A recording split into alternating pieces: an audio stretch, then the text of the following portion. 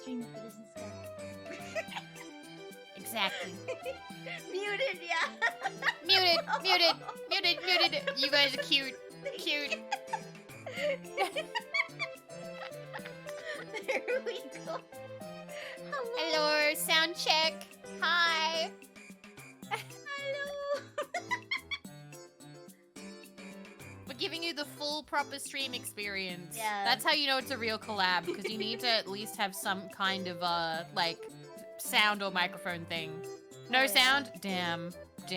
Alright, well, I guess we'll try next week. Shit's done. It's time to pack up, go home, kids. Stream's over.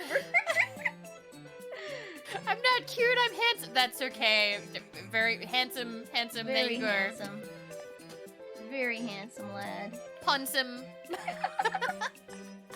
I'm just finishing cutting stuff out, but I made some stickers for today. Vivi provided me with some stickers, some PNGs, and then I drew a couple.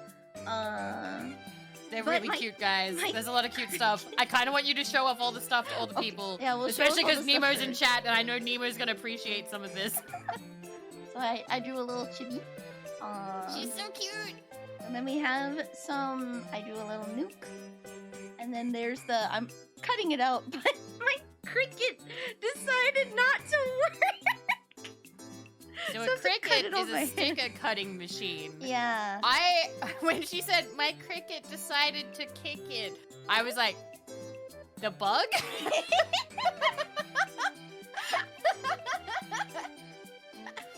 Oh, Melko's got one!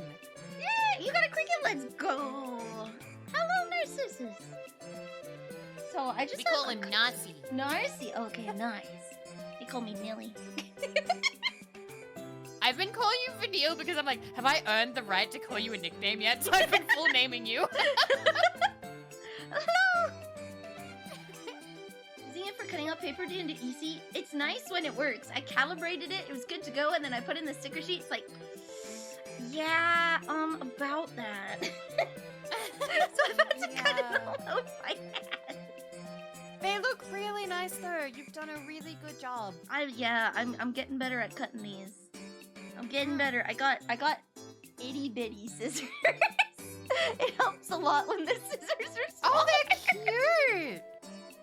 They're cute. I have like big chunky pink scissors, which ended up having like some kind of ribbon on them, and I'm like, oh no, did I end up funding, what was it? I can't remember which one it was.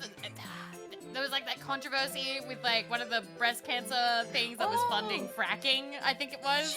And I was like, no, did I buy the fracking scissors? Fracking scissors. Tiny scissors for tiny. It works. It works with the itty bitty scissors. You're just jealous that I can do fine and deft-handed things. Yeah, look at that. Beautiful. I do not, Melko. I do not. I know that I'm the radioactive VTuber, but nobody understands. Like, Vivi is radioactive, but she's radioactive in like, she's radiation theming in the way that like Godzilla is related to radiation theming. It's meant to be like, Vivi is meant to have an environmentalist message, okay? She's meant to be eating radioactive waste to, you know, better the future and stuff like that. But instead, I leaned into the radiation too hard, and now people are like, Vivi's a nuke! I always thought you were more like the little Fallout guy with the thumb up. The little Vault Tech guy where you're like, you're Fallout inspired, but you're not Fallout inspired. Like, you're your own person, I get but you. the thing I is get what you mean. you're a mascot. Yeah, I get that. Yeah, kind of like Smokey the Bear, I guess. Who can stop nuclear war? You. Yeah, made of radiation, don't have not Smokey spewing here. it around. She's careful. We don't have. Are you a mushroom? Yeah. Are you a mushroom? Mushrooms consume radiation. Lots of things do actually. Sunflowers do too. I didn't lean into I love mushrooms. I leaned into sunflowers. Oh, Yeah. I didn't know sunflowers did. We have we have Yeah. this thing called spits here, where it's just sunflower seeds, and they're just a snack. And if you ever wonder why in Canada people spit on the road, usually it's because they're eating pumpkin seeds or something like that. I was like, wait, you're talking about sunflower seeds. Why are we not talking about pumpkin seeds? Both of them. How popular is that? Oh, Is pretty. that like... They're like at least at the place that I worked at, they were by the tills. They had bags of them by the tills for people to just grab on their way out. Same with beef jerky. Just have some of that. Grab it on the way out, kind of like how you get gum or something. Just hanging around there as a snack. Okay. Yes, Melkor, they are. Only you can stop the nukes. Tying myself to the box. Alright, I'm gonna show off all the cute stuff we have, and then we can get into making something. Let me just finish cutting out these yellow hearts. I've got a few colors of paper that I brought up, and I have some patterned paper. We love paper. We were talking about paper, and I was lamenting the loss of my favorite paper years ago. I think that was the first thing I asked you. I'm like, have you ever fallen in love with a type of paper? And then they stopped stocking it, and immediately you said yes, and I'm like, oh my god. It's the hard part with scrapbooking. There's new papers every year, and then they just stop making them. They like make them for a season, and then they're done. And it's like, but what? I know I've already graduated like eons ago, but what? I feel like if you can't handle FOMO or limited time stuff, you can't get into physical art things because you will lose everything goes. Everything goes. It's kind of like makeup. I think only makeup is maybe worse because makeup goes even faster because they have expiration dates of 3 months, 6 months, 12 months, and 24 months, I think. I don't think I've seen anything that's officially meant to stay beyond 24 months. But like, with like papers and pens and things, they're constantly updating the formulas, and sometimes that's good, but sometimes it's terrible. And then you have limited time collaborations where you get like this sick color, and then it's like, yeah, we're just never gonna make it again. It's like, no!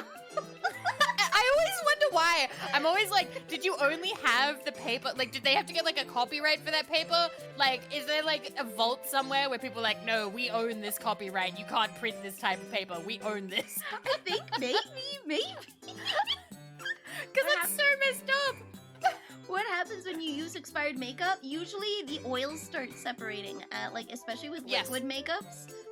They start separating quite a bit, and they don't mix up together nice again. Usually it's just they slowly break down over time, just from like light exposure.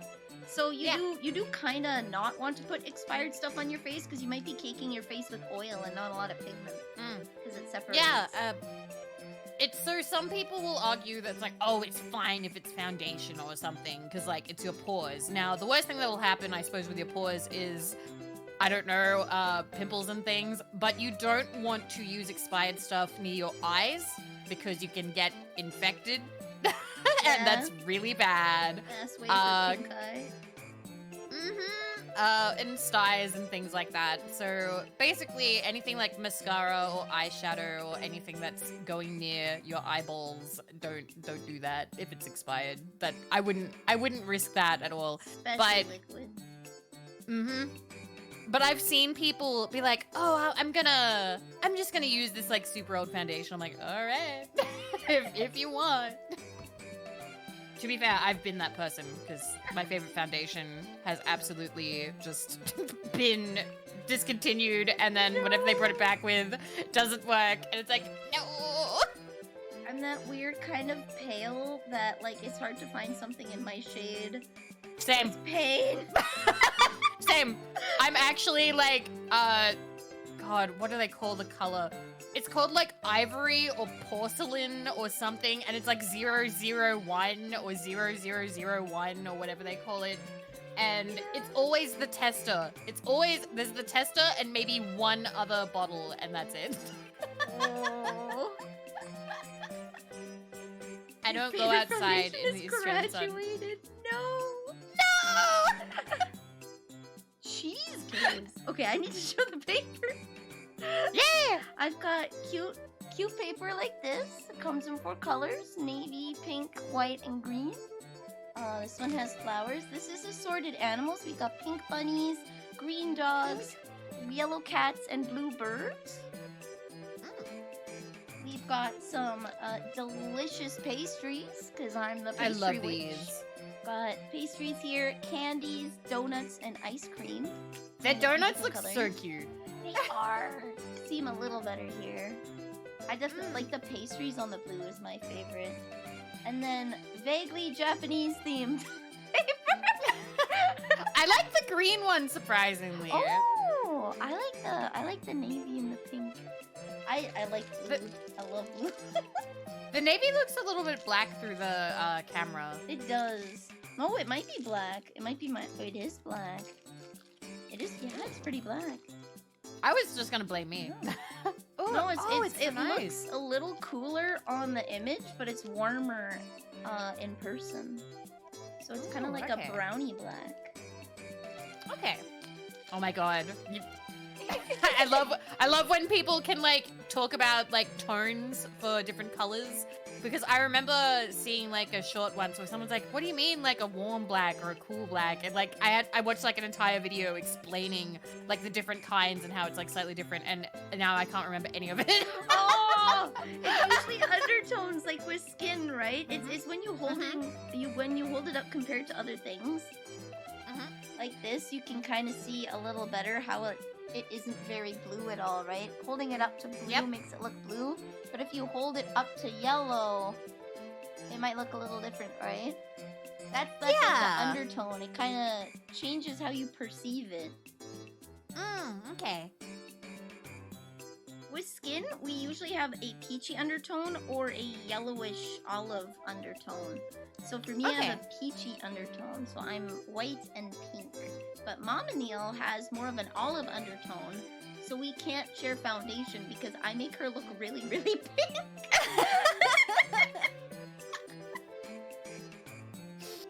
Oh my gosh. Oh, and the other things I have, we have some wax seals for later. We have a bunch of shape cutters. So I think the shape cutters make are a really smiley cool. face and some hearts. I have some pre-cut hearts. I also have some cute little candy and pastry washi tape.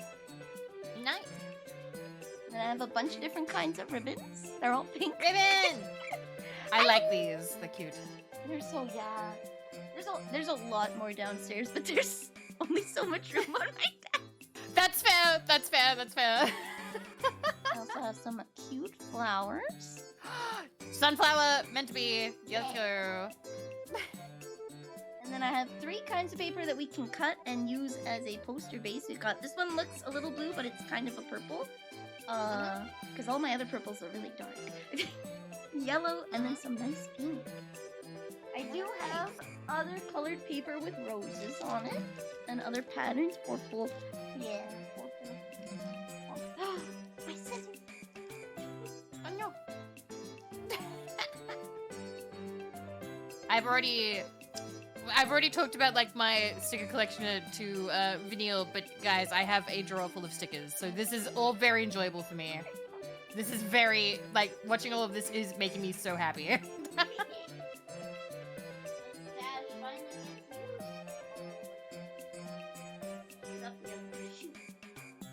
had another one, but I must have chopped it to bits already. Wait, it's only scraps now. It's gonna be my new scrapbooking page, only scraps. Challenge scrapbooking, not allowed to use a full sheet of paper. Oh my god. And yes, thank you Melkor for reminding, yes, I don't know if you've ever done this, but I do like desk cleaning streams and they just turn into me showing off what's in and on my desk. And it just turns into, here's stickers and more stickers, and then here is my ruler that I bought in Sydney that folds out. I have too many pop cans on my desk normally. Pop I think it'd be a very, very, yeah. Oh, soda? Pop? Oh, okay. Yay, cork! Yeah! I love them. I'm drinking juice today. Do I still have the Banjo-Kazooie paper? I do! Yes! Banjo-Kazooie paper? Let's go. So just it's a started playing notepad. It's a notepad? Okay. Yeah, it came from, So it came from Fangamer, which Throne partnered with, so, like, they were free shipping, so I was like, alright, I'll just add some stuff from that. And it also came with, like, pencils and things, just, like, 2B pencils, and they were good. Nice. I've never heard anyone under 60 call it pop before. What do you mean? It's called pop here. It's called, but nobody calls it soda. It's called pop in at least where I am in Canada. Western We call it Canada. soft drink. Oh. I know they call it cola in Germany. Even if it's not Coke, it's cola. Okay. I know that in the South they can call it Coke. Like, do you want a Coke? And then you go, yeah. And then they go, okay, do you want a Sprite? And I'm like, no, I just said I wanted a Coke. That's so confusing. Those people are evil, Vivi. Ignore them. Oh my god. For a while, I called it cola instead of Coke because I had a dream. There we go. Yeah? I had a dream that I was in a car and there was a drug deal going on. And they're like, you got this stuff? And I was like, yeah, I got this stuff. And they handed me $64 exactly. And then I threw a 6-pack of Coca-Cola at them and sped off. And then I woke up in a cold sweat. I'm sorry, were you worried that if you said Coke, they'd show up being like, where's our cocaine? Yeah. I called it cola for like 6 months.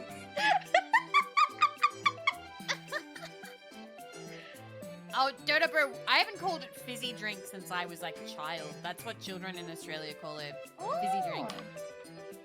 Colored pens. I Colored sent you these ones, Wait, actually. Wait, are those the... These are the ones I sent. I haven't bought those yet. Good. They look so good. Like, they look so good. So pigmented. Like, I'll write on this blue paper. They're so pigmented. Oh, look at it. I write small, Oh, that's sorry. beautiful. Yeah, they're like super duper pigmented and they show up really nice. And they don't bleed like markers. I have a bunch of markers. If we do want colors. Okay. So here's one example one. So it has a brush tip and a pen tip for writing. I have them in a whole bunch of colors. Okay. We can get, probably the writing's gonna be one of the last things we do.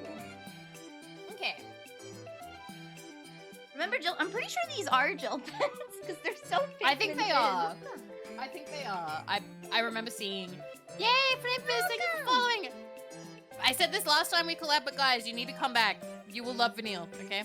We were talking, we were talking before stream started about how we don't like how Harvest Moon has been going. We're gaming grandmas back in my day. Yes! People would leave if you didn't talk to them. Yes! So a lot of the people here have seen me and Captain Cube have the same conversation. Guys, Vanille feels the same way. Yeah. Let's go. Let's go. Context, my favorite Harvest Moon is Island of Happiness, which is like pain incarnate. It is. It is. The days are so short and your energy goes like nowhere. The first year is so rough. And you have to use the touch screen. You have to use the touch screen to move around. Yo. And people leave if you don't talk to them. Yeah. It's so rough. And you have to talk to them and you have to ship out stuff. Like if you send out a ship a shipment of fish, the fisherman will come to your town, and now every 30 days you have to ship something out that's fish. Which means you have to, and like, especially spring and summer where you're planting and you're spending a lot of energy, it's like, I don't have time to go to the mountain. I love you, Sabrina, but it's planting season. But if you don't, she'll just leave, and they make you feel so guilty too. They make you feel so guilty. They're like, I'm leaving, blah blah blah. It's like, oh, it was so much. That was actually, I feel like you're more hardcore than me because I actually couldn't handle that. Like I'm mad about.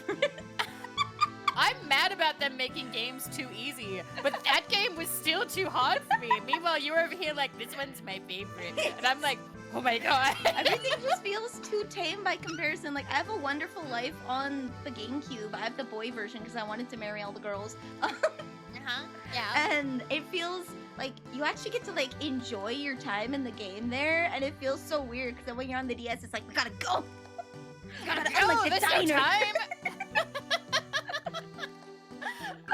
That's so real. Oh yeah, googly eyes. I got googly eyes, so we're gonna put googly eyes on something. We got to. Maybe Come maybe on. on here. Maybe. I don't know. I'm looking at like the angel sticker. I'm like, that could look funny. Oogly boogly. Great oogly boogly. Did you start a forest fire? Oh no. Oh no. Also, I think I've complimented you on this before, but I like your desk mat. I know that lots of people have these, like, This is for ancient. crafting, but I love it. This has been in my Okay. family like my entire life. This is Really? yeah, this is an ancient mat. This one's at least 20 years old. It looks so clean. What? There's only like a little bit of like something up the top, and looks like maybe like glue or paint. Yeah, it's a bit of paint. There's a little bit of paint here from when I've done some model painting, because I have some Warhammer models. And then these are actually little paid stamps.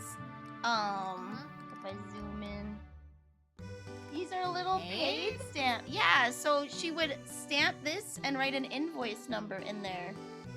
For her Oh. accounting. And so they got onto the pad. It Cool, broke and released okay. ink, yeah. This one's been in my family for at least 20 years. I love it. Made in Japan.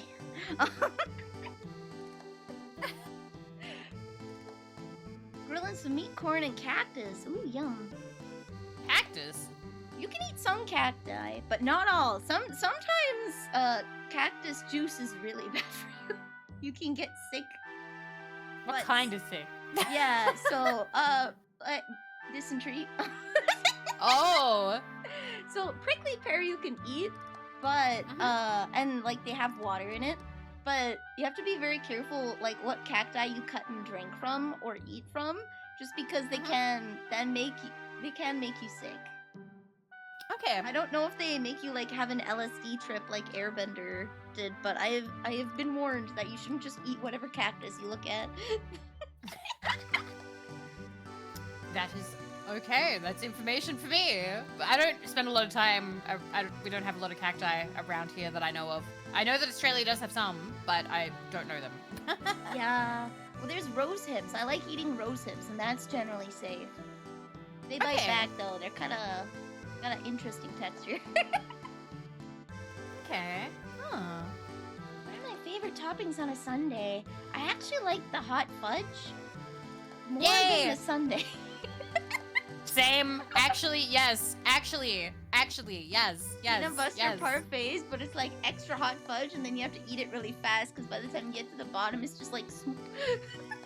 In Australia, we have Sundays at Macca's, which we call McDonald's, and there's at the bottom. I would always ask for like extra like of the hot fudge stuff, and then put it on the top. And just you'd start with the hot fudge, get through the ice cream, and then get back to the hot fudge. Pretty much. I've seen people dip their fries in caramel sundaes here. It's weird. Oh, they do that with vanilla here. Damn. Yeah, you do it with vanilla shakes. It's really nice actually, like the salty and the sweet. I don't know if I could do it. I think it would taste Really? good for me. Yeah. I think I think it would taste too much of ice cream or too much of fry. No, the balance is weirdly there somehow. But like, I understand if it's not for everybody. I understand. I'll give it a shot. I should give it a shot at the very least because I'll enjoy the sundae separately and the fries separately. So it's kind of not like a lose-lose. It's a win-win, I should say. I'm gonna try something. Yeah. If I like it, I found something new. If I don't, well, I have a sundae. Plus, you get no, like, how do I say this? You don't really get any fry residue in the thing because the worst that you'll get is some salt might get into it and that just dissolves, like, immediately. And then it's gone. Ooh, that's These the are wax the wax stuff. stamps, yeah. You can see the characters a little better here. I have a V for me. Ooh. And then there's my melody. Actually, we both start with V. I just realized. What's chicken mean salt? Is that like a Oh, seasoning it's salt for flavored chicken? salt. It's Oh, okay, okay. yeah. So it's flavored salt. We typically don't even use it for chicken. We use it for chips. It is hugely popular in Australian culture. We use it a lot. Oh, look how pretty they are. Yeah. If anybody knows Sanrio characters, this one's my Melody. It's a little hard to see. There we go. Oh, I see it. Good, good. Okay, And good clarity. this is, I have no idea. It's a dog. Pochi? Pochi? Pochi. Pochi. Let me look it up real quick. I know that there. Is it Pochi 1? No, wait, no, that was the character. That was the VTuber. Pochi. No, Pochi is a alligator. What? Who's the dog? What? Yeah, Pochi's an alligator, apparently. Who's the dog? Wait a minute. Dog. Kinda pushy. Oh, no, I've been. Oh, Pochaco. Is it Pochaco? Oh, okay. Pochaco. This one's Kudomi. Pochaco. Kudomi. This is the other guy. I don't know who he is. He's like a big dog. Oh, is that Pom-Pom-Pumpuline? Pom-Pumpuline. Pom-Pom. Yeah, it's like a pudding dog. Oh, okay. That's a little beret. Yeah, that is a there little she beret. is. Hello Kitty. Cinnamon roll. Okay. And then I have this Wow, cute little moon and stars one. Ooh, pretty. Yeah. I'm sorry, making eye contact with Hello Kitty just reminded me. I read the most insane essay. It was like a month or two ago. I was reading about anime to see if. Okay, have you ever just been like, what's something I like? I want to see what the online discourse about it is. Yeah. So I was looking up anime, trying to see if there were still people who think it's evil. Yes, there are. And there was this essay, and one of their things talked about how Hello Kitty is a government psyop. Was a government psyop to soften Japan's image after the war or something. And I'm like, this doesn't feel right. This sounds insane. So now when I look at Hello Kitty now, I'm like, ah yes, the government psyop. The government psyop. What the heck? I'm gonna need a link to this. I'll try and find it for you. It was crazy. I can't remember. I immediately kind of started dunking on it because the college that the essay was from it came up a little weird to me. Anyway, sorry to get political on your stream. Usually mine is like, I find like long podcasts on video game design and like video games I've never played before and know nothing about, and it's like, yeah, this is a classic from the 2000s. It's like, oh, really? Tell me more. Oh my god, I love that. I love that. That and I know who you Starfield, remind there's me one of. guy. You remind me of my friend Nemo. Nemo does that. Let's go! Starfield I watched because it's like, should I play Starfield? This was back when I was like, I don't know about Emil, you know? And then that one, it's like, yeah, you know what? This game he was like creative director on. No, I'm good. I'm so torn because people bring it up a lot. Oh yeah, and those are the other cute stamps. Those little stamps in case I can't write, but I'm pretty good at drawing ooh faces. So yeah. Was this about the long introspective video about Starfield, the music stuff? oh, there we go. Oh, there it goes. There it goes. Was it? There was like a several hour retrospective. This guy, he did like a 6 to 8 hour Morrowind retrospective. Then he did like a 10 to 12 hour Oblivion retrospective and a 20 hour Skyrim retrospective. And then he did several hour Starfield Morrowind one. I think I've seen the Morrowind one, or maybe only a little bit. I've seen them. It took me a couple days to watch Skyrim because I did it in like 4-hour chunks. But like, it's great to work to when you have like stuff you want to do, right? And then someone's talking. In the Morrowind one, he made fake banner ads for the side because the game is 4x3, right? So he made fake banner ads for the extra little bit so be hot Khajiit in your area.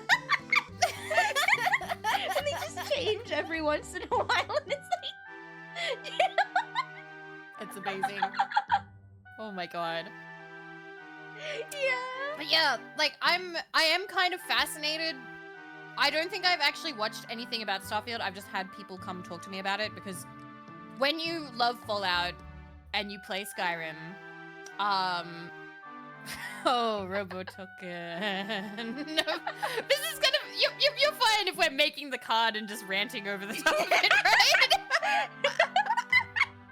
Thoughts? Vivi and I are on the same page. Yes. If you've listened very to much. me in Discord for Yeah. 5 hours. Yeah. So I've actually come here and listened to Vanille and gone, oh my god, she says it perfectly. She says it perfectly. Like she's got it. Like there were things that I couldn't articulate that you did, and I was so thankful. And like I don't know if that's when I finally was like, oh, I'm like a huge fan now. like these I was video like, essayists. I always compare I feel myself like to in like another video life. essays, so I feel like I'm not articulate, and then everyone's like, "You're doing good." It's like, I guess. was literally going to say last week, I was like, have you considered doing video essays? Because you would do very well. And I think you are articulate. I think you're very good with putting your words together. To the point where like I feel like I can communicate a little bit better just through like understanding. But yeah, like, listen, real quick, yeah, I didn't like the Fallout show. In fact, I was one of the people who, after episode 6, I got angry and went on Twitter and talked about how, like, upset and, like, just pissed off I was. To the point where I embarrassed some people being like, Vivi, you're acting really cringe right now. And I was like, I don't care. The show is cringe. It is cringe. It's cringe. And I've tried to be mature about it, and I've been like, okay, like, you know, if you don't know anything about Fallout, I understand why you would watch it and be like, oh yeah, this is okay. Like, okay, fine. You don't know anything about Fallout, you're gonna be fine. But there are also things to not like about it, even if you don't know Fallout. Like, as in structure, in terms of structure. The vault episode is like the best. Yes. The best, and the last episode are the best examples of like, even on its own merits, the show doesn't know what it's doing. Like, it's so mishandled. It's so mishandled Maximus's arc. Like, in 1 second, by making it not Maximus's fault, the first thing that happened, they just ruined his whole arc. Yep.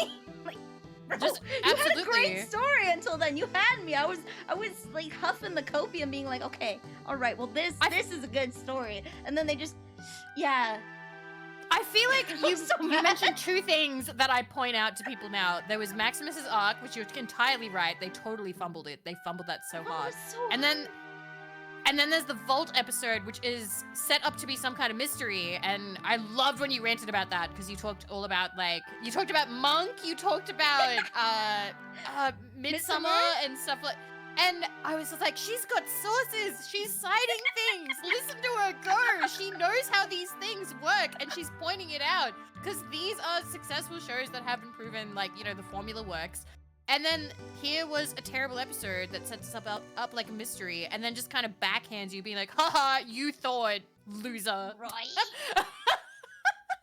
And I don't like media like that. I don't like media like that. It feels disingenuous to make media that is just a backhand. That's just a, haha, you thought, you're an idiot. Yeah, it's like Lost, right? They had such a good story, and then the last episode is like, are you serious? Like, are you serious?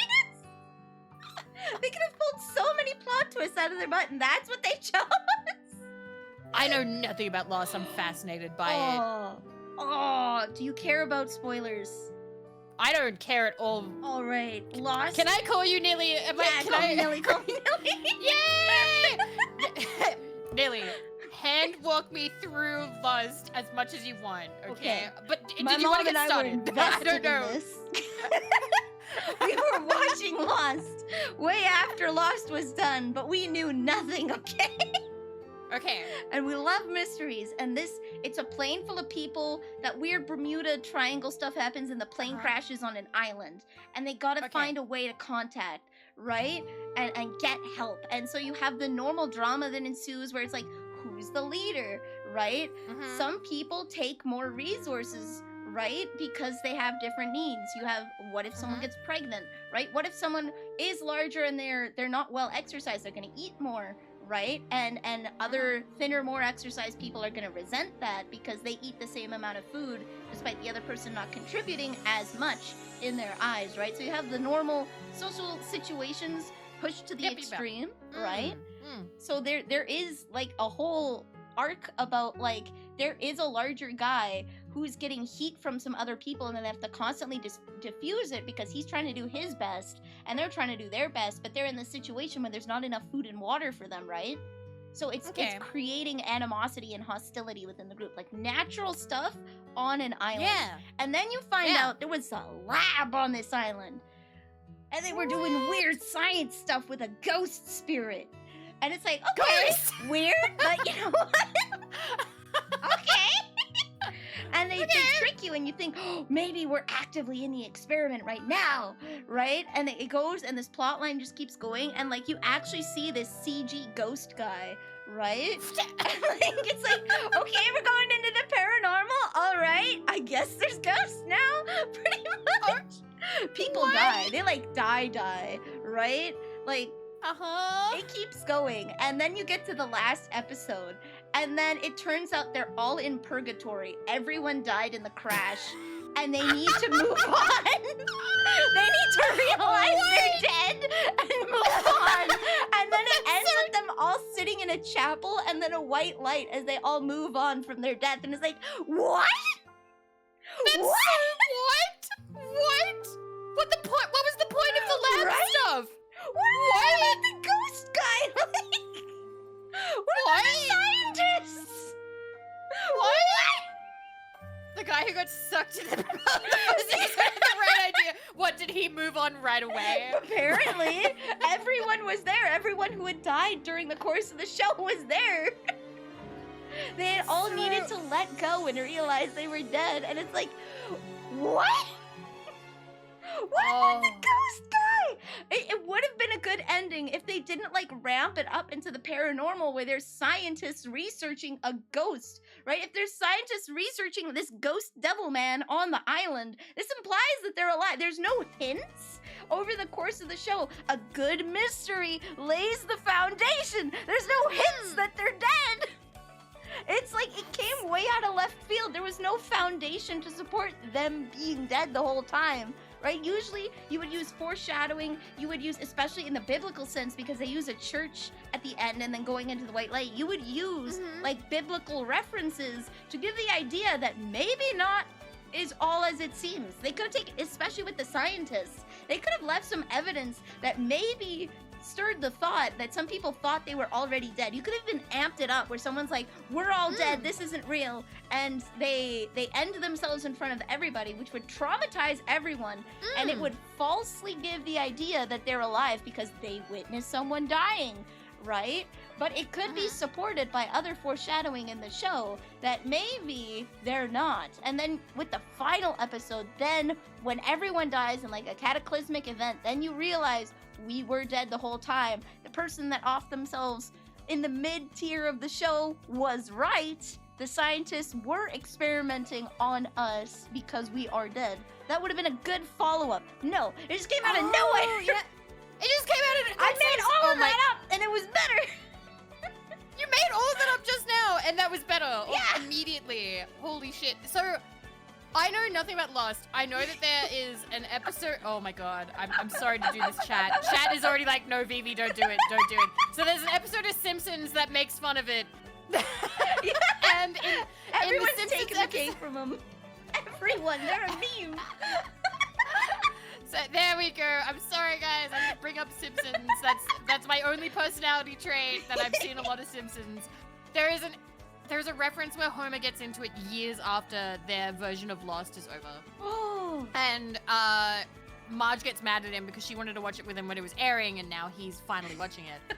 And there's like this scene where a guy cracks open a coconut. He's like, inside this coconut is my pet cat from when I was little, but on the collar is the number of our flight that crashed on this island. And then a woman in the background goes, where are we?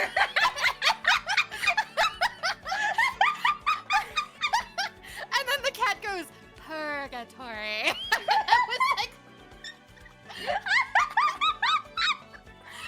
and like, I remember being like, no way is that what Lost is actually like. And now, after listening to you, I'm like, oh my god.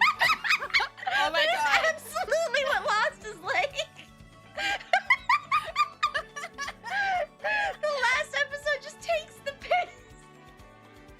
Like, what? There are tears in my eyes. There are tears in my eyes. Holy shit. I did not expect to learn about Lost today. I'm so happy. See, the Holy thing crap. with Lost, right, is this aired, like, before Netflix, yeah? So you weren't used to, like, binge watching. The best you could do was go to Blockbuster and, like, rent the DVDs of, like, the seasons, right?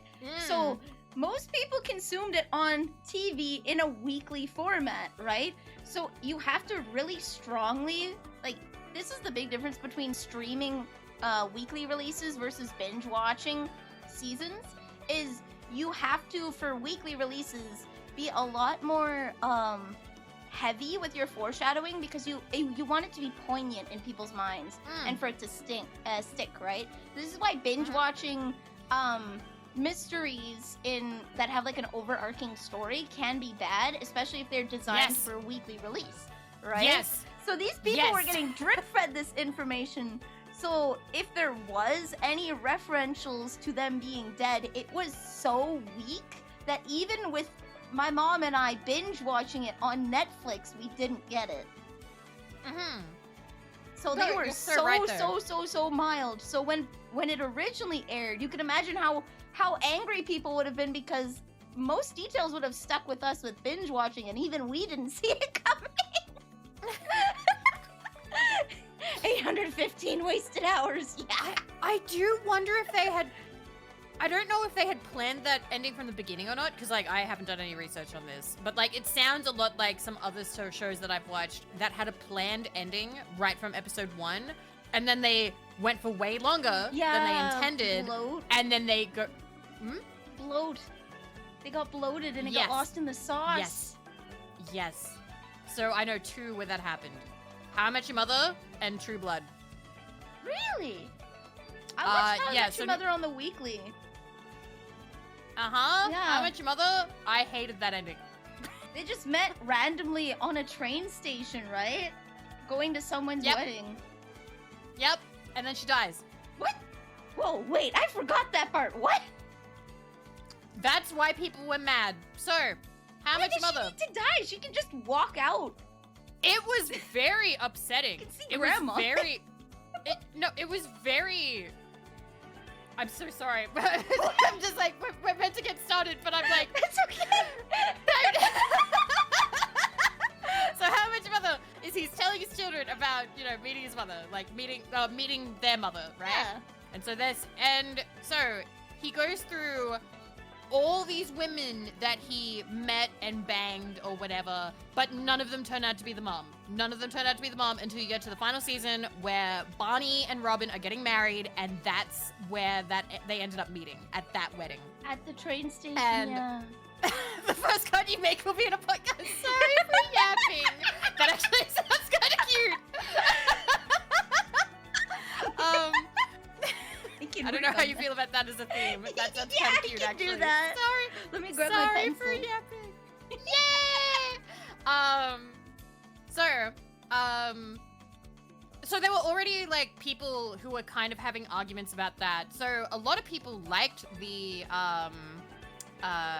Barney and Robin couple. Some people didn't because they kept trying to set up Robin and Ted because it kept happening.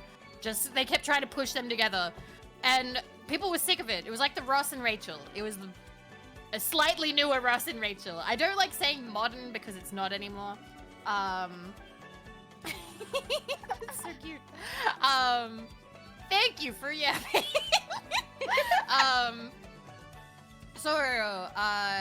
He meets the mother. They get together after all this time. Blah blah blah. And this is like I think it was like 8 seasons, maybe 9 seasons. It was a long time. Okay. like 8 or 9 years is almost a decade. So you have to keep that in mind. Some people now are like, oh, what's the big deal? That was a long time to be with these characters. And it was a big show. People were calling it like the new like Friends, right? Like, because Friends had ended and something had to fill that void. And people said that How I Met Your Mother was a more likable Friends. As someone who liked Friends, no, they are all assholes. And not in the fun way, like Always Sunny, okay? Always Sunny, they're assholes that you're meant to hate. How much Mother, you're meant to like them. The only one who's genuinely likable is Marshall, and even that can get kind of debatable at times. Anyway, you get to the end, and she doesn't even... So he meets the mother, and he's like, and that's How I Met Your Mother. And then there is a montage. We're talking literally the last 6 minutes of the show. A montage? It's like... I would liken it to Lost.jpg. Just suddenly, slam, she gets sick, she's in the hospital. And then she died. And then your mom died. Anyway, kids, I kinda am thinking about hooking up with Aunt Robin. And they're like, oh, Dad, we've always known that you love Aunt Robin. End credits, he's with Robin now. And I'm like, oh my god. What? It was so bad. It was so bad. And now I was so angry. There. I'm just kind of mad that it's not like a character that kind of popped up every once in a while in the show, where it's like we met, but we never actually met, you know? Like someone who's just in the bar in the background or something. Never understood Friends, never found it funny. I wouldn't know how to explain the appeal, especially because it definitely doesn't appeal to people now. It couldn't have, some people didn't like it back then too. I actually read some negative reviews for it because I've been reading Matthew Perry's autobiography. Rest in peace. Should have been How I Met Your Stepmom. Yes, actually. Yeah. Or not to get you know, too feminist on main, but also it pissed off a lot of people because it's like, wow, what a way to absolutely just pump and dump the character we've been waiting for. Like, it basically was How I Met how I met How I Met Disposable Womb. Because she gets like 12 minutes or something. She gets like no screen time. She gets no screen time and then she's dead. Oh. And then she's dead. Her only purpose was to almost be amped up as some sort of manic pixie dream woman. And then... The Bechdel test. Yeah, she's dead. Oh god, I hate the Bechdel test so much. Oh, I didn't like 70 Show that much either. 70 Show, nah, wasn't so into. Yeah, How I Met Your Incubation Chamber. But yeah, so they had that ending planned from episode 1. Oh my god. They could have dumped her in the background in a few scenes since they knew. They could have just never met. But no, they didn't want you to know. They didn't want you to know who the actress playing the mother was. They just had no intention of sharing that. Like, it could have been a whole season if they did it right. Could have been. But they didn't. They did it wrong. And so they filmed the children on the couch all in one go. Because they were going to get older as the years went by, right? So they had to film it all in one go. And that's why they were insistent on using that footage. Because, you know, oh, we've been sitting on this footage for 8 years. Like, we've planned this ending all along. And it's like, dump the ending. You moved past it. You developed the characters too much. And the same thing happened. No, surprisingly. Surprisingly, not for True Blood the TV show. True Blood the TV show actually ended better than the book series, which also suffered from bloat. Because the book series was meant to go for 3 books, but it was a smash fucking hit because vampires in the South, sexy vampires in the South at the peak of like Twilight popularity, aimed towards older women with money. So Charlene Harris was like, all right, gotta keep going. My publisher's saying this is too good to stop it. Goes for 13 books. In Oh my 13 books, God. those characters got so developed, Nilly. They got so developed. They got crazy developed, right? Yeah. And like, she moved away from the original love interest because, you know, there were so many other cooler characters that people loved. They were like, oh, I love this other guy who was set up to be like the big villain, but then, ooh, look at this. He's got depth and he's cool and all this other stuff. And here's this other guy and he's also cool. But then she gets to the last book and goes, okay, time to wrap it up. Time for the ending I planned for the end of book 3. Destroying all the characterization. All of it.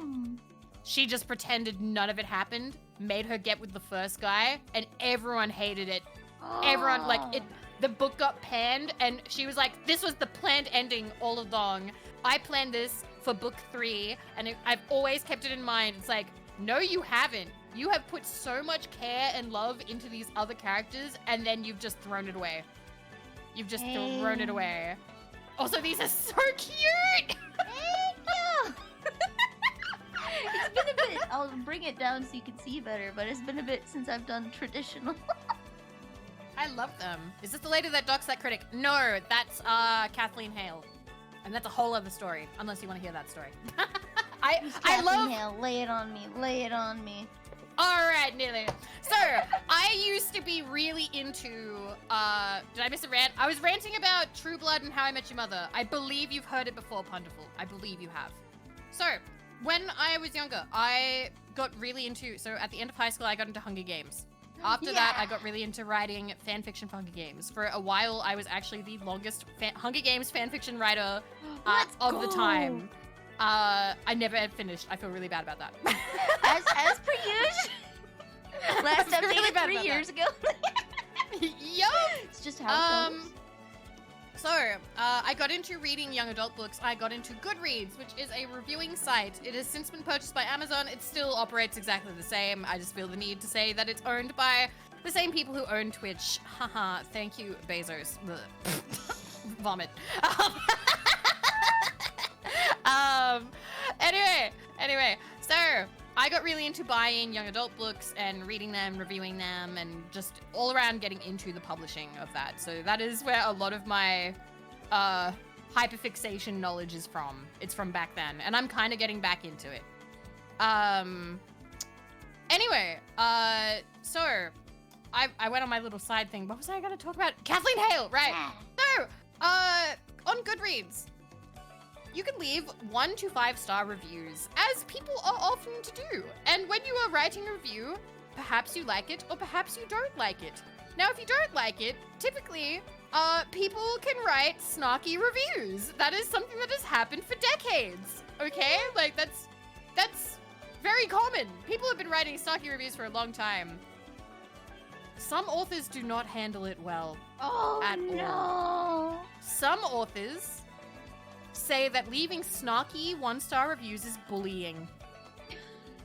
And they tried to make it against the terms of service or to get the people deplatformed. And this has come in a couple of varieties. Some, who was it? Kia the Kaz of the Selection fame used her Twitter to try and mobilize her Twitter following against one reviewer who gave her 1 star, and that was met with a lot of anger, being like, you can't do that. You can't send 7,000 people to dogpile on someone who doesn't like your stuff. That's so petty. That is the pettiest shit. Google it! Yes! I'll show you bullying. I'll show you bullying. It's like, well, if I'm gonna get bullied, I might as well win. What the fuck? It's so fucked up. Basically, there was an author by the name of Kathleen Hale who wrote a young adult book called No One Else Can Have You, and I believe it's a murder mystery, but here's the thing, the book doesn't matter. What matters is what happened. Somebody wrote a negative review. Somebody was like, nope, it's bad. Kathleen Hale, this is a bad book. And they did like a little bit of a snarky review and that's it, all right? Like, honestly, I don't care how snarky they were. People on there were just sort of like, this is trash, that sort of thing, you know, that level of snark. Yeah. Kathleen Hale did not want to take this laying down. Kathleen Hale became obsessed. Kathleen Hale stalked the reviewer to their home. She called up the publishing people, got her address. I don't know how the hell she did this, but she got the address of the reviewer because they send out review copies early to certain reviewers, and this reviewer was one of them. She got the address calling up that way somehow, went to the house and showed up on the doorstep. What? And she knocked. And then not only all of that, so naturally this woman is like, the reviewer stopped, by the way. The reviewer completely like just disappeared off the internet, because as you would after getting stalked to your house. Kathleen Hale, however, instead of, you know, ruminating on, wow, that was a pretty insane thing I just did, that was pretty bad, she sees herself as the protagonist of life. And wasn't that a quirky, funny thing that she did, that she was driven to by this super mean, crazy reviewer who she claims was catfishing the internet because she used a picture of not herself as her profile picture? And I'm like, well, that's a normal people thing to do. That is a very normal people thing to do. People do that. People sometimes use famous people as their PFP. Sometimes people just use pictures they like. Like, I would not naturally assume that anyone's PFP is them. I would never assume that, actually. Like, because I'm so used to people having other people as their PFP now. Yeah. And so she went to The Guardian and wrote a nice long article about the story, being like, aren't I so funny and quirky that I did this? That I stalked this woman to her house after she gave me a negative review? She drove me crazy. She drove me to do this, guys. That's crazy. Anyway, I'm still writing books and stuff. Anyway, I'm like crazy for doing that, but like, you know, I'm not a villain. I'm definitely like a hero and stuff. Luckily, there is some justice. Her sequel book got absolutely panned. I think it sold maybe 1,000 copies. Nobody wanted anything to do with her. Reviewers en masse refused to apply for the book because, like, no, we're not giving this woman our address. No, like, we're not giving Harper, I think it was Harper Teen. They're like, we're not giving Harper Teen our addresses because Harper Teen could give the address away. Like, could give that to a stalker author. Didn't she also post Twitter images doxing the person in the process? I don't know if that was her. She just had, like, I remember the Guardian article. That's all I remember. Anyway, she has since stopped writing for young adult fiction because nobody wants to review, nobody wants to buy it. The last article I saw from her was her boasting about having a beautiful family out in, like, some sort of, like, mountain area. And we don't use the internet because the internet is evil because people were mean to me after I stalked that lady. At least she's off the internet. Yes, she is. Small wins. She's off the internet. Look at us, we're so cute. Sorry. And that's the story of Kathleen Hale. There you go. Oh my god. But yeah, that's one of my favorite stories to tell. There have been others that are less entertaining. There are some that are just sad. Like, I know that there was an indie British author who tracked down a reviewer and threw acid. Luckily it didn't cause massive damage. Could have been way worse. But like, there are stories, like, and I'm fully of the opinion, because I remember being young and taking things to heart too hard and being like, I don't like criticism, no criticism. I'm older now, and I realize that criticism is important and you need to give people avenues to express this criticism. Like, that's why I think forums are so good. Yeah. That's why if somebody wants to tweet about how much they hate a book or something or a movie or whatever, even if I love it, I'm not going to be like, how dare you, you shut your face. Like, you're not allowed to talk about how you hate stuff. People need to express these things. It's important. It is important. Oh, yeah. And when authors or creators are like, no, you're bullying me, I'm like, no. Get thicker skin. We all need to do it. Get thicker skin. Yeah. Don't be Kathleen Hale. Don't be a caracal. Neil can take it in stride. Because Yes! I'm sure, like, I have it out for him. I know there's several other people that probably do. I will say one thing I respect about him. Yeah? He talked about wanting to delete the tweet where he fucked up and said that the guy that I was like, oh, did you know that Nate was the war criminal guy from the first Fallout? He backtracked on that one. He backtracked on that one. He said he wished that he could have deleted it. He wished he could like take it back from the internet. But he was like, but the internet is forever. And even if I take it down, like there's screenshots and stuff, I'm just gonna leave it up. And I'm like, you know what? Yeah. Small respect for that. Leave it up. Leave it up. Like, that is the smallest amount of respect there. I do really appreciate that. Because when people are like, no, delete everything, it's like, internet doesn't forget. We don't forget. Doesn't forget. And it's good now if someone tries to use that, like, against him in a Fallout video or something, right? They have the whole context. And then you can see that he did walk it back, that he did realize it was a mistake. And then it's like, you know what? Maybe I shouldn't. Maybe I shouldn't. Maybe this was a bad idea. Yeah. And I loved the comments on that, because one of the comments talked about how it displayed his weakness as a writer, like his flaws as a writer, which is that he gets too excited. He gets too excited about his ideas and forgets about everything that it affects. Yeah. And I was like, ooh, burn. We joke all we want about this, but if it makes him a better writer and he makes a better game, then I'm happy. Yeah. Okay. Like, I know that you say. Yeah. Oh, you. Yeah. Well, like I would totally go box him for the memes. Oh, absolutely. I totally would. But if the criticism makes him legitimately a better writer, I'm glad.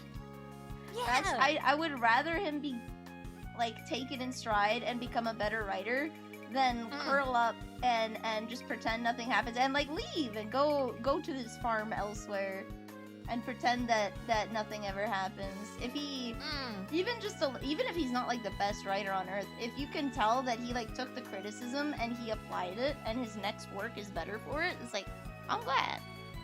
Yeah, that would be really good. One of the foundational aspects of creating content and making it available for public consumption is that you have to take the criticism as well as the praise. It is funny. I feel like throughout creation, like creative process, there are people who absolutely just avoid criticism. I don't have any examples on hand, but I'm positive that it has happened. And I mean, like, not even just that's not like an internet exclusive thing. I think it's happened like. It's your creation becomes your baby, your life's work, and it's hard because it feels like if someone's insulting that, then they're insulting you, and it's not true. It's just like someone sees your creative endeavor, and they value it enough that they have the passion to rant about it. Like the media impacted them in such a strong way. The worst thing you can do to a game is apathy. So Overwatch and what was it? Paladins? Paladins? Was that the game? Yeah. The COD game? There's a competitor to Overwatch that Amelia Watson got to have a guest voice pack in. That was a hero shooter that had horses that you had to run to the scene, and like ultimately, like TF2 still holds strong because it has like a massive community, but Paladins kind of fell off. Just because people didn't really care, right? And they tried so hard. It was Paladins or it was a third one. This is the worst part. Is like I don't know if there was like the third competitor, and I'm so apathetic I don't care. And that's the hard part. Like I wouldn't even remember it if there was a third one. Let me see. Overwatch versus Paladins. Yeah. So it was Paladins specifically. So Overwatch and Valorant are direct competitors, and Paladins was this third competitor that was very much like Overwatch. It had like totally not Reinhardt. Like you could see some characters were ripoffs. Yeah. And Overwatch has a robust adult community that they do not foster. But Paladins saw that Overwatch had a robust adult community and tried to advertise that they had and supported an adult community, even though this had nothing to do with the game, right? It's a hero shooter. They don't make adult content, But other people, like, they make SFM animations or something, right? Where they make pieces of art. I'm familiar. And they were trying to, like, market themselves as a competitor. Like, look, we've got porn too. And no one cared. Oh. And they've forgotten. Battleborn? It might have been Battleborn. Was it Battleborn? I'm just now thinking about, like, there must be so much, like, data, so many, like, video files of just forgotten SFM. Yeah, I think it's Battleborn. It might have been Battleborn. See, this is the part is, like, I'm so apathetic. I cared about Paladins because it looked like they kind of ripped some designs from, like, Overwatch, right? And so it brings up the question, what is considered copyright infringement and what is considered being inspiration, right? How much of these concepts do you own? And the fact that I don't remember the name of the actual game that this one was about means that, like, they made no impact on the community. People didn't care. They didn't really even care enough to give it criticism, right? That's the worst part, is, like, if people don't even care enough to give you criticism, if your media wasn't, like, the reason why people are so angry at about, like, how Family Guy is now, how Simpsons is now, how Lost went, was because they actually liked it. You made a piece of media that actually impacted their lives, right? Like, I have memories watching Lost with my mom, and it was just a thing that we did, right? It impacted us, and so when the ending is bad, we're angry, right? The worst thing that can happen is apathy. So the worst thing is, like, if he doesn't take the criticism and he just continues making bad games, people are just gonna stop caring about Bethesda and the games that they make. And that's gonna be the worst, because at least if people are angry, they see that there's something in there worth saving. Absolutely. Yeah. But yeah, this third one didn't make it, obviously. They're gone. But they seriously tried to advertise. They're like, look guys, we have porn too. And nobody cared. Nobody cared enough. The characters weren't appealing. So like, it just really was appealing in that way. Remake. Done. I was gonna say, like, I know that you've said before that you don't want to, like, do, like, the next Fallout, you don't want to play it or whatever. I feel like I still kind of want to feel what it's like, see if it's good or not. Yeah. But if it does keep turning out that, like, they're not growing, that they're not taking the criticism, that they're not working on the writing, they just keep making the same mistakes, I don't know when I can call it, when I can say, okay, I'm out. Because, like, I don't know. I almost feel like I'm just gonna keep coming back over and over again, being like, please be different. Please be better now. Please. I really didn't like playing Fallout 4. Like, it was kind of a slog for me, because I'm not a very good FPS gamer, which is surprising, because I'm playing Halo, right? I'm not good. Well, I'm playing it on Heroic, so I think I'm at least passable. But I haven't played FPS games outside of Overwatch, right? So I don't have the skill set, and Fallout is like a really baby entry-level FPS game, right? Like, a lot of it is perks and building, and, like, you can circumvent the first-person shooting quite a bit with, like, choosing melee weapons and other things, and their hitboxes are way more gracious than like a competitive FPS, right? But the writing, there were certain things like the boat full of robots. I love those guys, and the cute little murder mystery with the robots in the vault. That one was adorable. I love that one. It's like, oh, I'm gonna be a detective. But they got your number. You like detective stuff. Yeah. But for the most part, like, I really didn't care about the main story, and it felt like a slog. And then when I finally got to the end of the main story, I was like, are you serious? This is so cute, by the way. This is so good. You did amazing. Thank you.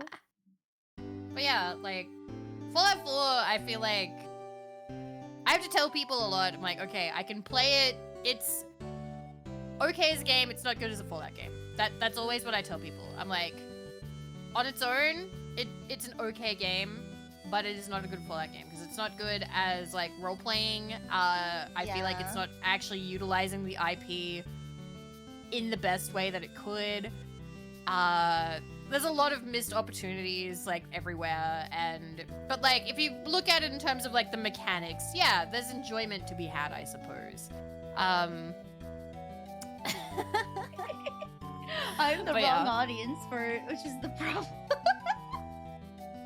I'm the wrong audience since I'm not much for first person, so I'm there for the roleplay. I get sad when the writing isn't that good because my favorite thing has always been the dialogue. Yeah. That has always been my favorite thing. That's how I got into it at first. I'm trying to think. Actually, the first games so originally I didn't have consoles that could play these games. I only had a PlayStation 2 up until I was like maybe 17, 18, 19 even. My partner had to move in with his stuff, and that's when I was able to have them. So for I think it was my 18th birthday, I actually was like, hey, if I buy you this game that I've heard about online, will you play it and I can watch? Because I didn't watch streamers back then. Because I didn't like, I liked long plays with no commentary, and there was very few of those back then that I could find. Everybody would talk over it, or they would do their own thing, or they'd try and be funny. And I remember buying him BioShock because I had read about it on TV Tropes, and I bought him Fallout 3 because I had heard about the dialogue being like funny or something. And then the after is when New Vegas happened. Oh. And I got to play that, and I loved it. It was so good. And it's my favorite game. Hell yeah. I wanted to play Fallout because my sister had Fallout 4, and she asked me to play it. I was like, well, I kind of got to play 1, 2, and 3 first. So on stream, I've finally been going through my backlog of games of like that I've wanted to play but never had the time to. So I started with Fallout 1, and it got me really, really early on because I rolled a bluff check to save Tandy from the Raiders, and like, this is level 1. I didn't have a lot of points, and I really lucked out. And, like, you're riding on this high where they're just like, fine, whoa, okay, don't hurt us, just take her. It's like, oh my god, they don't know I only have 8 bullets. Like, they don't know. They don't know.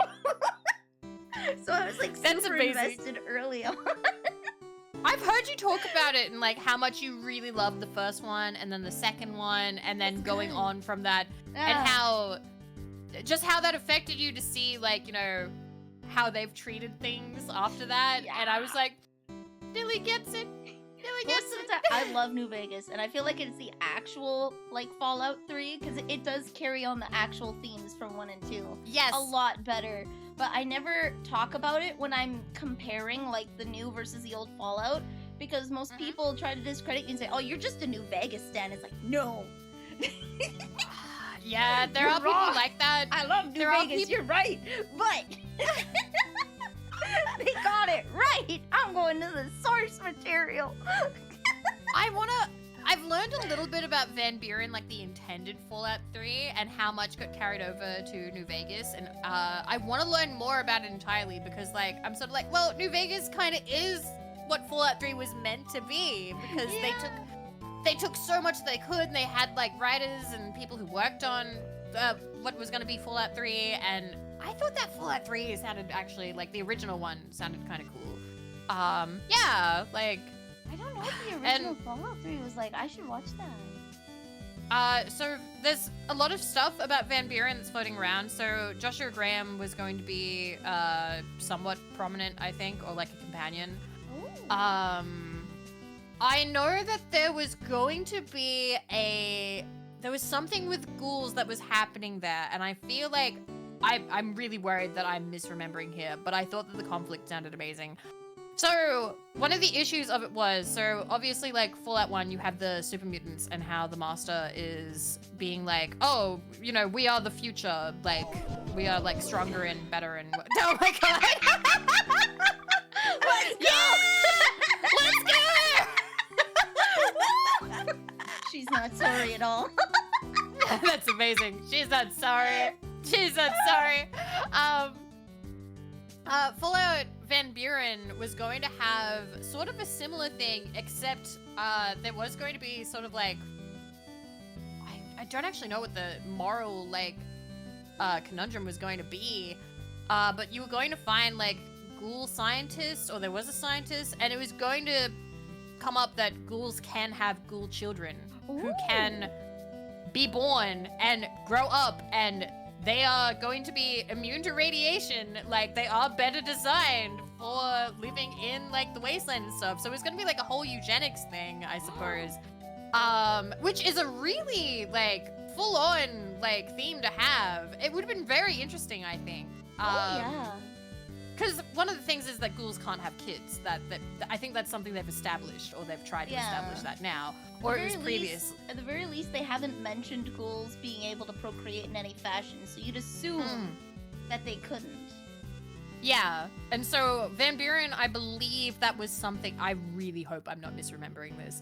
I need to go back on my sources and make sure. But I remember seeing that because I've thought about it for years, being like, that would have been such. I wouldn't have known what to do. I'd be like, holy shit! Good. Like, well, like imagine because like ghouls are the plight of like what counts as being a human, right? You know the whole thing. But like, oftentimes because of their grotesque appearance, right? People shun them, especially with the fact that they do tend to go crazy after living for so long, because people aren't meant to live that long, right? That's Harold's plight. So what if they could have kids, right? And you find out you have like how the Khajiit aren't allowed inside cities, right? You have ghouls that are just ex-con from these cities and they're not allowed to go inside. And you have people who have to hide the fact that they're the children of ghouls to get inside to help them, right? And so they have to lie and pretend that they're just traitors or they're just friendly folk, when it turns out they're actually the kids. And maybe you have to stop like the Enclave from testing on them if you want to bring the Enclave back, right? Because they would be prime targets for President Eden's plan. Not Eden. I forget who's the president in 2. But like they were testing on your tribe in 2 because you were the child of a vault dweller. You were prime blood, right? Yeah. So it would actually be an interesting combination of the Master's plot and Fallout 2 with like ghouls, where you have to have these people who are hiding the fact that they're kids of ghouls in order to help them and not get caught themselves for like testing, because they're the prime research target, right? That would be like Dick Richardson. That was his name. Let's go. Dick Richardson. But it would be such a cool and engaging story. Like, you could do so much with that. And you could make a commentary on how ghouls are treated. Kind of like how they do with Khajiit, right? Yes. I feel like a game... I don't know if that was their plan for Van Buren, whether that was going to be a main thing, whether that was going to be a side quest or something. But why would you want to tell a story with nuance and complex themes when you can do, I must save my son from the bad man? It's time. I have a son. Again. I swear, if the next Fallout you're a vault dweller and you're saving your mother because that's the twist, you had a mom instead of I'm gonna be. I don't want to save anybody anymore. I'm so done with it. They need to think of something else. They need to think of something else. I hate that that's the only thing that they can think of. Well, like again, this is the isekai problem, right? It's lazy. It's lazy writing. The reason why you pick these things, you're a vault dweller in one, you're shot in the head in New Vegas, right? Is because you need to exposit the setting on people. And it's hard when you should reasonably know about the world around you. You can't just, it's the whole show don't tell thing. But that's hard, right? So instead, if you make your character not reasonably knowing, like with My Hero Academia, he's going to hero school. Yeah. So it makes sense to explain how their society works because he's literally learning it in school. So being a vault dweller is the easiest way into the game, story-wise. That's a similar thing for like Harry Potter back in the day and shit like that. Like you have somebody who doesn't know anything, or when you have like an amnesiac hero, like to explain all the stuff. Yeah, like New Vegas did it too, right? The thing with New Vegas is people expected you to know what you were talking about. That's the people in New Vegas were meaner to you. Yep. Like, what do you mean you don't know? You What do you got mean shot you in the don't know? head? What kind of idiot goes and looks for the guy that shot him in the head? What's wrong with you? Also, I just made eye contact with what Nemo posted. They've done son and dad, next is brother. Okay, I'm saying this right now on the VanilleVT stream. If the next Fallout is a fucking Cain and Abel shit, I will be so mad. I will be so angry. The I will plot be twist so is your mad. brother was evil the whole time. If they do that, I'm gonna be so mad because I know that that's the kind of shit that they think is clever because they're like, ooh, it's like a biblical reference. No, shut up. No, Cain and Abel has been done to death. Do something else. It's just Sean again. It's gonna be either like your twin. Your twin would be interesting because if they're your identical twin, then they look exactly like you. So if your twin is evil, and you have to fight against, you go into the world. That would be interesting. If it was your twin and your twin got sent out, and you went out to find them, only to find out that like they were bad, and now you have to. Every person that meets you thinks you're some evil overlord, right? Because of what your twin did. And you're just slowly learning how your twin was raised as you go throughout the world and like the horrors that they've done. And people just see you as the same person. But wouldn't that mean that like more people would be like hostile to you on side or aggressive on side? Well, not necessarily aggressive, but mean. I feel like the only way I'd be okay with that is you'd have to have some kind of helmet. You'd have to have something so you could like go incognito. Yeah. And if you don't, if it happens, I'll perform blood sacrifice to to break every bone in Emil's hands. It's me. It's me. I'm the thing that's being summoned. People create the most horrific abominations in character creation, right? And then you go and you find out that the BBEG is you. But it's your twin. I think it would work. I think it would work if, like, in certain areas, you get to learn about your twin, but maybe they started wearing a mask. Hello, Benson.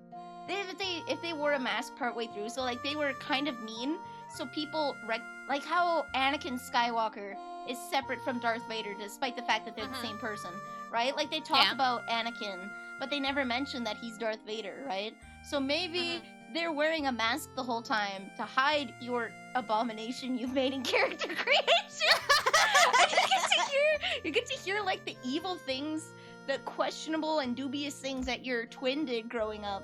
But at some point they started putting on the mask and called themselves like, I don't know, something else. See, we're spitballing ideas here. I appreciate this. Because I'm like, take notes. They better put at least this, maybe triple this, quadruple this, septuple this. I want at least that much effort. Yeah. I want at least that much effort because the ideas they've been doing have not been good enough. They haven't been good enough. It's pain. It's been pain. They're never gonna make a Canada baseball. They said it's only gonna be in America. And I say Canada was annexed in the first game. That means we're part of America. Give me Fallout, Saskatchewan. Oh, come on. There could be like giant irradiated mooses. That'd be terrifying. Like they could put it in the Rocky Mountains, or like I know in Alberta they have like a lot of biomes. Like, they have boreal forests, they have tundra, they have Rocky Mountains, they have prairies, they have, like, badlands or dunes. Like, there's a lot of stuff going on. I have no idea what the hell happened there. In Fallout 3, they mentioned Canadian like a small bullets. sandbox tutorial area in Minecraft. The Timbits survived the bombs! It's canon, Nate was in the first Fallout, yeah! It really feels like big studios are scared to try and tell an original story now. They just want to do it safe, which ends up being bland and boring. I actually saw it right before there was a tweet about Pixar. Let me find it. I bookmarked it because I was like, oh, that's bad. I saw... No, it was... What was it? They're basically not going to do... Jesus, I need to look this up. 1 second. I didn't bookmark it. I'm dumb. Right, Pixar is now focusing on films with clear mass appeal, with less focus on directors' autobiographical biographical tales like Luca and Turning Red. Studios' movies should be less a pursuit of any director's catharsis and instead speak to a commonality of experience. There's only so much commonality. I'm a bit mad about that because I'm like, I'm sorry. So they cited Luca and Turning Red. I'm like, okay, so what part of Luca and Turning Red are we talking about? Are we talking about the gay experience? Or are we talking about the being a woman experience?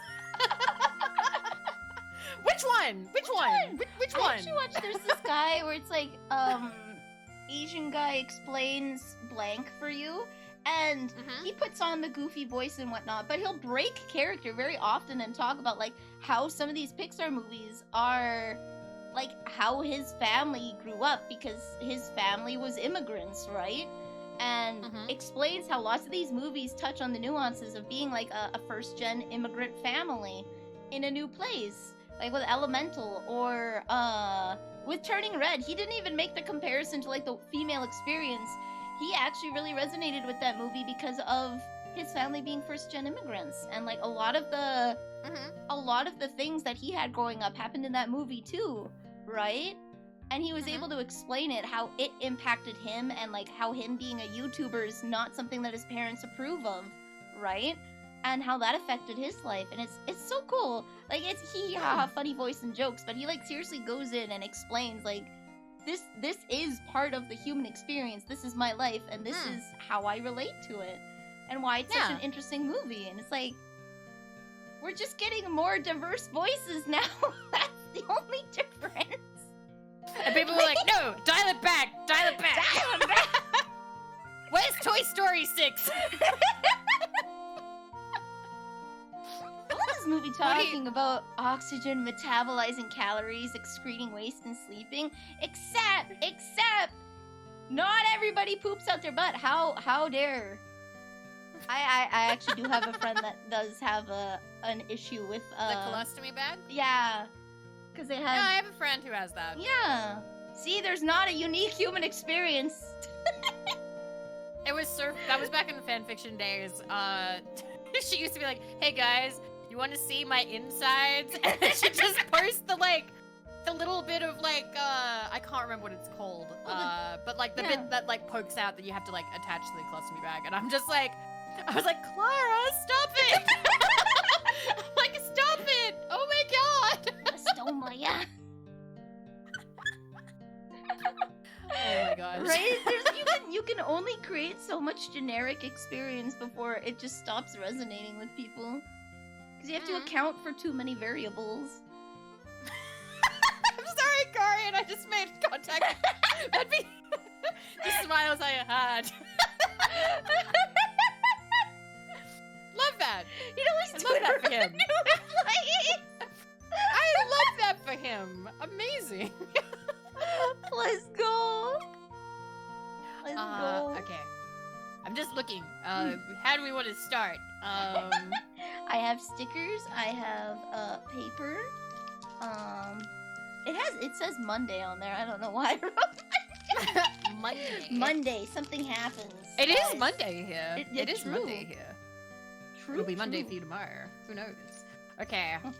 Okay. So the ones that really resonated with me, I do really like the blue one, like the dessert one that's like front facing right now. Okay. I like that one.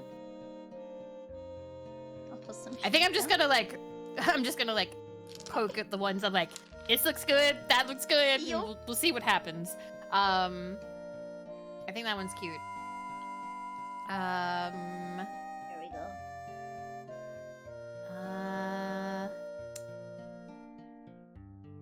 What were the ones with the animals just on the back? This one has cats, bunnies, birds, and dogs. I can pull one sheet out of each so you can see it because it's really small.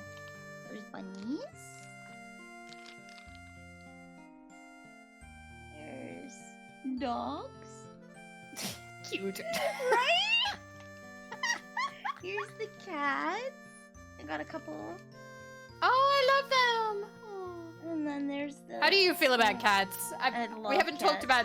Actually, so I have something to confess. I am petrified of dogs, all sizes, all kinds. Okay. I'm small. I'm 5 feet tall, and when I was 2, I was even smaller. And we had a neighbor that had some, like, their dogs were black. They were called Tank and Diesel, and they were like big. They were Dobermans or something. Like, they were big. They were taller than me. And they got out once, and they saw that I was playing in the front yard with my little toys, and they just hopped over a 3-foot-tall hedge and just ran at me and scared the ever-loving daylights out of me. I was so That would do it. That would do. Oh, dogs. But I was terrified that this story was gonna go even worse. I'm like, no. They They were just so happy to see me. They were so happy to see me. They were just excited. They're like, play. But it was a big, giant dog slobbing over my face, like knocked me over. I was horrified. That would be scary. That would be scary. It's not a hamster story. What does that mean? I don't know what that means. I love huskies and Samoyeds, but I can only look at them on YouTube. They scare me. And I went in my sister, she has a corgi that's really yappy, and she got me to go in a car with her, and the dog, I was so scared. It's the nicest dog ever. It's just, it barks a lot, so it scares me. I understand. Really big dogs I can get nervous about. So when I'm piloting Vivi is 6 foot, okay? I've made her tall. I'm 5'2". It's just, my model mama gave Vivi very long legs, so I was like, okay, well, Vivi can't be 5'2". She's way too tall. But so I'm a little bit taller. I'm the tallest here. Oh my god. But Not no, like evil. I also get that about like big dogs. I'm not. I feel like I'm mostly fine, but like I still get a bit nervous around really big ones. Because I've seen like some huge dogs before. I'm like, how the hell do you live with like a horse in your house? Right? If they're big and scare me. If they're small, they're noisy and they scare me. There's no good size of dog for me. Right? I do love cats though. So I have a cat, and she's bit me through my lip before. Like, she's actually attacked me. Because I was like, I want to snuggle, and she's like, no, we don't. Really, she's actually hurt me, but I am not afraid of cats. I had a cat attack my face when I was a kid, and they like full on pierced, like the cat like full on pierced through my ear. Oh, she pierced and through for my some reason lip. I'm still fine. Yeah. I'm still fine with cats for some reason. Yeah. I don't know. She pierced through my lip. We gave her the cold shoulder for a couple days, just like 2 days. I didn't pat her or anything, and she's like, I'm sorry, I messed up, I know. Now she bites, but she won't actually like close her jaw. She'll like bite so that you can feel her teeth to be like, I'm serious, stop petting me. And I've also learned to stop petting her way sooner than that. Understandable. We have an understanding now. I have trained my cat to do something dumb, which is if I am wearing a hoodie, like a big oversized jacket, and I hold my right arm in front of me, she becomes an attack dog and she thinks that my arm is a toy. Because I would use it to defend myself, but she thought I was playing. Oh. So whenever she was like too rambunctious, I'd hold my arm up like, no, you can bite my arm because I can't feel it because I'm wearing like 2 hoodies right now. But now whenever I do that and I lift up my arm, she's like, play, bite. So I need to not do that. I have to either not wear hoodies around her or I have to never lift my right arm up in that way because Wendy will bite. But I like the cat one as well because it is yellow and the yellow with the blue and yeah. And then we also have like the sorry is pink and we'll have all the colors and look really cute. Nice. I have her trained because I'm actually allergic to her, so she can't lay on me anymore. So I have a chair beside my bed so that when she hops on my bed, she can hop onto the chair and hop off and not hurt her ankles because she's getting old. I have trained her that like she meows at me when stream is over. She's like, bed, now. And then she will hop on the chair and wait for me to get into bed, and she will wait for me to put the blanket on so that she can sit on my hip.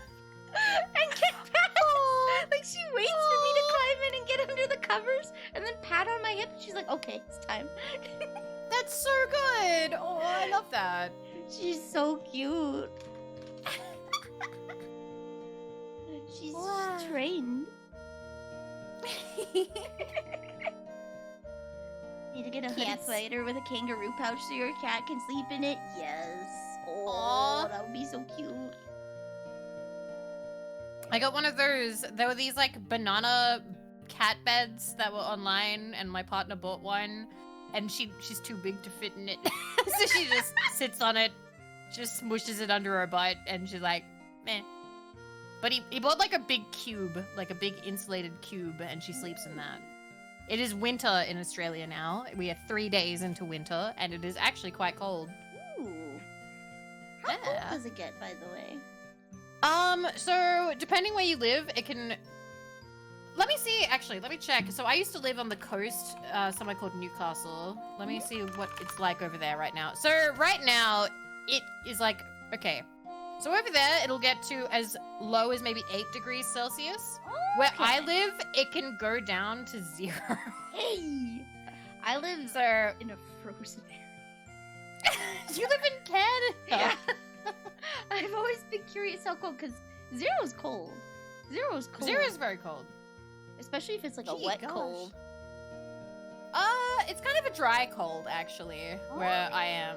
I'm quite lucky. Nice. Oh my god, that you've done it so smoothly. How did you do that?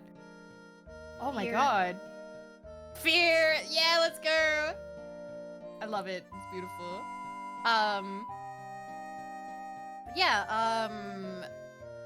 don't mind how cold it gets, but like I like winter in a comparison to summer, because Australian summer, ugh.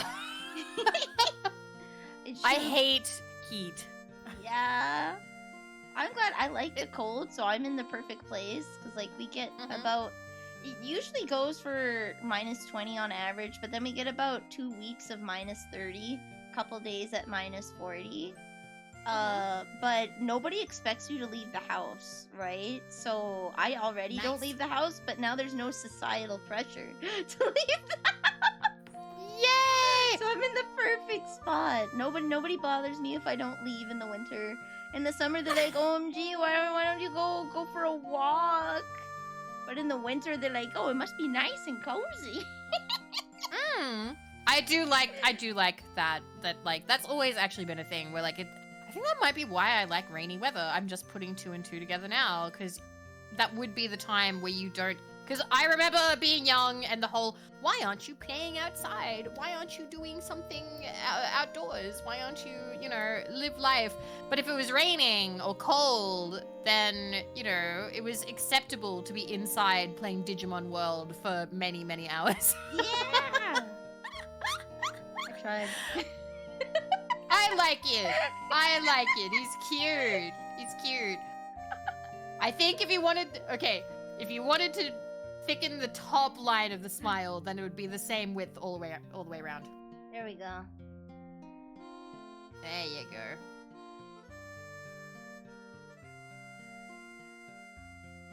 I like that you do line, what's it called? Line weight differentiation.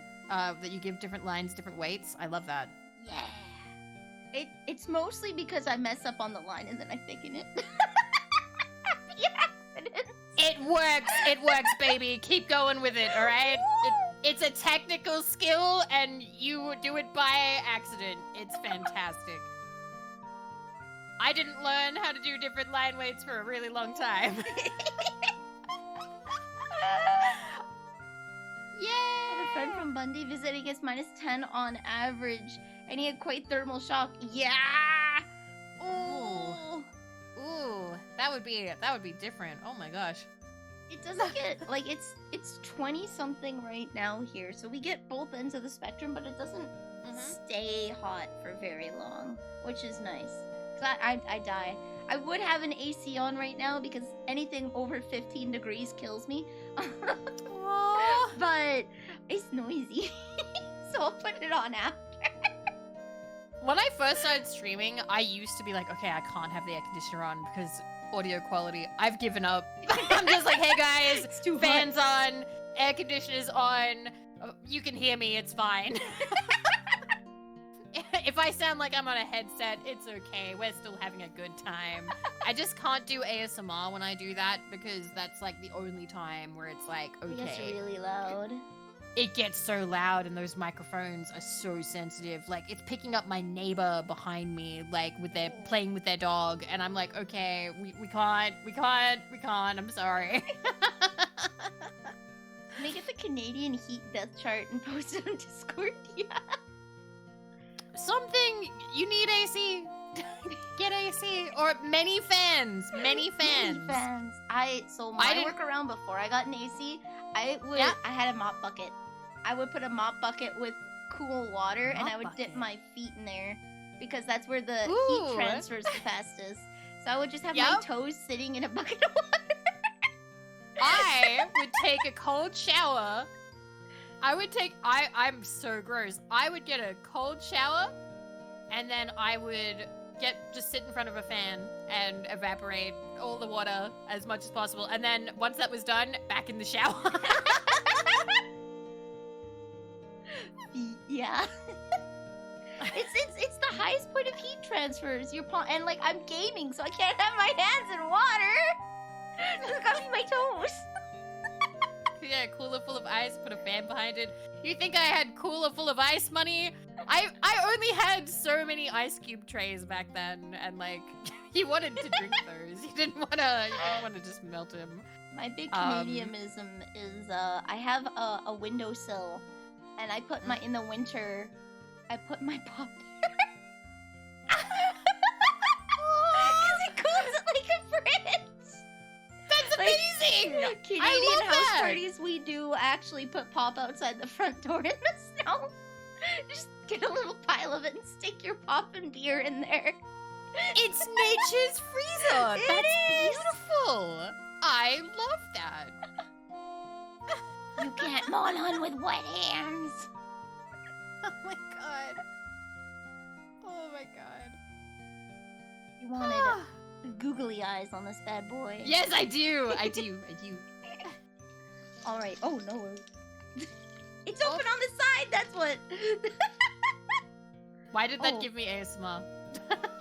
Just the googly eyes all falling. The scattering of googly eyes. It's a nice sound, actually.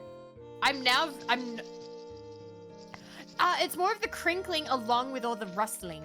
Oh, okay. Interesting. I'll keep that in mind. The crinkling and the rustling of the eyes was very, like, it's a very unique sound. And I was like, ooh, that would be nice, actually. Yeah. You could... I don't know. Do you do the ASMR? Yeah, you do. You have the microphone set up. I do. We talked about it. I have the dude. I can actually show off the dude so you can see the dude. Ooh, I want to see. I've been wanting to draw a face on there, but I haven't yet. This is the dude. Oh, I love it! The dude! And I was wearing a bit of makeup on my hands, so you can see there's a little bit of good stuff. That's fine. It's texture. It's fine. Yeah. So this is the 2 ears, and then it plugs in the back. Put googly eyes on him. I'm doing it. Where's my stickers? Give the character. So thing is, I'm really bad with left and right ear, so I want to write on like his brows or something, like which ear is which, so that I can better do things. I would give him a tattoo behind like each ear or something. Yeah. I'd be like left ear. I will never be able to look at this seriously again. I'm so excited. Alright. There we go. I still think that's so cool that you've basically made a Coup 100. Basically, I have to find the website because I got it on eBay, but they have a website. It's a build-it-yourself kit. So I had a friend come over because you do have to weld a little bit, with a little soldering kit, but great googly boogly.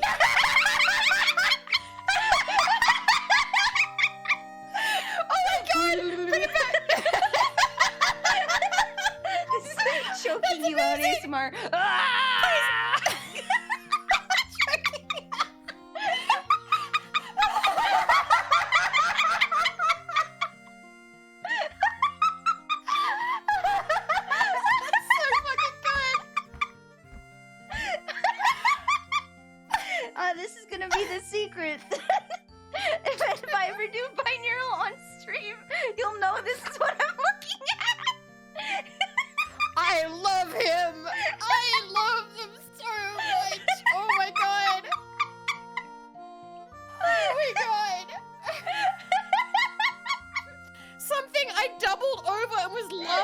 my forehead pressed against the table. It may have echoed kind of hard. I'm so sorry. I'm so sorry.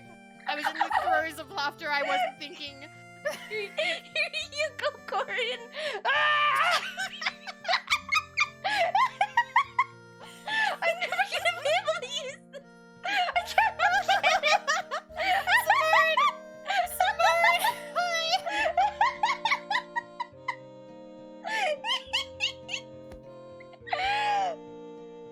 Oh my god. I saw there's something funny happen. Who told you? Who told you? Is this spreading? Sheepy! Hi, Sheepy!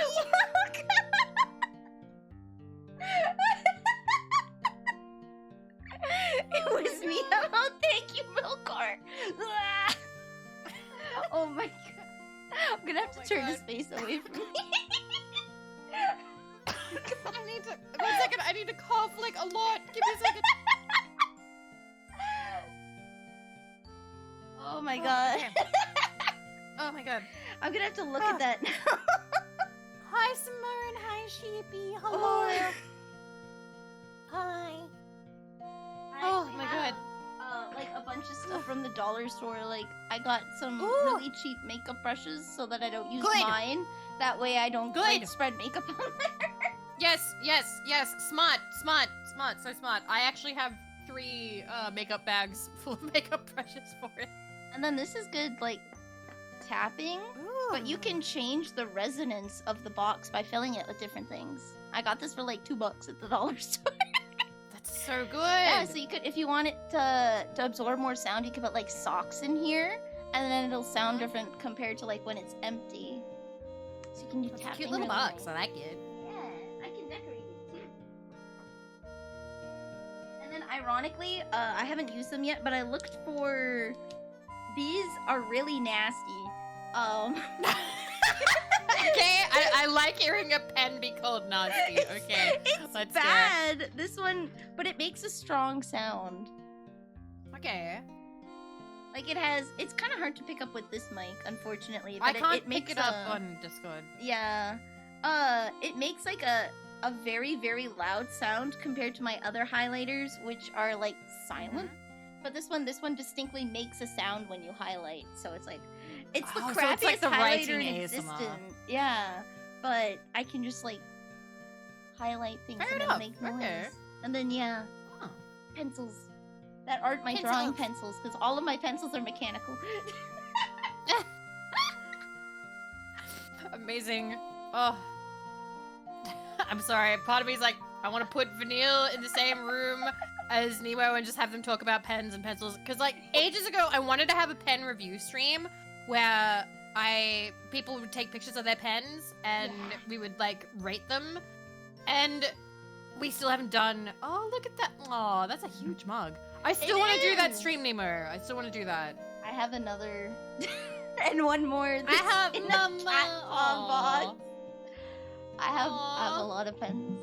I love me some good pens. Oh my this god. one's Now I'm just like... Amazon, but it's really, really nice. I'm already It's like... small hands. At the end of this, I kind of just want to go through all your pens. I'm sorry. We can do that. I have too many. You mentioned Copics earlier. I have 3 cases of Copics. Back when I did traditional art a lot. I don't know how many I have. I think I have one, like a Pusheen pencil case full of them. And then I have one of those like fold out binders that has only like 20 binders.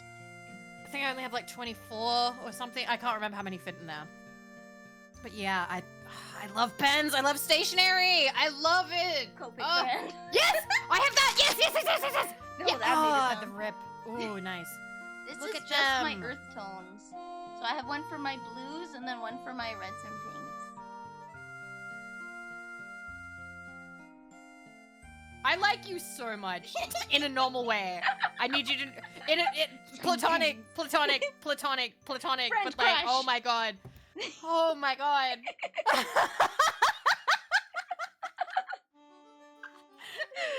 Right now I'm like, oh my god. It's like, We could have been talking for so long. So much wasted time. Absolutely normal amount of pens here. Absolutely normal.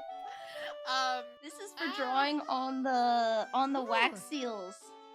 Oh, is that It's like is a- it silver, like silver paint? Is it Yeah, paint pen? it's like a spongy tip so that you can Ooh. gently go across and then it highlights only the raised ridges. Okay, Yeah. I like that. There's my X-Acto knife I was looking for earlier. I should put the cap on. Let me take that out so I don't stab my hand while going Knife for a pen. safety. Knife safety. This has a matching pen and pencil. It's got a cute little crown too. I Oh, like the cute. small pens. But I have so many. I appreciate so that. I actually had to do like I did a brief culling of my pens recently because it's so like hard the doing that. It is, but I was like, I'm never using these. And some of them were actually crappy, and I only just liked them because of the casing. And I'm like, I know I'm not going to get fills for these. I know I'm not going to replace them to make them better. And I'm like, so I had to make the hard decision. This one's a fountain pen. Oh, you have fountain pens! Yeah, so I got my mom a nice expensive one, the Lammy Joy, for anybody that knows fountain pens. It's a beginner's calligraphy Name her. kit. Hashtag not sponsored. Look at it there. It has 3 replaceable nibs, so she can use the thin one when she's writing in English, and she studies biblical Hebrew because she went on a missions trip to South Africa once, and they stopped in Israel when she was in high school, and she got to see like one of the books, I guess, was written on like the cavern walls. There was like the book of Isaiah written on like this pillar in a cavern. And she's like, one day I'm gonna come back and I'm gonna read this. And now that Sister Neil and I are all grown, she's like, all right, I have my mission. I'm gonna learn to read this. Maybe one day I can go on there and read it. So she uses the broad nib because she likes calligraphy. So she uses the broad nib so that she can write like calligraphy, biblical Hebrew, and like she has notes and they're so beautiful. I am fascinated now. Yeah, she showed me videos on like she knows the different kinds of fonts. So there's copper plate style calligraphy, which is like the shape of the nib, and the shape of the nib dictates like how it writes. And she really likes copper plate style lettering. And like she showed me videos on it. It's like, I'm so glad you found something nice. I don't know any of this, but I'm happy. That's so good though. I am kind of fascinated. Okay. Yeah. It's just one of those things where she's like, I'm gonna do this, and she's just doing it now that she has the time. That's the winter because she has to do a lot of like yard work and whatnot in the summer. So in the winter she does embroidery in biblical Hebrew. I wasn't expecting biblical Hebrew as like a hobby, but I'm like, I get it. I get it. Oh, okay. She saw it when she was younger, and she's like, I'm gonna read that. And she stuck with it. Yeah, that's amazing. That's actually like, holy shit, the follow through. I respect that so much. And that's actually really interesting. Just, you know, I don't know. I like when people are like, oh yeah, like, you know, I'm into this. I'm like, holy shit. Right? It's so random, but it's like, whoa. It's like, I'm kind of learning how to draw now, which is something I wanted to do in school. I want to be an animator, but I don't live anywhere near an animation school, so my mom's like, no, get a practical job. And now I'm trying. Yeah. Liturgical language phantom is hardcore. They are. I can already see that I've gotten several DMs from Nemo. I know that he's going to be being like, oh my god, calligraphy, Hebrew. Because I know that he's interested in all of this. So I'm like, I'll check those later. She has this really old software that like is on a USB. This is like back in the day when like you ordered a software and they gave you like a CD or a DVD or a USB to download it, not an actual download link. So she has a USB. And she still has that? Yeah, like I have to make sure that it's safe because when she upgrades her laptop, she's like, Nilly, can you install this for me? So she has this Bible program that has scans of like texts and whatnot, and then you can pick whatever language you want to read it in, right? So she has it in English, and then she has it in German just for fun. Because she comes from Germany. That's her first language. Okay. So she's like, Nilly, can you read this? I'm like, no, but damn will I try. She goes and she shows me and she reads it like really slowly. I'm like, look, this is Genesis 1:1. I'm like, that's so cool, Mom and you. I've never shared this, but like, I love that you have that. My mom's thing is ancestry, like family ancestry. She makes so many family trees, and the thing is, I can't share it because obviously it doxes me, right? But like, she's hardcore into it. Like, she's on all these forums. She has all of these like programs. She has all these books and things. She's been calling people over in like Europe to like find more stuff and to find like grave listings and things. And I don't know, you talking about your mom, it makes me be like, aw, when moms like things. I love that. Like, when you get to be like, I don't understand, but I'm happy for you. Like, I guess that's not a mom thing. It is like just somebody you care about thing. Yeah. But it's really sweet. Aw. Find a second shadow family to show off. So the reason I have all this stuff is my mom is super into scrapbooking, and she does that too. Not with the genealogy programs, but like she has like pictures on CDs from when I was like in vitro. like the baby scrapbooking. Yeah. Yes, my mom got into that too, but she didn't got follow through. all the way up to grade 4 done. Like she has a scrapbook for me and a scrapbook for my sister. She has like our birth certificate in there and everything, and like baby dedication and like all these photos. She got all the way up to grade 4, and then she had to stop for reasons. So when she finds the time, she kind of chips away at it. I would love to show it if it didn't dox me, because it's so cool and it's so beautiful. But it's literally pictures of me. Whenever I think about stuff like that, I'm always like, okay, maybe when I'm VTubing, when I'm like 50 or 60 and I no longer care, then I will show the embarrassing like childhood stuff that shows photos of me. But like, you have to be watching me for like another at least 30 years, 20 or 30 years. She made one for me and one for my sister, like a small one. So I have my own scrapbook where you can see my garbage handwriting. I might be able to find a page where I don't have anything showing up. Because I took photos of my doll. You could maybe take a picture of it and then you can like edit over the stuff. Like, you know, when people put like emojis and things over stuff in pictures. Like, yeah, you just Photoshop your PNG space over everything. That'd be so sweet. Oh my god. That's how I got all this stuff and how I got into this was like, I made one with her. I love it. My god. Okay, when you said you were making a card, do we like fold it over, or is it just like a we can do it poster style if you want, or we can do it in a card style. Maybe poster style, because that way it's kind of like a print almost. Yeah. So then it would be, this is like your A4 letter style, so it would fit. Also, if you do this with more people and you do that, you could put them in like a book. I could, if you'd like, I can mail it to you. Part of me's like, oh, do I keep it? Ooh. Okay, so I have one other thing. If you have a P.O. box, there's actually something that I found. I'd just give you my address. Nilly, we've known each other, I don't know. We've only been talking for about a week. It's fine. You can know where I live. It's fine. I found this at a Hot Topic. Oh, I'm ready. What is it? No way!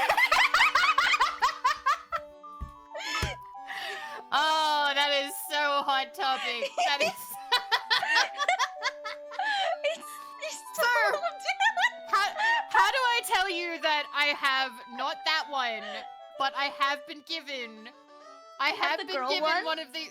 No, I have a Skyrim Doverkin Tubbs duck. So, years ago, I had a race with my friend. Back before I was a VTuber. It was a Discord-only stream back when I was first getting into streaming, where we both played Skyrim over a weekend to see who could get the furthest, and there was secret. The googly eyes look so good. I love it.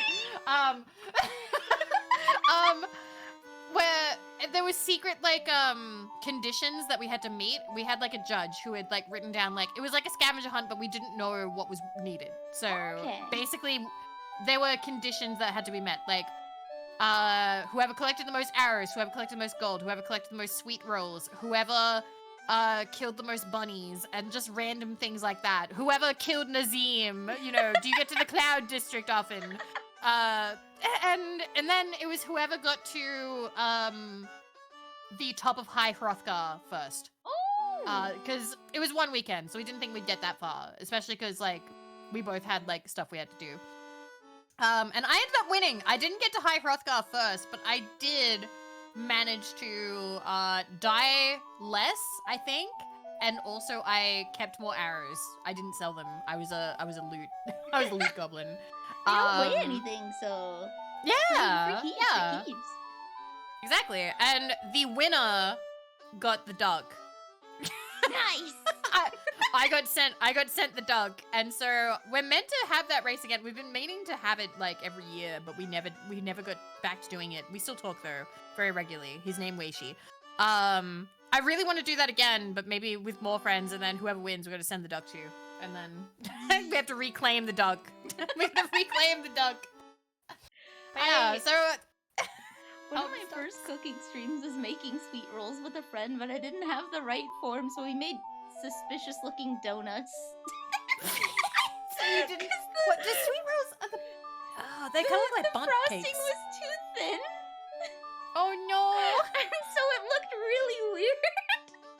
And then we didn't put enough yeast, so they were like really dense donuts. That's amazing. Another hand touches the duck. Hear me and obey. I avoid meridians become like the plague. Alright, how do you want us to situate this? But the googly eyes once is affixed to the paper. We want, where do we want that? So, we need to think about where things are going. So, is the sorry, you think, gonna go in the middle? We can. Because it's sorry for yapping? It can go in the middle. I can cut that into the middle. Carefully. Sorry for yapping. It's so good. That's all the stream's been, and I love it. I love it so much. Oh, I forgot other stickers. Wow. Oh, Weishi did. Thank you, Ponderful, for gifting us up to Weishi. He's probably at work right now. He will see that though. He will also throw a little fit. He's always like, "Don't give me subs," but he's just a tsundere. He's just a tsundere. Don't tell him I said that though. Those are so cute though. Are those bears or cats? I think they look like cats. They're cats. I'm not sure. Are they both? Maybe. This one looks like a cat. It's got like triangle ears. I think these are cats. It's subtle, but I love the gold foil like trim. Yeah. Before I got my wax seal, that's how I would send letters to people. I would put like a cute little ice cream sticker or something on the back, and now that I have wax seals, I can actually seal the envelope with wax. I love that. Oh my god, you have... Okay, we cut it. Let's go, paper cutter. You have so much cool stuff! I have all the scrapbooking stuff. I'll see if I can take a picture of the albums, because my mom's is so pretty. It's like really, really, really nice. Bye, Milkla. Have a good one. And thank you for telling Simone and Sheepy. Thank you for telling the people. There we go. I didn't know that Simone was also... I should have known Simone also likes stationery, because Simone does design stuff. I am a stationery fiend. It's one of those things where I like stationery collect it and then I don't use it. And it's like, ah! But they're so, like, with stationery, I don't feel guilty about stationery because it's like it has a utility. There's a use for it. I will use Like- it eventually, yeah. Yeah, that's what I tell myself. But like, when I threw out a bunch of pens, it's because I just simply had too many. But there are some that I'm like, I cannot afford to throw these out. Like, for instance, I'm never throwing my Copics away, even if I haven't used them in like a year or more. Oh yeah. I'm like, no, these were too expensive. Okay. So, I'm looking at this. Do we put the sorry at slightly an angle? Do we make it slightly askew? Like this. Because it has that 80s feel to it. I like it.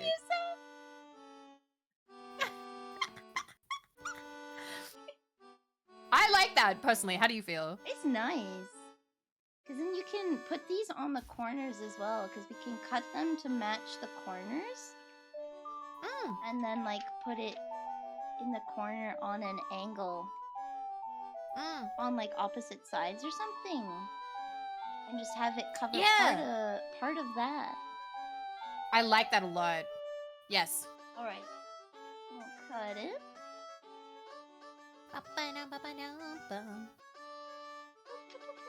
I like Day 2 is my favorite this in song. Clock Town. Especially with rain ambience, like that's my favorite. The eyes where they are in the rectangle makes him look like a big adorable boy, and I love him. Okay, you know what? I'll flip it over. We'll keep one side nice, and then we'll affix it to the other side, but it's just like... He's so cute, yes! Yes!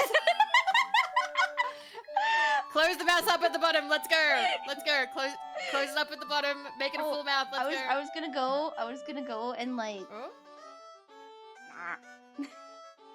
Yes!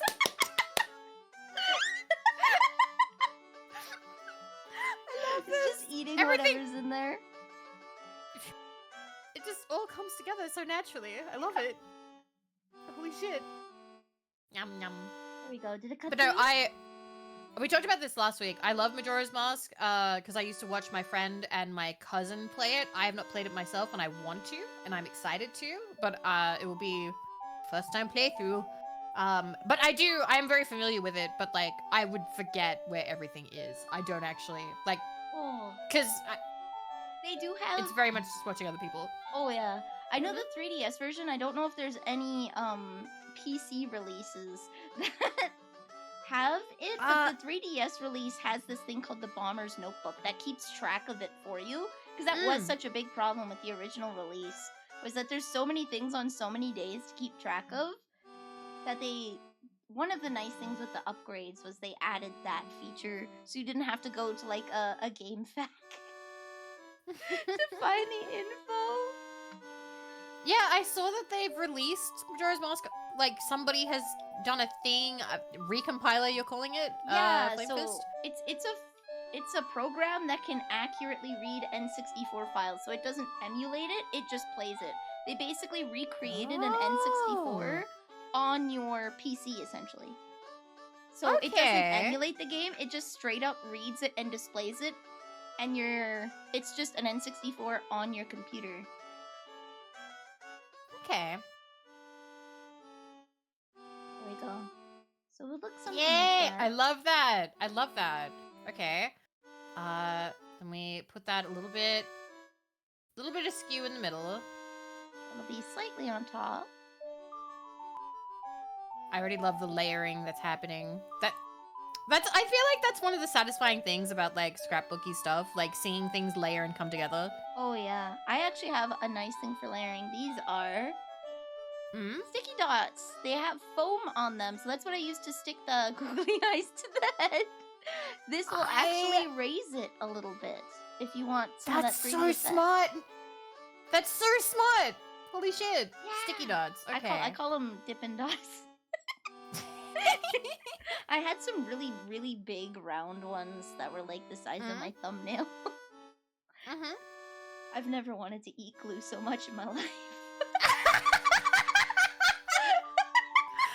Surprisingly, I never had that. I was more entranced by eating flowers. Fair enough. My grandma got me to eat stinging nettle. Oh!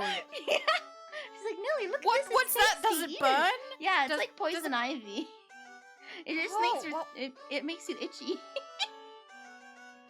You typically boil it for teas or soups, but she found it, and of course it's harmless. It's safe to eat, right? You just, when you boil it, the whatever compound that's in there that makes it itchy stops working. So it's perfectly safe to digest. So she just grabbed a leaf of it and didn't tell me that she was itchy or anything. She's like, "Oh, eat this, Nelly." So Was I she just trying to ate teach you a lesson? It's mischievousness runs in the family. I was gonna say, like, you guys sound a little bit like pranksters. It's very cute. Definitely. My greatest achievement was I straight-faced ate a dab of wasabi so that I could convince a cousin of mine in Germany that it was totally okay. He's like, do you want to eat it? And he took like this itty little bit, and I was like, no, you're not even gonna taste it if you taste it. Like, take a scoop. So I ate it with him, and like, I didn't show anything. And so then he's like, okay, and he ate it, and he's like, why? And then my great aunt was like, oh my god, you are Opa's granddaughter. That's such an Opa thing to do. That's amazing. Aww. Oh my god. Those kinds of opportunities only come once in a life, because once someone knows what wasabi you gotta is, go you for don't. it. It's gone forever. Exactly. I'm so proud of you. Like, holy shit. I saw the chance. I had to take it. Absolutely. Otherwise, you would have been kicking yourself forever. And now you have this story, and it's fantastic. And they've learned their lesson. Let's go. Yeah, they've learned not to trust me. Hereditary shit disturbers. Shit disturbers through history have been very important. I can't think of any off the top of my head, but I'm sure that they exist. And if I was given a week, I could maybe find some. Why am I thinking of the behold a man guy with the chicken? Yeah! Dionysius? Or Diogenes? Yeah. Diogenes. Yeah. Diogenes. Behold a that man. featherless biped pulls out a chicken.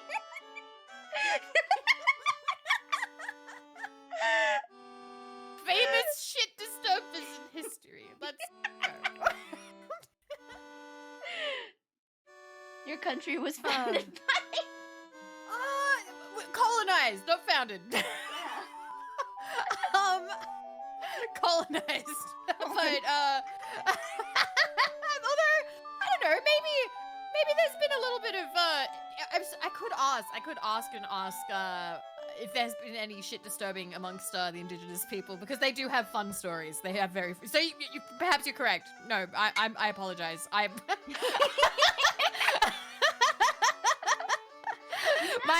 Especially... You never know. You're right. Because they do have very funny stories, actually. Very, actually, many. Because they did, oh no, I'm gonna have to ask, because there's lots of fun things that they've done. But then, yes, also, the white people too also did a lot of, we're gonna gloss over the horrific stuff that Australia has done, we will. But they've also done silly things as well. Professional shapoingery, I love that! Oh my god. That's a good one. Well, you know what we could do? I could glue a wax seal with the V on there. We could make a nice marbled purple one. We should, because V, purple? Yeah. I feel like purple is the closest color that we have together, because, my only colors are purple and yellow, and you have no yellow. Purple and pink blend. So I have a soft lilac. I have, well, I'm kind of red. I have like this. Yeah, we can. Actually, I have a purple and red one that kind of mixed really nice. This one is that red and, no, it's this pinky red, I believe, and then this purple mixed together made that one. Or we could go for something lighter, because there's a really nice light one, and then I have sort of more of a peachy one here. Ooh. Okay. They're both Maybe we go for the metallic. lighter ones? Yeah. Maybe we go for the lighter I ones. think I have the same. Also, Musa, you're so right. You're so right. You don't get that kind of menacing aura from Twitter shit. No, nah. Diogenes. I feel like Diogenes would have been wherever the most aura is, the most menacing aura, definitely. the most intense shit posty. You're so right. There we go. This pink will match actually this pink right here. Oh, Really cute. nicely. I'm so excited. I didn't realize there was gonna be wax seals today. Wait, Oh my god. wait. Any excuse to bust them out. I love them. Let's go. I have nothing to put these on. Like, what I'm probably gonna do is I'm gonna glue it on so it makes a nice pour. Because if you pour it on the paper, it's gonna warp because of the heat. Yeah. So I have a little ceramic coaster that I can pour it on. So it gets a nice pour, and then I stick it on after. I'm here for this. Let's go.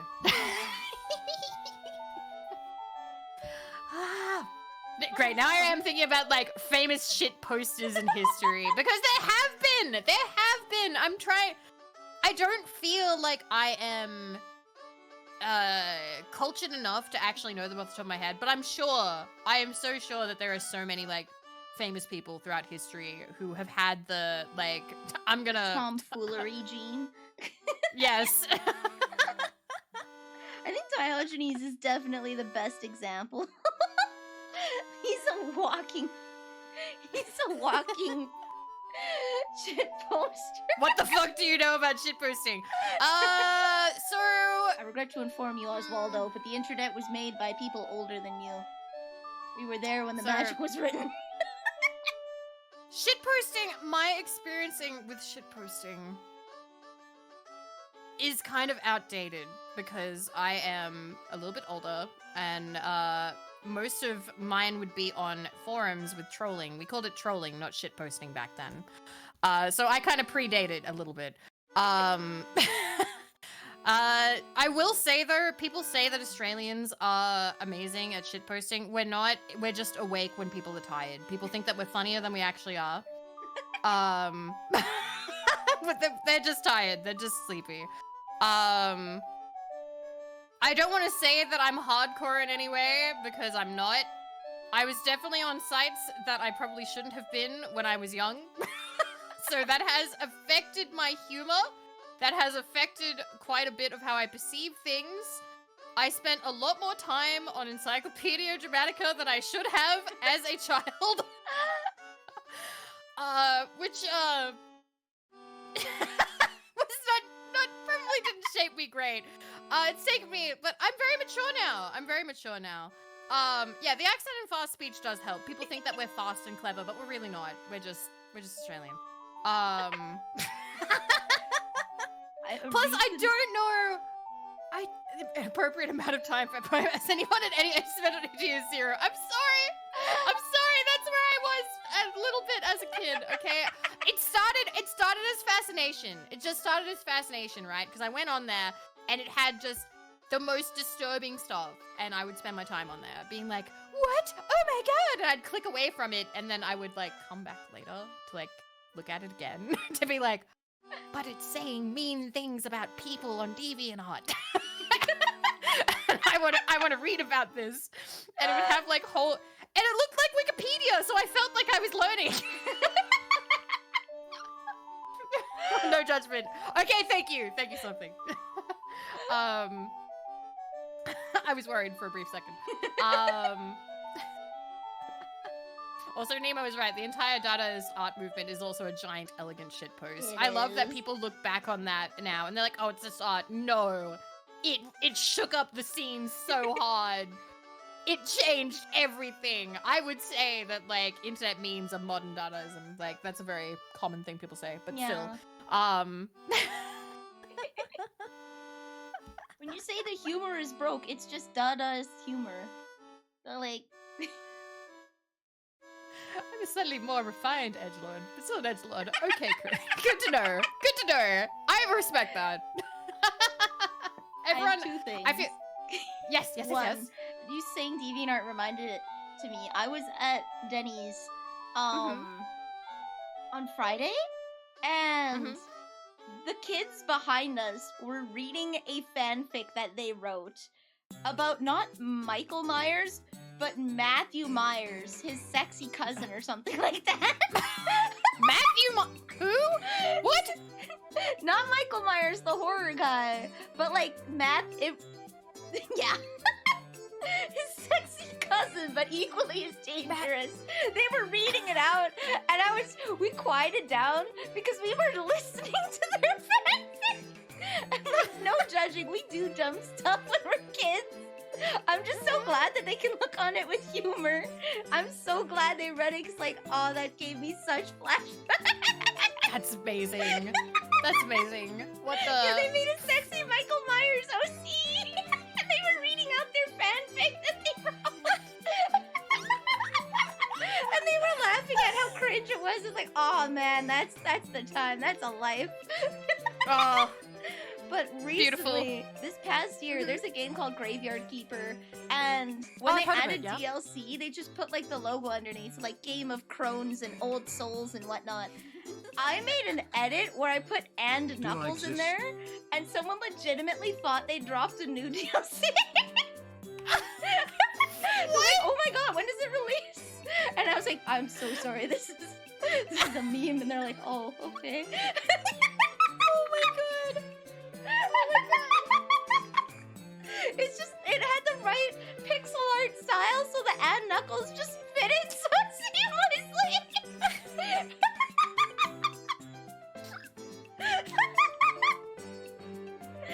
Oh my god. Thank you, Voltaire. You exist.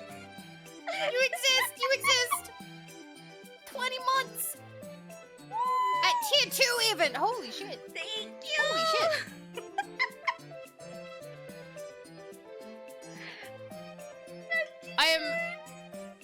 You saying Graveyard Keeper, I'm sorry to keep doing this, but I don't know, I'm once again being like, oh my god, Nilly has all these things in common with other people I love, which is why I keep being like, holy shit, Nemo's like that, holy shit, Cube's like that. So I'm like, so Captain Cube also played a ton of Graveyard Keeper, so when you said that, like, a neuron got activated, I'm like, oh my god. I gotta talk to Nilly, the Captain Cube. You gotta talk to, okay, it's Captain Cube and it's Nemo. Nice, okay. Oh, Meeple! Hello! Hi! Hi! Leaf Bud is cleansing your chat with the purity of the Blessed Inferno! I would bring the Blessed Inferno, but there's consequences. Kind of Blessed Inferno. Yeah, I have, well, I mean, I'll have to light up a candle for wax sealing, but... Purity! Oh. Just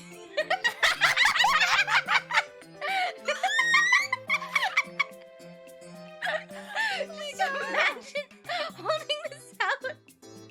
Dankeschön! Enjoy the emos! Oh wait, it still says squid scribed. I just saw that. I was like, I need is to that... change that. I was like, is that just like a legacy thing? This like is a legacy thing. I used to be tired squid. Yes, I remember. This would actually work with the new style of Paper Mario, the Origami King. They could totally get like a little lighter and have someone use it as like a flamethrower. It won't fit in the old style, but in the new style where you fight office supplies, like that would work. Welcome! We've just been yapping, and so we're making a card that says sorry for yapping. Yeah!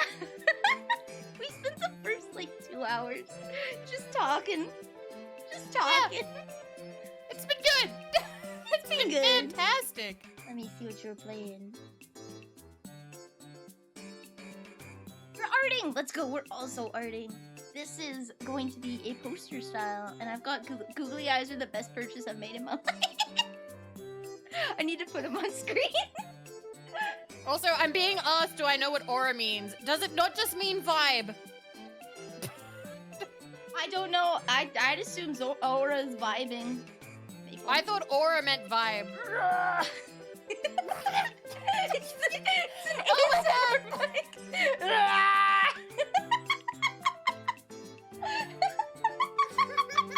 It's a binaural. His name is George now.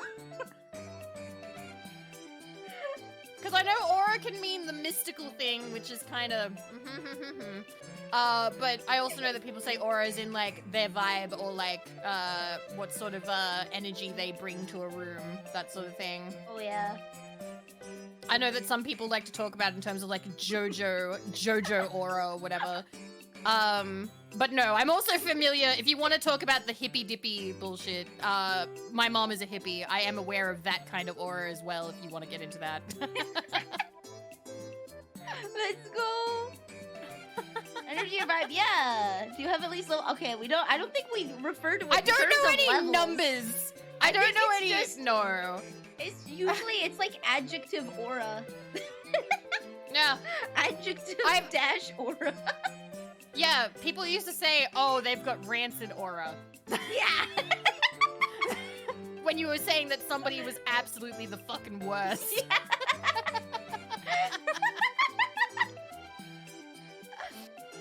I didn't know that the children were affixating numbers to things now. Why did I say affixating? affixing. Sticking numbers on there. Now we have vibes, that's right. I do love that the children are reclaiming things and just sticking a number on it and pretending it's new.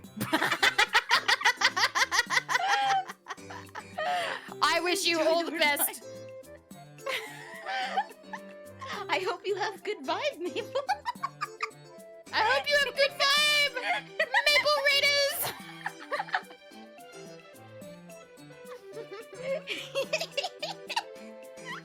Because we took numbers away. I know when I was in school, when I was in grade 9, they were trying to do this experimental thing where you didn't get like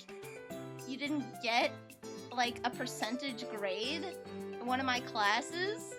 It was like AB, like, it was this weird effort value chart where it was like excellent, satisfactory, something else, and then like did not complete. Like they refused to assign a number to it. It's like, okay, so on a scale of 1 to 5, you're putting me on a 4. That means I'm 80%, right? So what you're saying is, if I'm on a 3 out of 4... I feel like they tried that here too, where they tried to move away from numbers and instead tried to just say like outstanding and excellent and that sort of thing, and then it would go down to like satisfactory or did not complete. Like you didn't get bad or anything that was like really negative. Yeah, we all just looked at it. We're like, so it's an 80, and they're like, well, I mean, you could look at it that way. They tried to move away from grades as well. They tried to move away from like A, B, C, whatever. And actually, no, here they actually tried to redo them. What were they? Oh man, there was because it wasn't an A, it was called something else. I can't remember. I haven't been in school. Yeah, A was like a really good thing. And like, because I'm a gamer, I would assume like S is high rank, so it messed with me. Because it's like AS. It was like, I don't know, it was like something like amazing, satisfactory, good effort, complete, and did not complete. Something like that. And it's like, ultra rare. S is ultra rare. Why is it? I was super into Love Live, so like S is like your perfect clear. So it would mess with me. It's like, what? This is the wrong scale. We're not even following the alphabet. It only happened for 1 year. I'm so glad I got out of junior high while they were experimenting with that. I work better with hard numbers. I honestly can't remember, and honestly, like, I was one of those... How do I say this without coming off terrible? There's no way. I went to school entirely because I was like, oh, cute boy I have a crush on is at school. I will go so I can stare at him in class and be a little stalker. That was me. We live together now. Good end. You got the optimal route.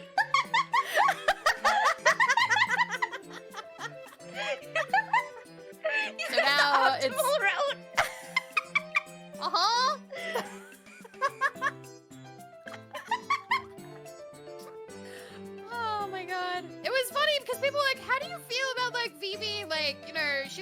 walks around the I suppose you call it the campus or whatever you call it. I would walk from one end to the other just so I could catch like a glimpse of him during like lunch breaks. And other people found it creepy. He did not. Good. Good for me. Good for me. It worked. It worked out. It worked out. I'm now 31, turning 32, and we've been together since 2009. Let's go. No, he did not, Oswaldo. Absolutely not. Anyway, so are we gonna do the melty thing now, or are we doing that later? We can do it a little later once everything's affixed, because then I can move the setup. But I got it saved over here. All right, so I love the googly eyes on the angel one. Can I see googly eyes on the devil one too? Yes.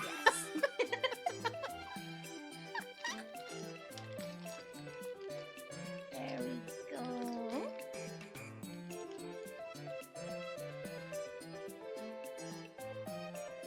Oswaldo, you're very preoccupied with generation titles. I'm picking up on this. Oswaldo's very much. I think he's Gen Z. Yeah, Gen Z, because Gen Alpha's what, like 2015. I think he's Gen Z, and we have a lot of millennials here, and a few Gen X's. So he's very much the younger one in the community. Aww. Yeah. He's my Gen Z translator, because I'm on that cusp line, so I'm not in with the young kids lingo.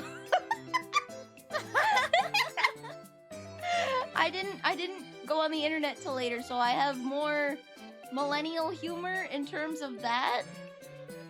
So, and I stopped memes at around the same time, where it's like you reach a certain point where you just stop picking up on this stuff, and it suddenly turns into, oh gosh darn those children. So it's like, what is a skibbity toilet? What is a yeah? He's there for me. Oswaldo's got me. I understand that a lot of online language seems to originate from like American culture as well, and because I'm Australian, not all of it translates here because we do speak differently, and also there's also a mix of like European language that is still popular here that's not popular elsewhere. So the internet is very fun in that way. You get to see what goes in and out of fashion language-wise, but if you try and keep up with it, I don't really bother keeping up with it too much because it's just gonna change. Yeah, I've hit that point. So Oswaldo's like my translator. That's good. That's good. Yeah. It's very nice to have someone. The Sigma meal with the skibbity slicers, only local at Phantom Cat. Yeah. I know what some of those mean now. I don't understand our lingo. I would have a whole little like bitch fit about the Americanization of the internet. Like there was a time where I was very angry about it because I hated having to tiptoe around American sensibilities because it's very annoying sometimes. Yeah. They love coming to other cultural spaces and being like, this isn't okay in America, so it's not okay online. And it's like, oi, fuck off, mate. This ain't America. And then they're like, nah, we invented the internet. It's like, what? No. I swear, they pretend they own it. It's hilarious. Internet, yeah. I refuse to American spellings. Always tell me that it's bad to spell things with you, and I'm like, but that's how I was told to spell it. Canada spells it with you too. It's so weird when I type decision.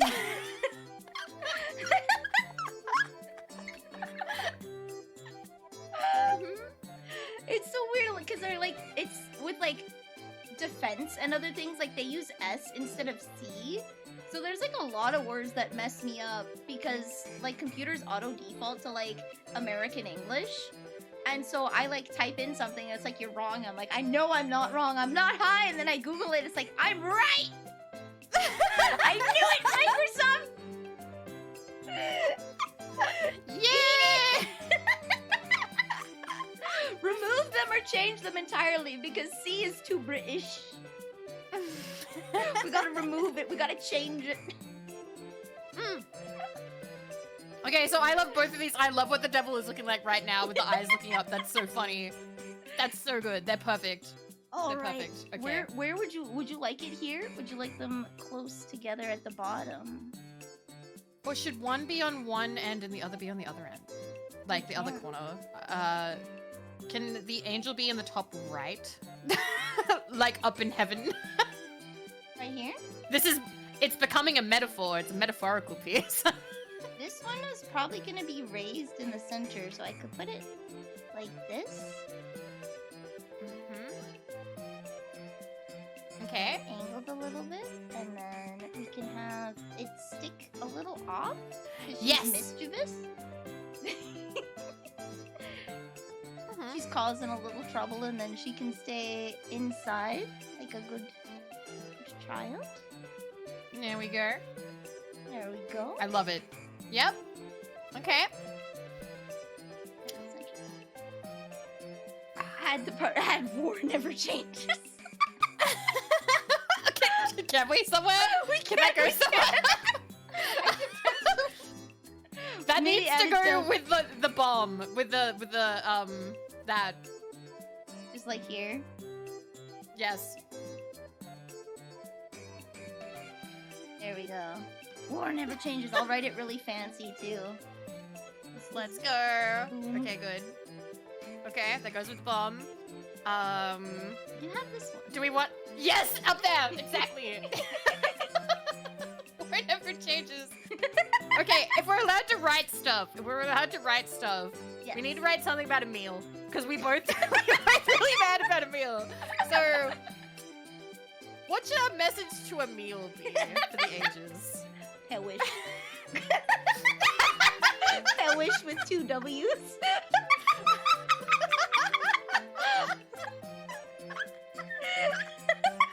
Hellish. I like it. It's threatening, but in a I'm gonna kill you in Minecraft kind of way. Yes. Absolutely. You can write to a meal if you want, and then hellish meal. in my best Hellish. handwriting underneath there. Hellish. Perish. I want to try something. Can you try just dropping the radioactive symbols and see where they fall? Okay. Ah. Okay, maybe not on Okay, you, but that I one's like okay. one of them. That one's good, but the other one needs to go somewhere else. Where does it want to go? Can go there. That's cute. Yeah. A little bit. Somewhere over there. A little. That's cool. If we do it here, it's a little more balanced, maybe. Yeah. I like that. Yeah. There we go. Thank you for humoring my. Let's just throw it and see where it lands. Chance must play a part with the design process. Yeah. We need a ribbon. You showed Alright. the ribbons, and I've been thinking have about a them few. non-stop.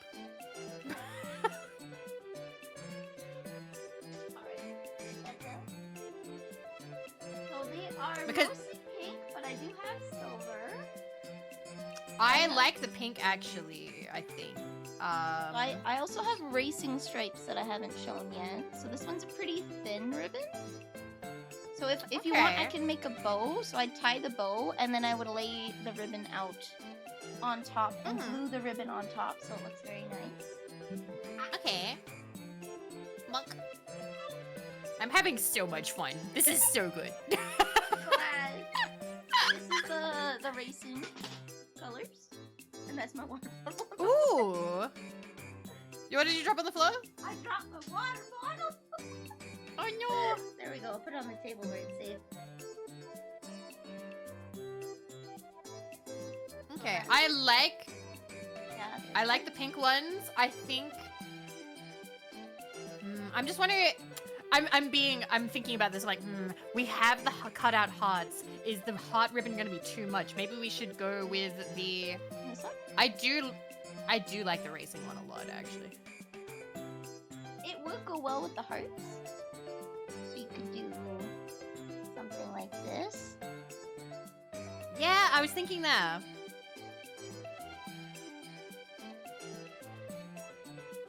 There we go. Yeah. You put like some love hearts near the pewish. Pewish. I made some small ones.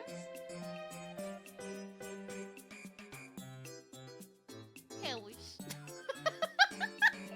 We do have yellow ones if you want to counterbalance. Ooh, And then that is nice. Yes. a love by the little nuclear bomb. I love that. Okay. I'm so happy. This is so good. It's good. Stickers would go last, wouldn't they? Because like, Yeah. I'm just wondering if there's, because we've got quite a lot on there right now. But I still, part of me is like, I like that kind of red pink ribbon too, though. This one? Am I ribbon maxing too hard? Oh no! You know what we could do? What? We could tie just a ribbon with this, and then stick it on top of here. Okay. I also do love putting hearts next to very mean messages. Yeah! It's cute passive aggressiveness. Yeah. It's cute aggression. There we go.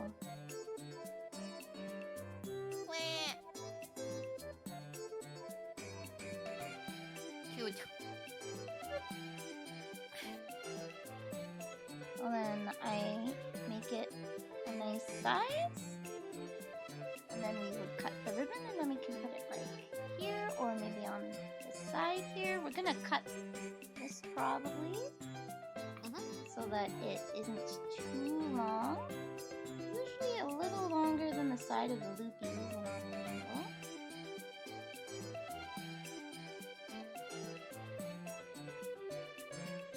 Look nice and spread out.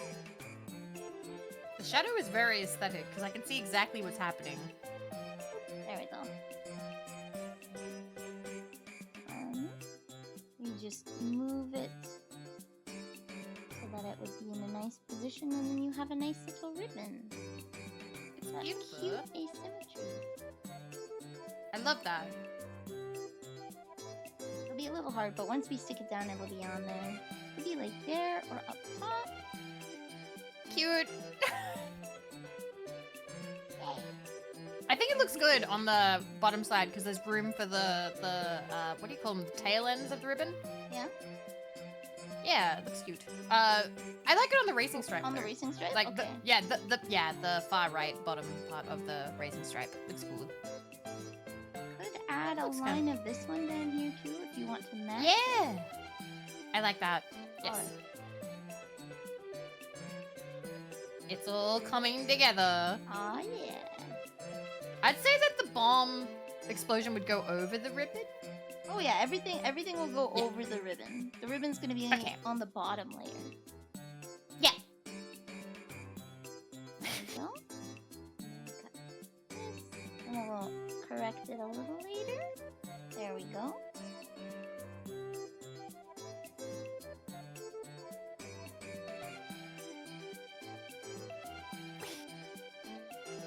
There we go. Take a sip, stretchies. Alright. Good idea. I'm shrimping. There we go. I've mostly been sitting pretty well, but I have been hitting my desk a lot. I'm hunching over, and I'm trying not to hunch over so I don't shadow block everything. For the writing, I do actually have metallic brush tips. And then I have purple and other colors of, like, the gel pen will show up pretty nice on this too. So, it depends if you want the writing thick or thin.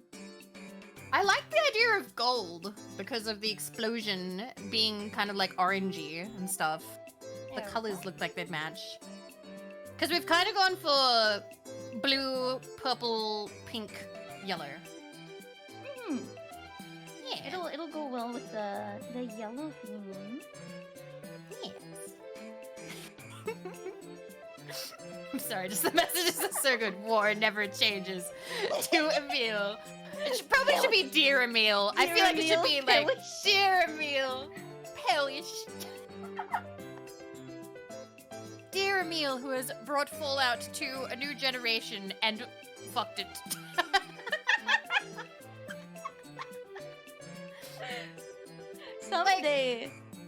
Someday, Yeah. someone's gonna send him a clip of either me or you or both of us, just like dunking on him, and he's gonna be like, "Who are these anime women, and why do they hate me so much?" Oh no, hashtag goals. Oswaldo, she knows. I have. I love them. I was here for several of them. One of them was during a Zelda stream, and that one was one of the ones I was like, oh my god, oh my god, oh my god, this is so good, oh my god. But yeah, I agree. I agree with all of it. I agree with, yes, I also unedited have, cut. We gotta edit the cut. We gotta do some audio balancing. yeah, it was good, but there was, background music, yeah, so I couldn't watch all of it, but it was good. But yeah, like, basically, here on the VanilleVT stream, you have very good media opinions. You have very good media opinions. I'm so happy that I'm able to, like, I basically ran back to my community, like Charlie with the golden ticket, be like, guys, you have to come watch Vanille! Oh my god, it's so good! You know And what's I so was like, guys, ironic? I hated What? English and social studies. All of my essays were way too short because I would get the point and then I'm like, I'm done. I Yeah. can't write any more sentences. Like, I said my thoughts very, very concisely, and they're like, but your paragraphs have to be at least 5 sentences. I'm like, okay, but is there anything wrong with 4? And now I go on for both rants about media online. I hated English so much. The irony is not lost on me. maybe it wasn't about writing it down. Maybe you're more of a communicative out loud person than Maybe. writing your argument in essay format. I've met people like that they love having the discussion, they love having the debate, they love having the conversation, but the second it's like, all right, put it down on words, they're like, ugh. I'm just too succinct, is what it is, and I couldn't buff it out. They're too concise. And now I'm too verbose. I could probably cut my rants down by like half the time. They really If I wrote did it try and out. like spread things out, didn't they? Yeah. It felt like artificial padding. Mm. Yeah. I gotta say though, Oswaldo, Vivi's the reason why I watched it. Actually, you were the reason initially why I didn't watch it. Because I was like, if Vivi doesn't like this, there's no way I'm gonna like this. I'm so I saw glad you the did though. I didn't know what happened in episode 6, but I knew that like you didn't like it. It's like, do I want to do this? And it's like, well, I have friends that like I've warned about watching it, but I haven't watched it myself, so I should maybe do that so I can give them like a justified, and especially since they don't play Fallout, I gotta watch it with like my mom in mind, right? She's never played the games, and so I went in with an open mind. I remember I was watching it in the Discord, and then like episode 6 came, and you were asleep. I messaged you and was like, I watched episode 6. ... And then the end of the show happened, and I'm like, holy fuck, sorry for waking you, but what the hell? Yep, I found it. There's the Discord, the wave emote, and then I got to episode 6, Graph Shock from the Azalane official Discord. And then you went, sorry to bother you, but I went to the final episode, and what the fuck? I hope you have a good night. Oh my god, I hate this.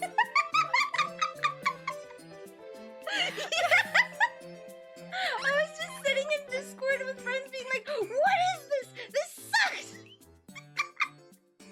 I knew I had to watch it because I knew people would come and talk to me about it. Because again, like Fallout New Vegas is my favorite game, and that is slightly part of my personality and the branding as well as the radioactive VTuber. People come to me and be like, "Oh my god, Fallout stuff." So people will constantly ask my opinions on all Fallout stuff, and sometimes I have opinions, sometimes I don't. For instance, like I have watched playthroughs of 1 and 2. I'm yet to play it because I tried to play Fallout 1 and I got killed right away and I got really bad at it. And I was like, oh no, I didn't get mad. I was just really bad at it. So I was like, oh shit, like I'll play this another time, and I still haven't gotten back to it. And I'm not an expert on like Fallout Brotherhood, like tactics or anything like that. I've heard bad things and that's hilarious. And I don't know dick about 76. I haven't played it. I've been gifted it twice. What the fuck? I am hate now this. legally No, obligated to I play didn't say I didn't say I hated it. I didn't say I was like, what the fuck? No, But yeah, me, WTF, I hate this. Very typical, very visceral reaction from me. I've been gifted 76 twice, so I think I might have to play it now. I haven't. I have constantly, like, people have invited me to play it. I know I'm going to at some point. If the stars align and we both end up actually trying it, I wouldn't mind wandering around and crying with you. Like, just screaming in agony. I know that they have country roads in there, and Oh yeah, that that's doesn't like work. their claim to fame. Yeah, well, like it doesn't really work because Country Roads is a bit late for the era of aesthetic that they're going for. Like, it's a minor kinda nitpick. wonder if- It's a minor nitpick, but it's like, That's a really famous song. I feel like they got that song because they could afford it and they knew that that song was popular. Because Yeah. that song is very popular. So when people heard it in the trailer, everybody went crazy. Everybody was like, oh my god! It's so different! Let's go! And kids in Australia know that song. It's a very popular song. Very popular. But like, you're right, it doesn't fit. it's It 71, 20 years later. And like it doesn't fit with the general aesthetic. Like it's very late. It's like it's a minor. It's not gonna have any impact on the story. It's just a minor nitpick. But it's one of those things where it's like, you know, where it's like maybe they made the game because they got the rights to the song. Maybe. I found that with like the ending music in the show. There was like a couple episodes where it's like I feel like some of the things that happened in there was because they found a song that they liked and they tried to work it around the theme of the song and it just didn't work.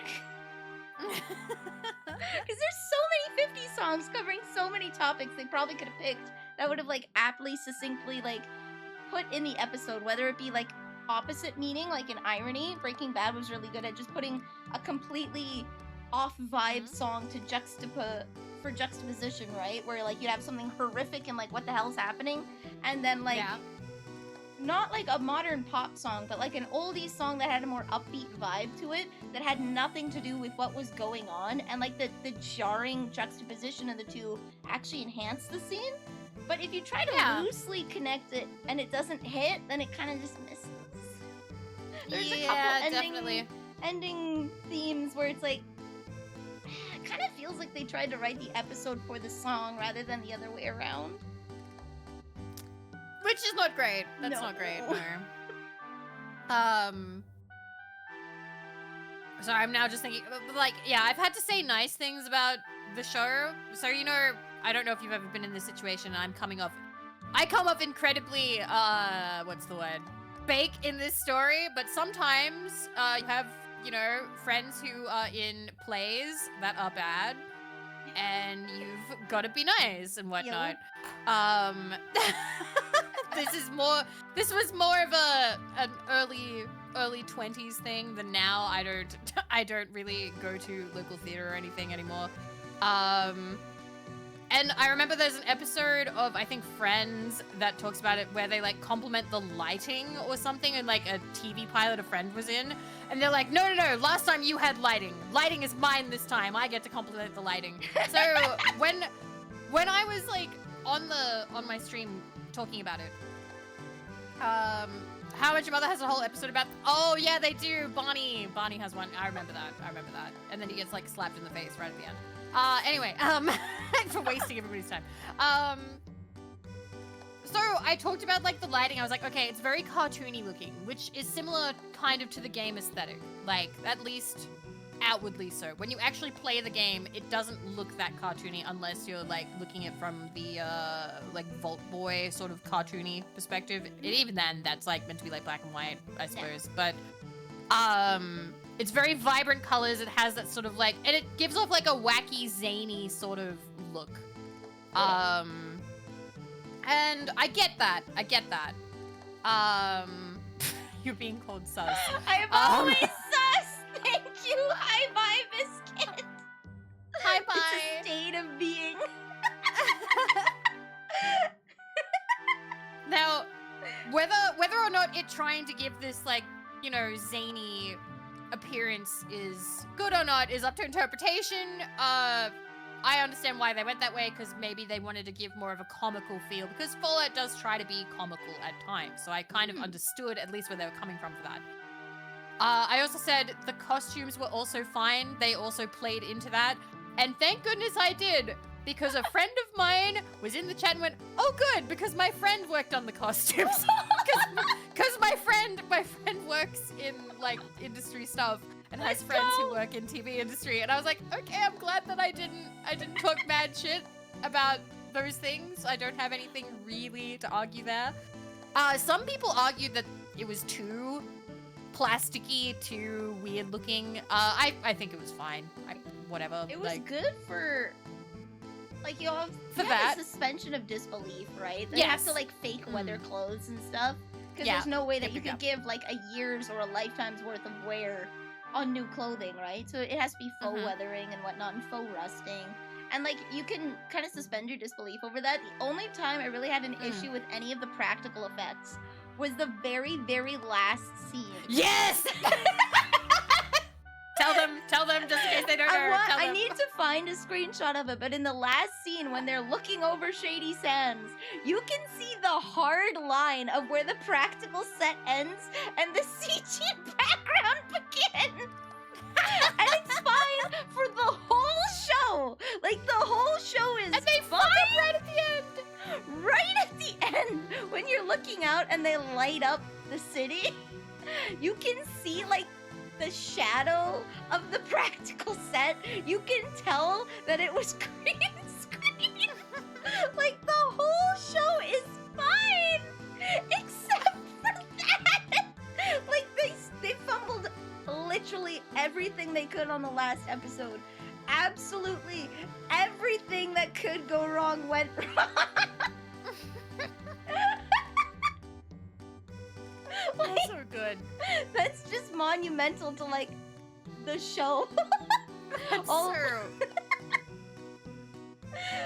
That just, the fact that happened is crazy to me. I have complaints about as well. But the other thing I run into, and I complained about this last time, I'm going through it one more time real quick just in case people weren't here. People will come into stream if you say that you don't like the TV show, and they will get mad, and they'll be like, excuse me, how dare you? And they're doing it because they love Goggins. They love the guy who played the Ghoul. They are so... Oh yeah. And the thing is, I have to like assure them all right. he did a fine job. Yeah. He did a great job. He's a great actor. I am not shitting on your Goggins. He is a good guy, and you're free to love him and enjoy the fact that he was in the show. That's totally fine. He did fine. I have no problems with him. I have no problems with was it Maximus? Maximus, yeah. I have no problems with Maximus. I think they did fine. I do have a problem with the actress who played Lucy. I feel like she doesn't actually have the same level of acting skill as the others do. When she was pretending to cry in the final episode, like getting all distraught, I didn't believe it for a second. It just kind of looked like she was like straining. I was like, are you taking a dump? What's happening? Like, I was like, They this were isn't all believable. They were all good. They did good They're job. all good. They were all good, except I don't think that she knows how to do emotive acting. I don't think she can act sad. well, you know. I don't think that she knows how to be sad or like to emote properly. The others do. I don't think she does. She was the only one that I really had a big complaint with. Because I was like, not the same level of acting skill as the other actors. I'm sorry. She very much felt like a stand-in. She was okay. There was no bad acting across the board. Oh, she wasn't like blown away terrible by everybody. Like, I do think Cooper is like the best character in terms of like, hello, hi Whiskey. I could hear that in the distance. I was like, wow. It's really loud for me, but I have audio routing, so it's quieter on stream. So you get the full effect. You get the full effect of me being air horned without you having to suffer the air horn. Thanks for the kisses. Not dream. Ooh, the band-aid. The band-aid is cute. It is. It gives a little kissy sound effect too, like a mwah, when it's stuck on there. I found out you can custom sound effects for the stickers. I once bought cute band-aids to use for scrapbooking once. Sometimes. I'm gonna be honest, I really do like buying Hello Kitty band-aids and stuff because it's like, you only live once. You only live once, and it's a little treat when you need a treat. It's a treat when you need it. Like, I could get skin-colored bandages, and like it would be way darker than my skin. Like, or I could get Hello Kitty ones. Yeah. Treat? No treat. Treat? No treat. No treat. No treat. No treat allowed. Good night, Summer Whiskey. Good night. Thank you for the funnies. I still remember I got really excited once because I found Superman ones and I thought they were hilarious. I was like in high school at the time. I was like, oh my god, you get cut and you have a Superman band-aid. That's funny. Because Superman doesn't get hurt. Let's go. Whee! He's holding your wound together. Yeah. That would be such a cute band-aid of just like someone holding your wound together. Now I'm thinking about the Spider-Man who's like holding the like trains together or whatever. Yeah. Or holding the bus back, but he's like holding your wound in. He's doing his best. He's doing his best. No treat. Do you mind if I give a little kiss? Give him a treat. Give him a treat. Do anything you like. All right. Okay. Mwah! There you go. Just a little one. Just a little one. I don't mind. Like, one of my favorite... Look, we're gonna talk shop real briefly. When I collab with people, I actually like them to interact with their chat as much as they usually do. Like... I do have an infomercial redeem, which is an interesting one. If you don't mind me selling stuff to you.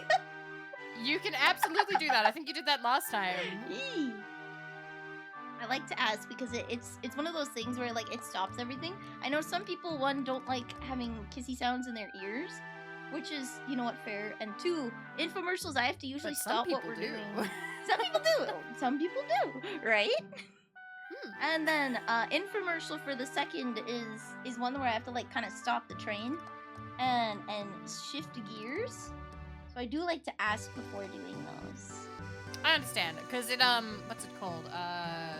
What do people call it? They call it, like, derailing, I suppose. Yeah. It doesn't bother me, though. Like, I constantly, like, have tangents on my stream that go all over the fucking place. Oh, yeah. Because I'm constantly like, time to watch a Simpsons clip.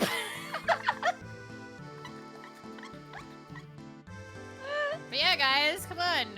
Nilly stream. There are kissies. Let's go. There are little kissies. Kissies and good games. Actually, I'm gonna do it. I'm sorry, I need to do a thing.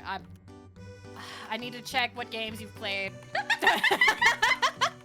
I'm going onto the Twitch tracker. Yep. Oh, what games I've played on stream? Quite a few. But if you look on my Steam, there is time in Honey Pop and Honeycam. That is me. Honeycam is like one of the best management sims I've ever played. It's actually really well done. So I've gotten the stuff, but Twins of the Pasture was not me. I was too nervous to play it, so I asked a friend to download it. because my sister accidentally gifted me a hentai game. And I was worried how we talked about hardcore hentai. So I got a friend to play it. I'm actually kind of interested in playing it because I do love really hard Harvest Sims. I love Harvest Moon, so I kind of want to actually play it. But all time on I think that we is did not talk me. about that maybe. Yeah. So you don't need to worry about any judgment about Honey Pop or anything because I actually believe that Honey Pop is the best match 3 game on the market. It's so good. I've actually 100%ed it. I have gotten the 20 out of 20 achievements. I remember I spent many months trying to do the hard mode of no gifts, no talking to the women, no drinking, it's basically no buffs. No buffs and not like leveling up, and you had to sleep with, I think, what was it? All of them in 2 weeks, which means that you had to win every single game, every single match. And you'd have to quit the game, you'd have to hard quit anytime you were about to lose, because otherwise it saves when you leave that match. So you can't let that happen. So that took me maybe 2-3 months to like get through that. I love Honey Pop, it's fantastic. I would say it is better. I liked it more than Bejeweled, and I really do like Bejeweled. I only played Bejeweled last year. I only played it last year, and I love Bejeweled, but I do think that Honey Pop was better. Yeah, it's good. The mechanics were fun. They were very fun. Honey Pop 2 is not as good. It's a letdown. And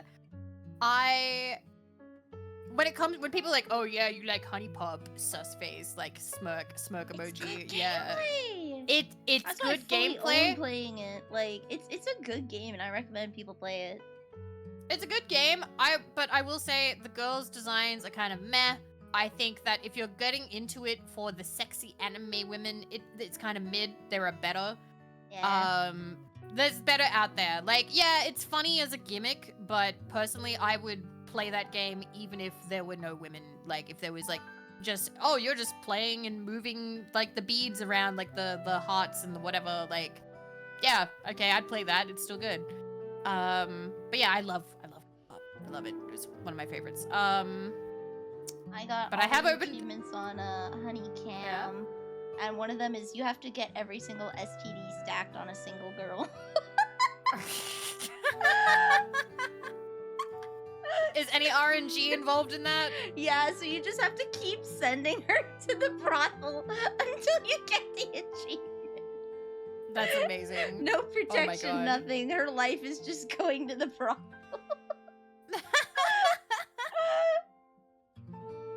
Oh my god. Oh my god. So, It's so good. it's so good. Okay. So, your top category is just chatting. Your second is Minecraft with 183 hours. Oh, yeah, we had a server for a while. Yeah. So, the last time you played that was July of last year. Mhm. Then you have Zelda Ocarina of Time with 140 hours. So, that's your third most played game. Or your second most played game. But, Randomizers. yep. And then there's Morrowind. Yeah, baby! I haven't played that since like 2021. That's exactly when you played it. You played it in September. You played it in September of 2021. Fantastic. Way to go. You've played for 124 hours. I've never played Morrowind. I've been playing Skyrim and we're almost done. We've almost finished everything. And I've talked about how I want to go back and I want to play Oblivion, and then I was thinking of I'm kind of going in reverse order, essentially. And everyone's super like, oh my god, yes, you need to play this, you need to play that. And it's kind of charming seeing people get super excited. Oh, yeah. Like, I don't know. So you might need a little bit of backseating because I did too. You don't have chevrons, like, unless you download a mod or something.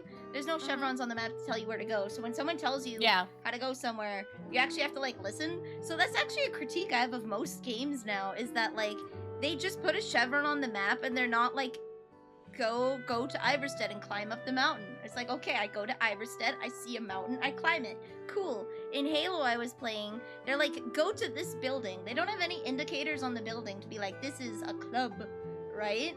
And then you don't know where you're going until they put it on the map. They don't say go south, go east, go wherever, right?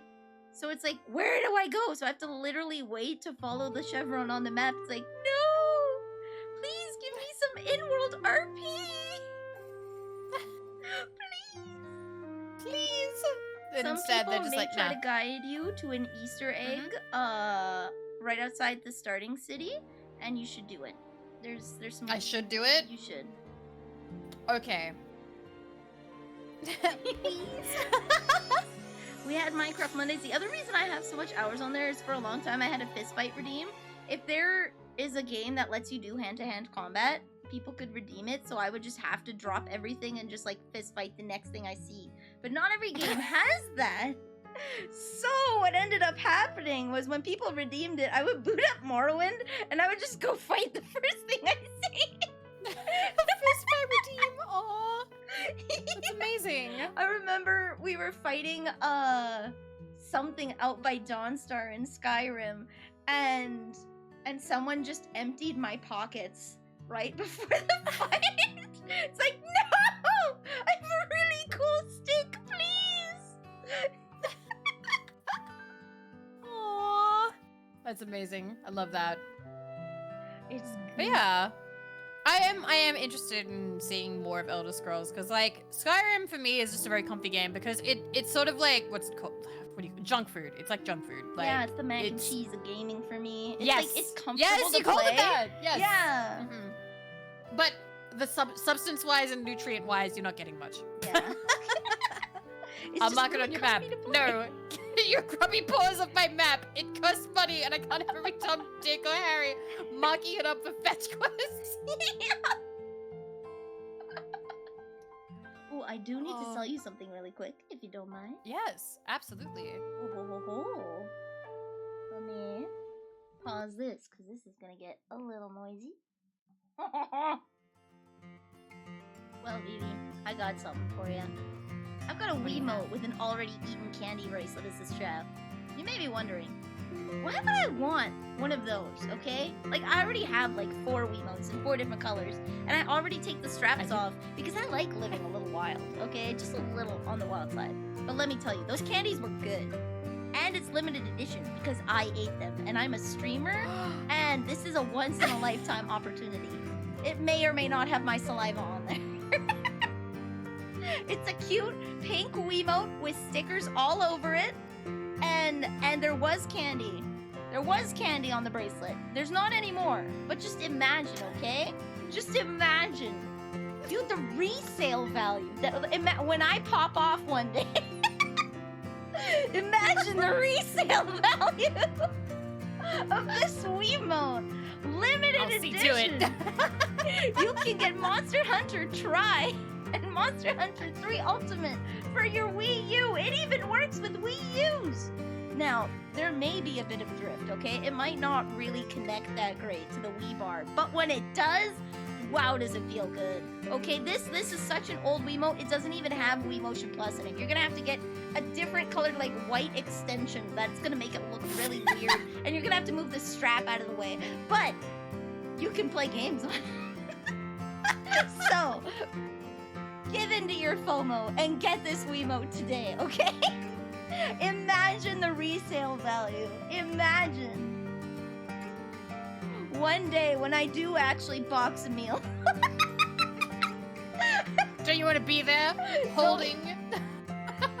Don't you want it? You could be like, I know that chick. I got her Wiimote. For 5 easy installments of $9,999.99. 3 installments. What a deal! Woo! Imagine the value. Imagine you'll make so much money off of that. So much, and no interest. No interest. And it works sometimes. That's like such a benefit. Such a benefit. So buy today. You won't regret it ever. I guarantee. I guarantee it. Penlight? Amazing. No. Wiimote. It's Wiimote. Wiimote. You can hollow it out and put like LED lights in there and be special. You could make it into a Use pen it as light. like use it as one of the rave sticks. Yeah, I got a couple of those. Amazing. That was fantastic. Good job. Thank I don't know you. the last time I've actually had a candy bracelet. I feel like it's been many years. I was given one not that long ago. They taste like chalk, but you still eat them. You know, they're so good. Yeah. Sometimes they're not too bad. I remember there was like these really basic, like, what were they, like, I think they used to be like 20 cents, but now they're like 80 cents. Thanks, inflation. These lollipops that were like super basic and they looked chalky, but they're actually really nice. Ooh. Or were they I'm trying to like remember the dual colored ones where they've got Yeah. like, yeah, I love those. I love those. I haven't had one in ages, but I really want one. Like the sour I really want ones. one now. Yes, I love sour stuff. Sour stuff and spicy stuff are my favorite. Like, I love them. Nice. So with sour stuff, I have... Actually, no, I ate them all. I love Warhead candy. Yes. I know that it fucks up taste buds. I know that it, like, can kind of burn off your taste buds for a little bit if you have too many. Because, you know, tongue sensitivity. But I love them, and they're yummy. And whenever somebody recommends me sour candy, and it's not that sour, I'm like, what a disappointment. Did not mess me up. Not worth it. 0 out of 10. 0 out of 10. At a Sour Patch Kids Oreo, I was not a fan. I didn't get to try. Wait, they don't sell the weird Oreos here. You have to order them online, and the shipping is pretendous. So I don't do it, which is a shame because I would love to try these things. But I also love spicy stuff, and right now I'm going through a phase of just eating like all those like bulldog spicy noodles for like every night. I got a been... pack of those in my pantry.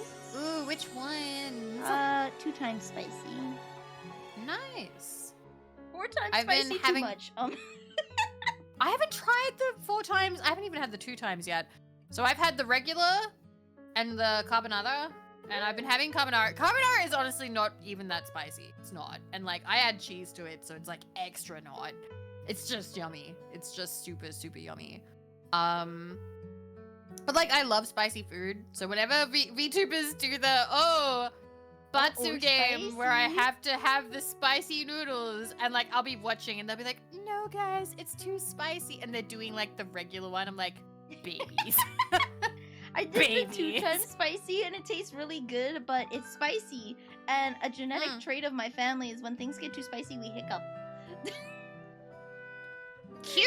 So I'm hiccuping the whole time eating it. I think there's a clip out there. I know I saved one. But like, it's so good, it just makes me hiccup all the time. And then you spill it on yourself and you're like, no, this stains! Oh, it stains so bad. I can never eat it while I'm wearing something other than like something black. Like I have to just wear like black shirts. I can't. This is an embarrassing thing to admit. I am a messy eater. Because I like food. And I like enjoying food. Which means I am, oh god. Judgment may be being passed on me. I'm not sure if it will not. I eat with my hands because I like, but not for everything. Like I don't eat like spaghetti with my hands or anything like that. Okay, I'm not. Ribs and wings and. Yes, I love that. I love that. Okay, like if it is hand food, I'm digging in. I'm enjoying it. Right. So like typically at some family events, I would order the really messy stuff, particularly ribs, because they would always be like, all right, we're paying, don't you dare pay. And I'm like, all right, well, if you're paying, I'm getting ribs. Because ribs is so expensive and I couldn't afford it. And yeah, I'd just get it like all over my face. And then it would be like a family event and it would be like all over my face. And I'd be like, oops. But that with noodles, I do the slurp thing. So it does sometimes end up on like shirts and stuff. So yeah. I can't wear, I try and avoid wearing white shirts, but then I just look down, I'm like, I'm wearing, Gamersubs sends me free stuff and they sent me the panda sweatshirt. And it's white on the shoulders and a little bit up the top. So in a minute. I got a really old Pac-Man shirt from Walmart. It's the that sounds painting cute. shirt. Whenever Mama Neil does house repairs, she puts on a shirt, TM, and this is the most recent designated painting shirt. I love that. Chat, what shirt are you wearing right now? What shirt? What Tell kind of me. shirt you wearing? Wait, let me check. What shirt am I wearing? It's actually, I don't know where this is from. Noodles with chopsticks is the way to go. Yeah. I actually forgot. I brought fettuccine alfredo to work, and I forgot utensils, and we had run out of plastic spoons, so I had to eat fettuccine alfredo with chopsticks. Shirts are for flesh tubers. Yeah. I live Let's in see virtual Canada. I didn't want to risk it for the biscuit, so I am wearing a shirt. Correction, it's morning. Good morning, Robin. You staying up late to hang out always makes me smile, but please sleep if you need to. Please eep. Um, As a certified eepy monster myself, please eep. I almost rescheduled today because I woke up too late. here's the thing. Just so you know, I never judge if people need to. I was like, oh wait, she hasn't messaged back in a while. Oh, is it meant to be tomorrow? But wait, I asked yesterday. But what if she needs it to be tomorrow? What if she feels nervous? Oh shit! I'll let her know that it's okay if she needs to reschedule, and then you message back. So Yeah, I slept too hard. I relaxed and play Monster Hunter at the end of the night, and then it's really easy to bait me into more hunts, or to or to start talking about something, right? It's too easy to get me going on about something, and then it's like 4 in the morning. It's like I need to go to bed. Oh, and then I wake up really late. Have a good day at work tomorrow. Oh. I hope your first day goes well. Good night. Have good sleep. Good We are wishing you well, Plentiful. Rest Good really night. well, okay? Make sure you go to bed extra early. Monster baiter, yes, I bait them into traps. God, there are so many people I know who play Monster Hunter, and I need to. I think I told you last week I need to play it to get achievements because I have 1 achievement out of. Is it 100? Let me check. There's a lot. There's a lot, but I need. Okay, so ideally I would get like 100 out of 100, but that probably won't happen because you'd have to be really good at it. Yep, 1 out of 100. I need to at least get it to 50 because having it be 1 out of 100 is dragging my Steam score down, and I need that back up. So I will have to play that at some point. I have a lot of friends who love Monster Hunter. I will be And now here you for play it. Yeah. Thank you. Okay. It's all coming together. Look how pretty the ribbons are. Yay. I'm doing my best to write this is nice. If I can. But yeah, I think I slept pretty hard too. I can't remember. I had spicy noodles. I watched 1 episode of an anime. An episode. It had. I don't know. Do you watch a lot of anime or like a little bit or none? Or? I usually find I don't find too many series I can hook on to, so I really loved Apothecary Diaries and Freerun. And then I know I talk about how I don't like isekais, but I don't like them because most of the time people fail their premise and they just abandon what made them interesting in favor of waifus and power fantasies. But Seventh Time Loop is a guilty pleasure because it's she's strong because this is her 7th reincarnation and she lived each different life and now she's getting the hot guy, right? What? So it's everything that I'm I hate isekai, but that's my trash goblin anime this season. That's all right. I love that. Sometimes it's nice to have those. I was watching what was it? It was the Hokkaido Gyaru anime from I think last season. Oh. I like Gyaru, and I also like learning about different prefectures. You don't learn too much about Hokkaido, but it does have a bunch of real world locations in it, so it kind of comes off a little bit like what do you call it? Promotional, tourism material, yeah. a little bit. I was like, this feels so much like move to Hokkaido. There are hot Gyarus here, and they are going to date you. Let's go. But it suffers from what I am now calling episode 11 syndrome, where it does the whole thing where, oh no, all is lost. Like, and I hate that. I hate episode 11 syndrome so bad because it's like the second last episode. So they want you to watch the last episode. They set up a big cliff. Yeah, they need that big cliffhanger. They haven't had a cliffhanger or any stakes for the entire fucking series. Why would you have it now? And it just annoys me so much. It annoys me so much seeing that because I'm like, everything's gonna turn out fine. It's not gonna. The characters aren't gonna move away and never talk to each other again. It's not that kind of series. Yeah. I heard it rumble. Where did it go? Where'd it go? Where'd it go? It's somewhere. Fuck, everything's going great. Everything's black. My desk is black. My phone screen is black. There we go. Does it go off with notification? You found it? It did. I just have to check that it wasn't Mama Neil. I asked her to watch the Fallout show and I need to get her opinion. Oh, that's gonna be exciting to hear about in future Neely stream. Yeah, because I wanted to know because she knows nothing. I explained like the bare minimum and related it to like. So one of the pilot shows of Netflix was The 100, which is a mix. Like it's its own unique story, which I love. Yep. Right, but it's inspired by both Fallout and Lord of the Flies. You can tell. Right? And it even has its own vault subplot in there, too. Right? So, she's like, oh, okay, cool. And then I just gave her, like, the brief history of, like, how the game was made. Right? Because lots of it does take place in the 50s, so explaining that, like, okay, this is the climate that the game was made in, this is the references they're making, kind of thing. But not telling her the story or anything that would potentially sway her opinion, because she's not into Fallout, but she is into murder mysteries like I am. So I kind of want her opinion on that. And I she like did that you enjoy have the first both bonded episode. over that. Yeah. I think that's really sweet. I like murder mysteries a lot. In my family, we would watch some. Midsummers would come on now and then. But I was a little bit older when that would happen. I don't know if we watched any other. My dad liked, who was the lady on in the middle of the day? Agatha Christie? Like Miss Marple? Was it Miss Marple? It might be. I'm not sure. Murder mystery TV shows. If I lock eyes with her.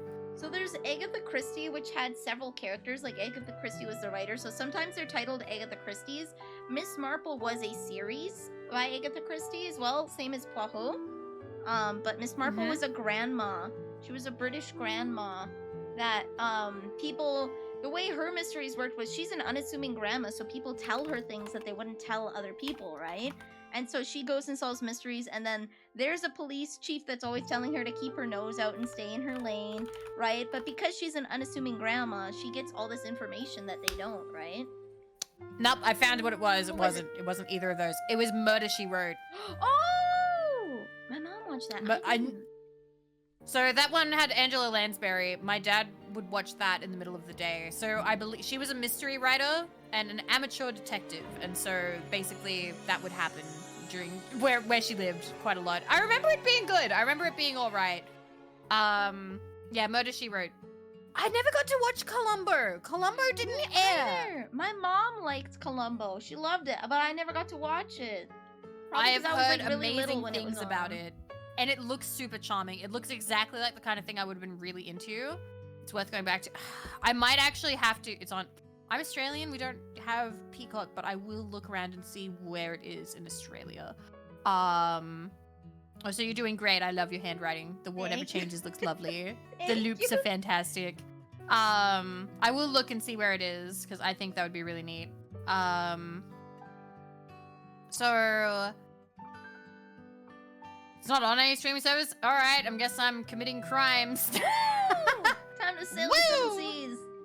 Let's go!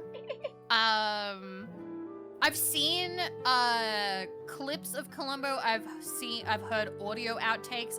He looks super charming. He looks super charming and it just looks really good. Like, I don't know. I love hearing the relatively recent story about Columbo being the man who could easily solve the Death Note game. I love that one where It's a meme where it's like all of these different detectives from detective shows. I saw and it's that! like, Do you have that? Wait! oh, I don't have it on hand. Pain. Solving Death Note detectives. If I could find that. Yeah, it has Fictional like a detectives, whether tier or not- list of like. Found it! There's two. Yes, There's found two. it, There's found a it, tier found it, list, found and then it. there's the Foursquare. Let me see. I found the Foursquare. Let's I found the go. Foursquare. Okay. I'm putting this on the screen. Here we go. So. So, I really love detective stuff too, by the way. Vivi. I'm very much into it. I've been into it for a while. So, I love point and clicks, particularly detective. Yeah. Oh, Nemo just messaged me. Family Friend has all of Columbo on DVD. I can rip. Do that, Nemo. Do that. Do that. I want to watch it. Yeah, so I'll peel the stickers.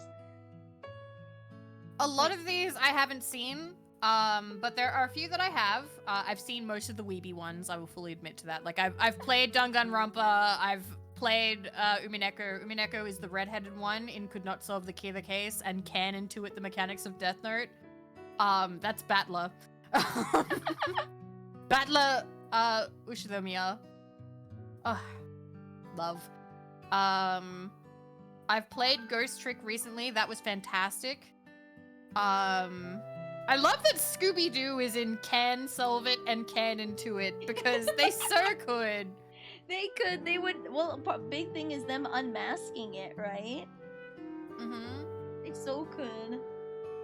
Who else is in there? Professor Layton. I could see that. Yep, Professor Layton. I see Sam and JoJo's Max. crew. That's just I see normal. Sam. Murder, She Wrote happens in an alternate universe where the most popular entertainment is reading novels and murder is the only known cause of death. Also, you legally have to incriminate yourself if accused with enough conviction. That's amazing. Sam and Max could figure it out and would use the Death Note themselves. I'm yet to play a Sam and Max game. I still want to, though. I've heard, again, nothing but amazing things, so that'll be nice to play someday. I haven't played... Oh, I can see Charlie from Always Sunny with his his mind map wall, which is crazy. He so would. And is that Poirot with the mustache? Is that Which quadrant? could solve and can intuit, so top That left. is not Poirot, I don't think. That's not. That's someone else. Poirot was played by one person for the longest time. It's the new Poirot. It might That's be, why. oh, okay. Yeah, it was played by Poirot. one dude for 5 ever. He passed away. Mm. Oh, Detective Pikachu so couldn't. Detective Pikachu needed so much help. My one Also, gripe is poor Monk could. Monk could. That, like, the Death Note would definitely be the only reason he wouldn't is because it doesn't exist in the real world. But if the Death Note existed in the real world, he absolutely would, and that would totally be like an episode on Monk. I think that he could. I think that he would also be able to intuit it. He'd be like, they are dying during these periods of time. He's also, I don't know, I remember from what I've seen of Monk, he doesn't necessarily believe in, like, anything, like, out there, at least that I know of, but, like, he seems aware of things and at least, like, gets paranoid. No matter I how think- crazy the thing is in Monk, that's the thing, right? It's because it's not real that they put him in that quadrant, I think. But Mhm. if it did exist in Monk's universe, he absolutely would be able to intuit it, because all of the episodes of Monk are like that, where it's similarly, like, crazy in, like, the ways that people die. Yeah. So, I think he absolutely, that's my one gripe with it, is I think if it existed in his universe, he absolutely could and would figure it out, and that would be an amazing episode. It's just that because I think it that doesn't Monk exist in could, our world, yeah. that he's there. I'm just looking through this now. Where's Psyche? Is Psyche on here? Because I feel like he wouldn't be able to. Because Psyche requires, so my partner's recently started watching that because my chat told him to. And so he is actually doing it. Now I have to watch it because he watches it next to me. And And the entire way that he does detective work is he does that thing where he perceives things, like he does that sort of like zoom in and he notices like, ooh, this thing is slightly ajar, and he like notices really little details. I don't think he'd be able to. I don't think because he actually firmly doesn't believe in any magic stuff, because including psychic stuff. Yeah. That would be a limiting factor for him then. Yeah. He firmly disbelieves it.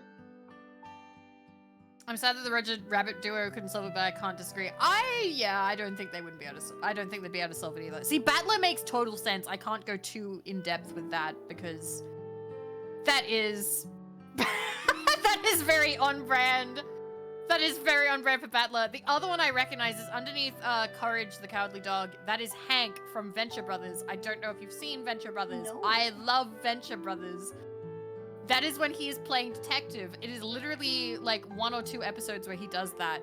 He is insane and comes up with super crazy theories, and he would so come up with the Death Note, but he would not be able to solve it. He would not be able to solve it at all. No way. So they're so on point putting him there. Seeing him there makes me smile so much. I'm gonna use the purple ink for Dear Emil because it's small. Okay. I see, there it is.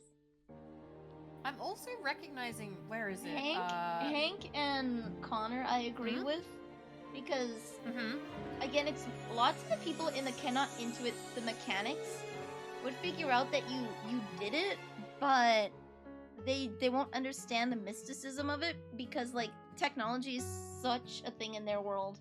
Like mysticism doesn't exist.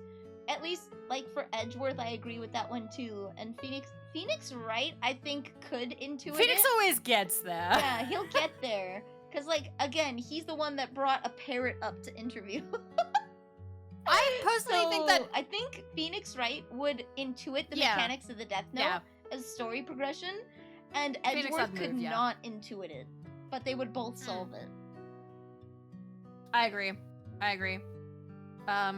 Is that Nancy Drew in the bottom right with the flashlight? Because I'm squinting at the yellow one. I don't have my Nancy Drew books anymore. So I've never had any Nancy Drew media. I know there are games and I would love to play them at some point. I don't know if I'm gonna read them or not. Maybe I could. I'm not sure. I can see Tom Selleck in the top left in the Hawaiian shirt, and I'm sort of like, what was he? Was he Magnum PI? Can intuit the mechanics? That's crazy. Also, Scully and Mulder makes total sense because he believes in aliens. He would so figure it out. I'm just looking at all this, like, look at these beautiful people. Look at them. Oh, detectives. I just realized as well, in one of the ones, I think is that Jack Orlando next to Marlowe Private Eye and underneath Dick Gumshoe? Because I bought that game and I'm yet to play it. And now I'm like, what, is he shit? Is he bad? Is he bad at being a detective? No, wait, yeah, that's Miss Marple's in there. No, that's L.A. Noire. That's L.A. Noire. That's L.A. Noire. Okay, That's why he's familiar. Sorry, it's the same color because Jack Orlando, he's also holding a gun in front of a blue. Oh, okay. In front of a blue background. Okay, no, that's Cole. If it that's was Cole. in L.A. Noire, the facial reactions, though. Right? Yeah, that's Cole Phelps. Cole, That would be no such a way, good Cole. mod if someone made it. The Death Note case. Just imagine the face scrunging up when you accuse someone of the Death Note. It's like, what? Miss Marple could not solve it and cannot intuit it because hers is entirely based off of hearing things she's not supposed to, and Light would never make the mistake of telling a grandma. He covers his tracks too well. Also, Pyric, me knowing Mulder and Scully showed that I was ancient, not Tom Selleck as Magnum PI. Really? Really? Do people talk about? I never see people talk. That's a classic. So is X-Files. X-Files is huge. X-Files was enormous. Come on. But yeah, I love. No one talks about X-Files. Ah! I can't believe this is happening again. I had a time, I was talking to people about famous actors in Fallout. We're going back on another tangent about Fallout. So I was talking about famous people, and one of them is Richard Dean Anderson, who plays the I believe, is he the mayor? He's in that town where he's like, yeah, he plays that guy, and then there's like the mob boss, and you've got to pick between them. Yeah. The sheriff so and the Richard mafia guy. Yes, so Richard Dean Anderson plays the sheriff. And I was telling people, like, that's Richard Dean Anderson, you know, and he was MacGyver. And MacGyver? He was MacGyver. Let's they go! got MacGyver. Right? And That dude, people that in dude's chat... so famous, he's an adjective. You say Yeah, MacGyver it. Yeah, and Colonel O'Neill, and yes, he was in Stargate as well. He loved Stargate. Let's He was so go. happy. And somebody in chat was like, nobody knows who that is, Vivi. They were like, who? Who's Richard Dean Anderson? And I went, oh! And I got like super angry. I was like, what? I'm like, excuse me? And like, not only that, but also like Tony Shalhoub, who is Monk, is also in Fallout. He is. He's the villager chief in the first town you go to. I remember hearing him. I'm like, is this? Whoa! It's Tony Shalhoub. They got so many good names.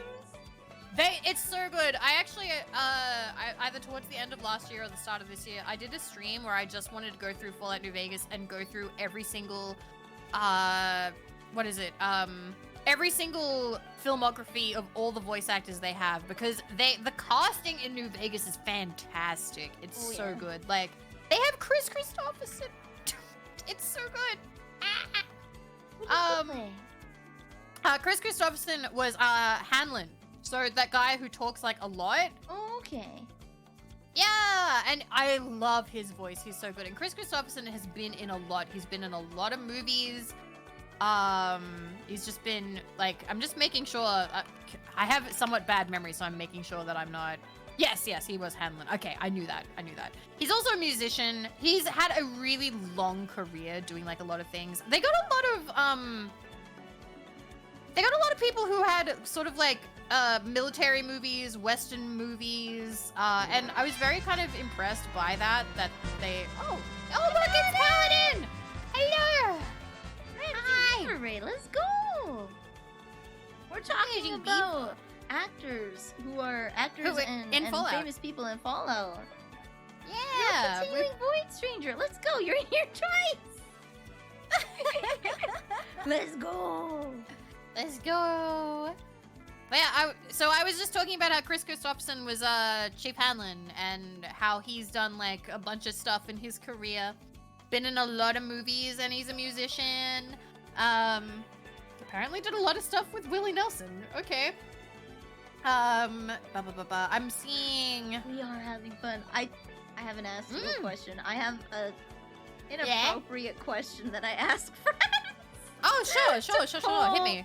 This is like, I've asked my sister this too. When you hear the phrase sex gauntlet, what do you think of? What image comes to mind? Sex gauntlet. Okay, the first thing I think of... Test if we're on the same brain cell.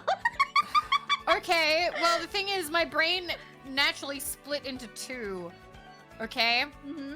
So first, I was like, okay, well, is it something like you're running the sex gauntlet, or is it a noun? Like, is it, you're gonna run the sex gauntlet, and it's like, doing a whole bunch of, like, I don't know, sex challenges or something, or You know what, is that's it literally, close. or is it literally put on the sex gauntlet? When I hear it, I think of like a really campy Bayonetta styled animation of like you have to run the gauntlet and succubi are like running after you, triple flipping, like imagine like peak Bayonetta campy animation, and you have to QTE to escape it. Like you having sex is the fail condition. That's amazing. So if Oh my God. if people say run the gauntlet, it's like we have the same brain cell. Well, I did think run the gauntlet, and then I was like, It's Yeah, it's a I don't even remember. This was like a long time ago where the question came up, and it's just been one of those things where eventually down the line, if I know someone, I'll ask them. It's like, so where on the scale do you fall? I don't know. Am I somewhere in the middle then? Because I went Yes. both. Somewhere in Okay, the middle. good to know. I think I've only had like 1 or 2 other people describe to me exactly what I said. It's like, yeah, one brain cell, let's go. My sister imagines like the Thanos power gauntlet. Ooh. Okay. Okay, so I just looked up to see why they got Chris Christopherson. It's because he's done a lot of Western stuff. He's actually only been in 2 video games. He's been in Gun, which was from 2005, which was for the PlayStation 2, and he's been in New Vegas as Chief Hanlon. So he is not really a game guy. He was very much a voice guy. And I'm going to assume that they got him because he was the narrator for Dead Man's Gun, which is a Western anthology television series that was on Showtime in '97. And then he was also in a bunch of movies that were very Western. So he was in like Pat Garrett and Billy the Kid, that sort of thing. Okay. So what I really respect about like the casting director of New Vegas is they were like, all right, let's find Western actors. Let's find famous Western actors. And they really went for it. They really did. Oh, And yeah. also I love Danny Trejo. I love Danny Trejo as Raul. I cry every time. I love Raul so much. But yeah, I it's coming. It's so pretty. It's so cool. I love it. It's so good. Need to find the one more. I lost one of the little radioactive stickers. One of them. I have to do WMIS every 6 months at work, and it's pain. It's the same WMIS? course. Workplace Hazardous Material Information System. Oh, okay. It's a safety thing that you have to do at work, and I have to do it every 6 months, and they don't change it or anything. So it's like pain. I can recite this off the top of my head at this point, but you said for safety, you gotta do it. Gotta do it. Have a good night, Tokoto. Sleep well. Sleep well. You mentioned you want to play Oblivion. I'm gonna say, Yeah. of the 3, Morrowind had the best main story, where it's like I actually wanted to meet Dagothor and speak with him. Like I actually wanted to. And there are a lot more role playing in that style because it's a lot of text, right? So you actually get to have conversations with people, which is like pretty nice. And your race, they are racist and sexist. So you may have an easier time. You may have an easier time or a harder time. Again, they hate everybody that doesn't come from their little island. So they will always be somewhat negative disposition to you. But there are people that prefer speaking to women, and there are people that prefer speaking to men. And then how they talk to you may differ based on your race as well, which is like really cool. And I wish more things did that. It's very obvious that they hate everyone that's not from Vardenfell. But they actually incorporate that, which is nice. It won't prohibit you from playing the game whatsoever, but you may... I think that's so good for role-playing games. Yeah, I was a girl, and I passed a speech check really easy because the woman prefers speaking to women. She has a lot of male slaves. So being a woman actually helped me in that regard. She was more inclined to talk to me, which is like, oh, that's so cool. I do wonder, like, do people not do that now because it's too much work, or I don't know. I don't know. I think it's too much work because it's the Fallout 4 problem, right? I think because Fallout 3, you still have roleplay options. They're not robust, but they're there. And Fallout 4 has no roleplay options. It's yes, no, but yes. Maybe No, later, but yes. which is yes, or I'm gonna come back later. It's all yes. Everything is just a yes. Everything's ultimately. yes. And, Oh no, where's the last? Fall? Did it fall? You fall off the chamber? Baldur's Gate 3 does this a little bit, giving you different... I still haven't played Baldur's Gate 3. I do own it, but I've heard that basically, I got scared a little bit because people said that it might be hard for me to stream because my computer is not the best. Oh. Especially when you're like VTubing as well. Oh, Found it! Too many programs to run. But like, I like when games have stuff like that. Like a lot.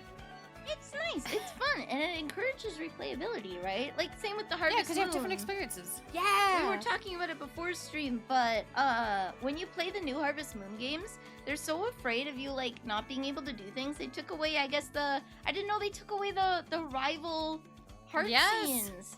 And Yes, they did. and like sometimes you don't like a character until you see their rival event, and you're like, okay, but I want that character now. Like that's entirely why I stopped playing as Ullman. Is because I saw the rival heart events for the girls, and I was like, I want to date her. I want to date her! It's a good way to showcase if you don't have the time to see like your other options. You get to see the personality in their event, right? And then maybe that changes your opinion of them because it's like, I want to get to know her, right? It also, there's a chance that maybe you weren't seeing them in the light of a romantic prospect, and when you see them in a rival heart event, suddenly you're hit with, oh, they could be. Oh, okay, this character, like, they're romantic, like, you know, you were aware of it, but you didn't really think about it. And then you see them hitting it off with somebody else. It's like, oh my god, wait, that could be me.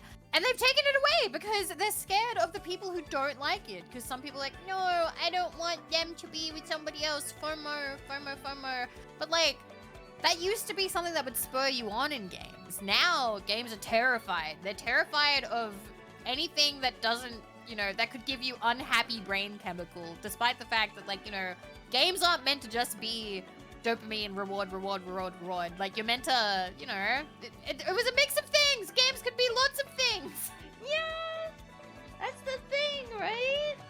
And like, they were built for, I think they're built, it might be streamers. I'm gonna say it might be streamers because you as a streamer have to rush and play the game as fast as you can and get one route, right?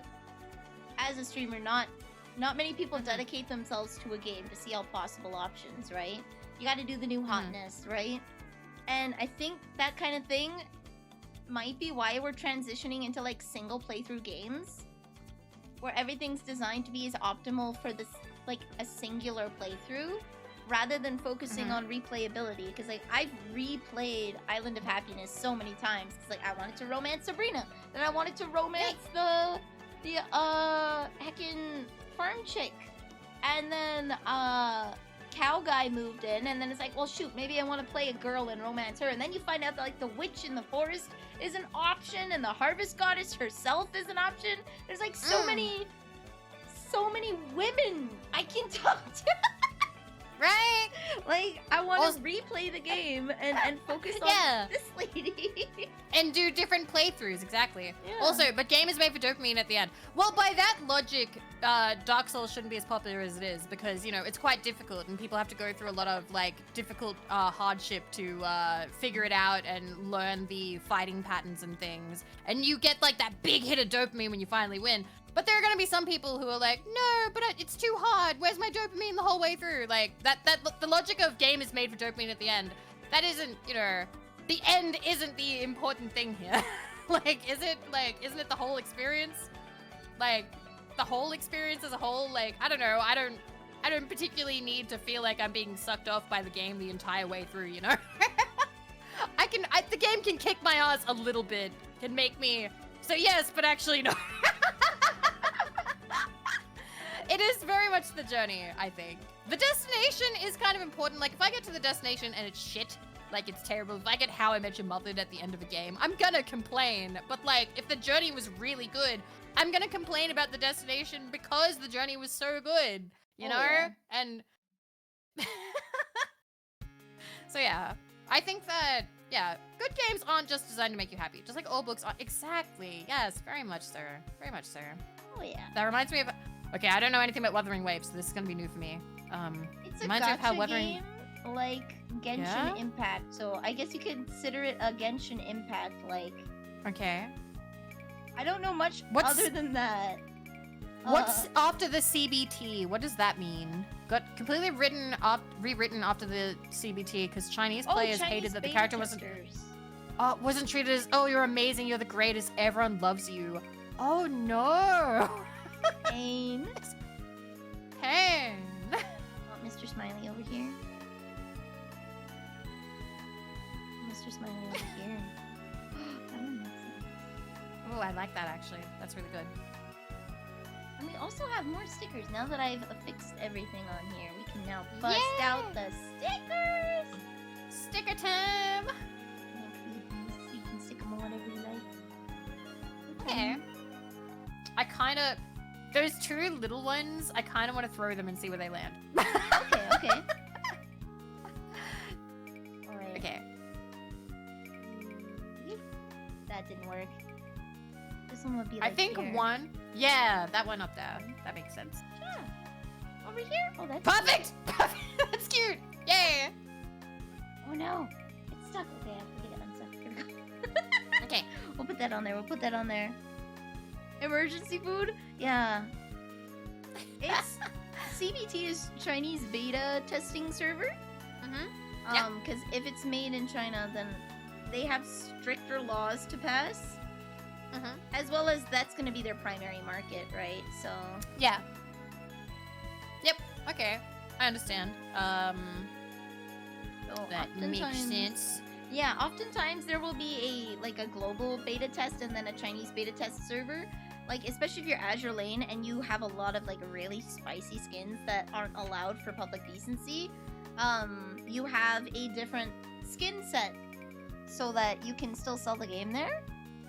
Mhm. But it has the unfortunate acronym. I said, yeah. It would be nice to have cognitive behavioral therapy. Yeah. It means so much, doesn't it? Yeah. But yeah, I don't know a whole lot about those games because I think I told you last time, I try and avoid games with gacha because I get addicted very quickly and I spend real money and that's bad. That's bad for me. But no, Wish fulfillment slop. I do love that slop has entered the modern vocabulary. I've been enjoying seeing it lately. It's been kind of funny seeing people call things slop. I don't know. Because that's what you would call it, right? Like, it makes Yeah. sense. It's the right word for it when people use it. Wish fulfillment. See, the thing is, I grew up making wish fulfillment stuff for myself because I wrote fan fiction. I wrote Mary Sue Yu-Gi-Oh! Fan fiction for myself. And it's kind of just wild seeing more wish fulfillment stuff as you get older, still being very popular, but then you get more and more jaded with it, and it doesn't bring you joy to see it. Like isekai, power fantasy stuff, you know. You can get kind of burnt out or fatigued on it and be like, slop. Yeah, it's when it's low effort. I like wish fulfillment stuff too, because you self-insert into free run because you wish you could be a sick mage, right? And hell it's just when it's you can tell that the people are trying.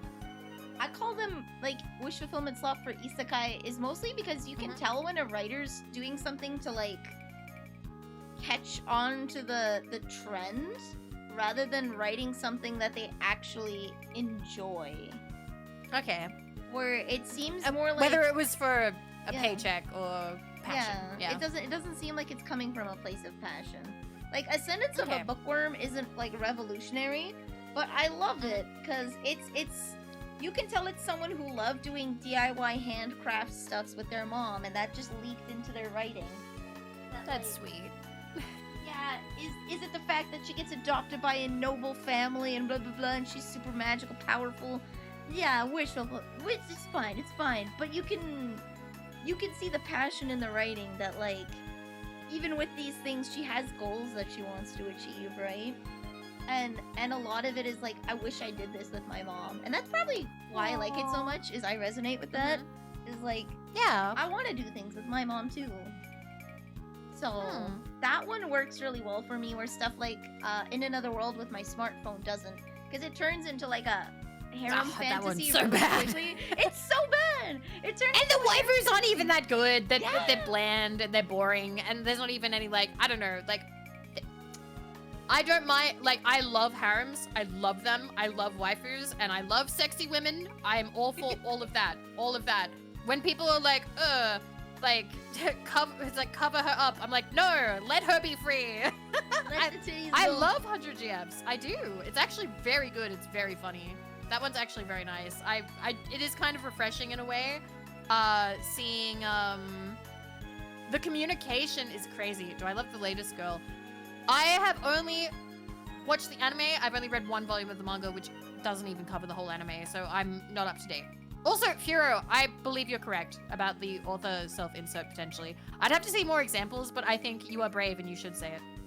Oh yeah, I'll take an author self-insert. Yo, yeah. Well, usually that comes from a place of passion. Like Yes, so ascendant to Bookworm is like they love doing these things, and you can tell they love doing these things. Like, they didn't want to make paper, but they thought the idea of making paper itself was so cool, and they can't do that because they probably don't have space in their house to do that. But they can make a little anime girl do it.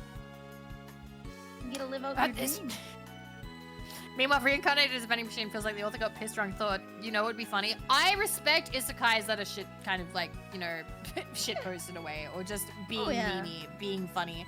I have the light novels for that. I have 3 of them. I haven't read them yet. But I do know that in the anime, the vending machine is voiced by Jun Fukuyama, and I love him. So I'm a bit biased there. Yeah, as long as they don't go on too long. I don't mind those. As long as they don't go on too long. I haven't seen... I haven't invested that much time in isekais, to be honest. I keep getting distracted. I do like okay. Overlord. I watched a few, and like, obviously, In Another World in my smartphone is such a colossal failure. I did like Overlord, but it took a while for it to actually like hit with me. Just because I don't really like overpowered stuff because that wasn't my experience playing MMOs. I was always weak because I was a healer, and you're not supposed to have a lot of DPS, so every fight was a slog when you're going through the single player content. Pain, Pickle. I'm looking at the stickers real quick. I'll lay them out for you. Yay, okay. So, I should probably show the one that has all the stickers in it, or most of the stickers in it. Okay. There's a parfait missing. I like the idea of having like strawberry stuff because that represents you. Are there any that have strawberries and have like a purple cup or something? Because I saw some at the bottom have like bits of purple. This one here, this is a long sticker. Otherwise, there's at the bottom here, we have a couple cupcakes that are nice and purple. Oh, yeah, I like those. And then this one has cute little itty bitty strawberries, but it's mostly pink. There is this kind of bluey parfait. It does have some strawberries in it. I like the itty bitty strawberries a little bit. We can put some itty But also, bitty. yeah, And cute. then- let's see. Oh no. Good night, Oil Tycoon. It's Rice World. Also, thank you for keeping up with chat for me. No, that's okay. I really like, again, I really like when collabs have talking with chat, because like, I understand some people are like, oh, I just want to like focus on like the collab, and that's fine too, but like, if I'm allowed to bring personal preference into it, I love chat. That's part of streaming, is to talk with chat. So Oh yeah. All my even streams are, during, like, just chatting with the game in the background. I'm just so focused on laying everything nicely. There's like.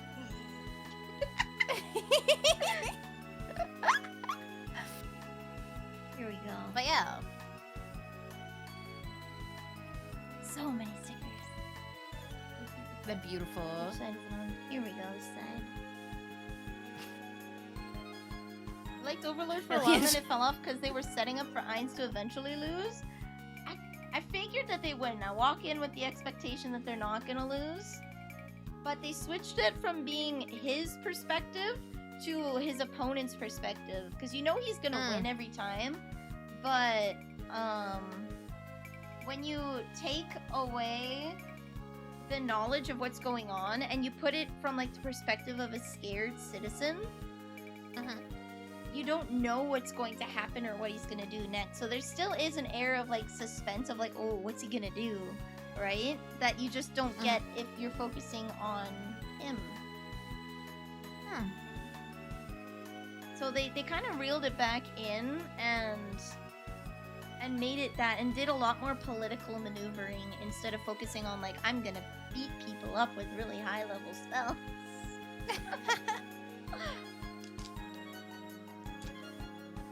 I'm really into the political intrigue, so that's where it's like, oh, now it's finally getting interesting.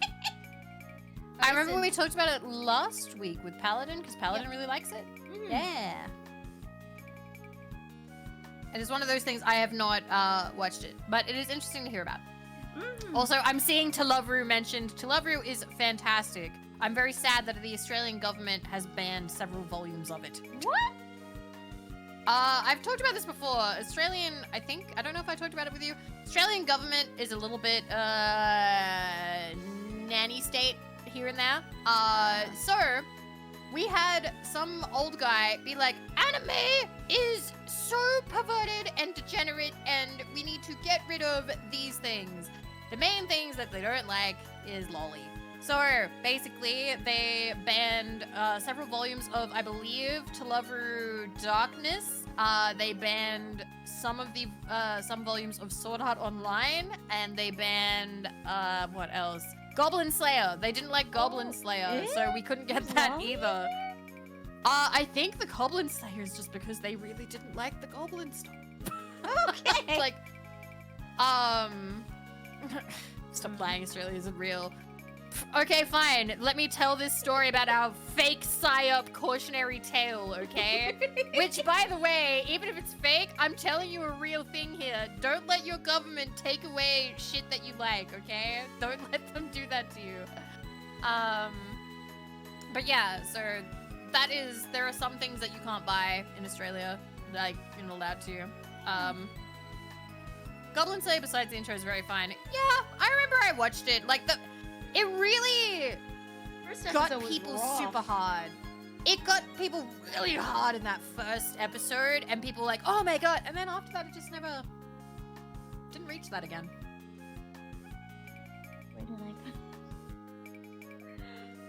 Don't let your government take away shit other people like. True, you're right, Führer. You're right.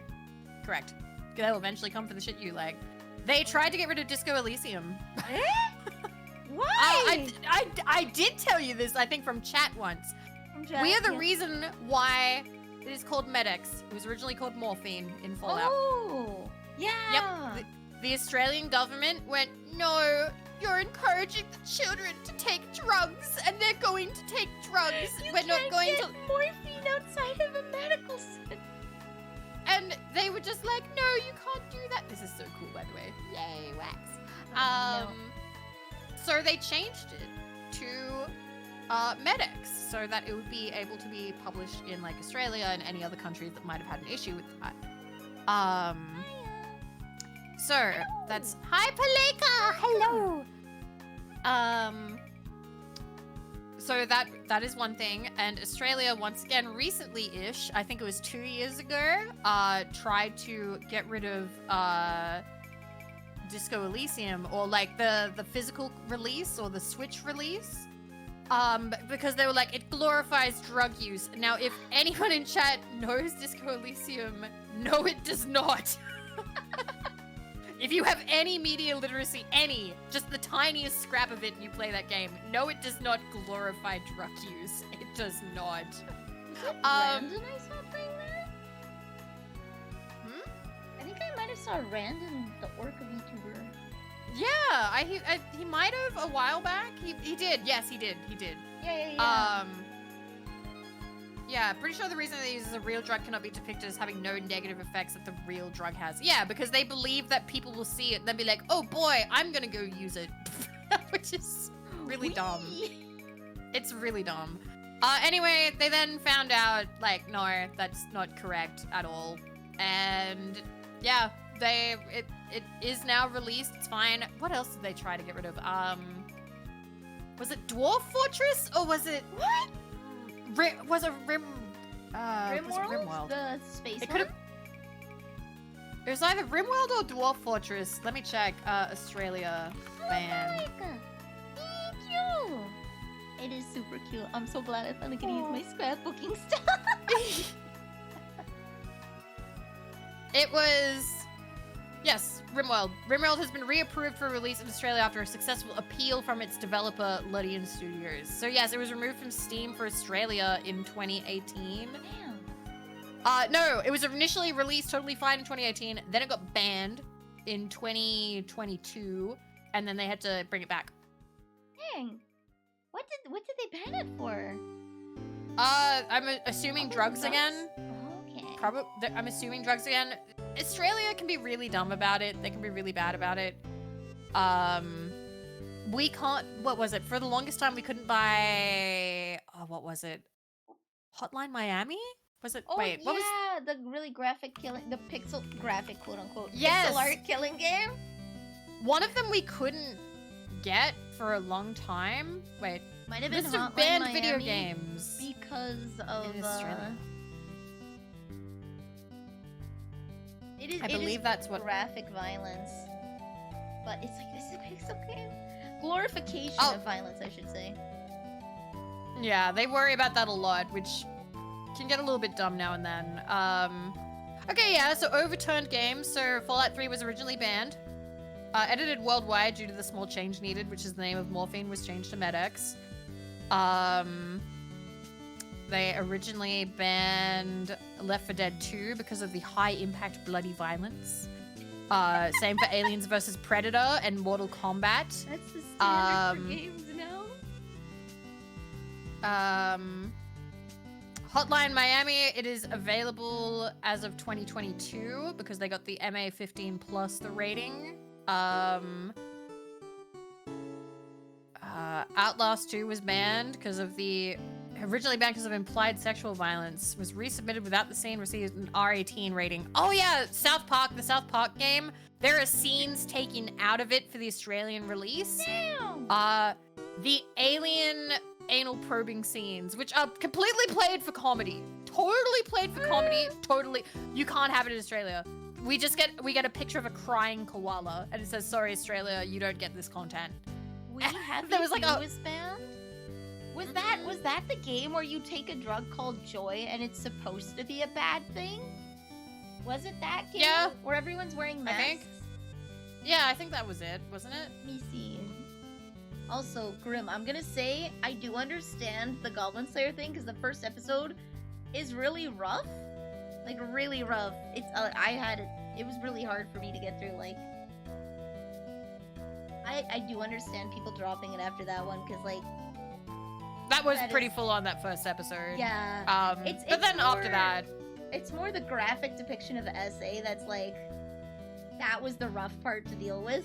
Not the fact that, like, it's goblins or whatever, but it's like they're being violently attacked and they're showing and they're screaming and whatnot, right? So it's an uncomfortable scene. It's a very intentionally uncomfortable scene, right? But I understand people dropping it for that because it is pretty heavy. yeah, there are going to be some people where that's a hard line for them, Yeah. whether that's for various reasons. But yeah, people dropping it's one thing. People trying to get it banned, absolutely Don't correct. ban Sarah. it. Don't ban it. Yeah, I I'm glad agree. I watched I agree. It. Like, it's a good anime. It's just I did need to be warned about the first episode because that is rough. But yeah, I'm not for banning stuff whenever I see some, because I see people do that a little bit. Oh, look at it go! Ah, it's so pretty. There we go. God. There we go. My God, I'm so excited. But yeah, since I got back into reviewing manga, I've seen quite a few reviews, recent ones, where people, it's like hot candy. I love that we're doing this really cutesy arts and stuff, and then we're talking about like hardcore censorship and how it's wrong and the ramifications. It's pretty. It's pink and purple and graphic depictions of SA. Is this cat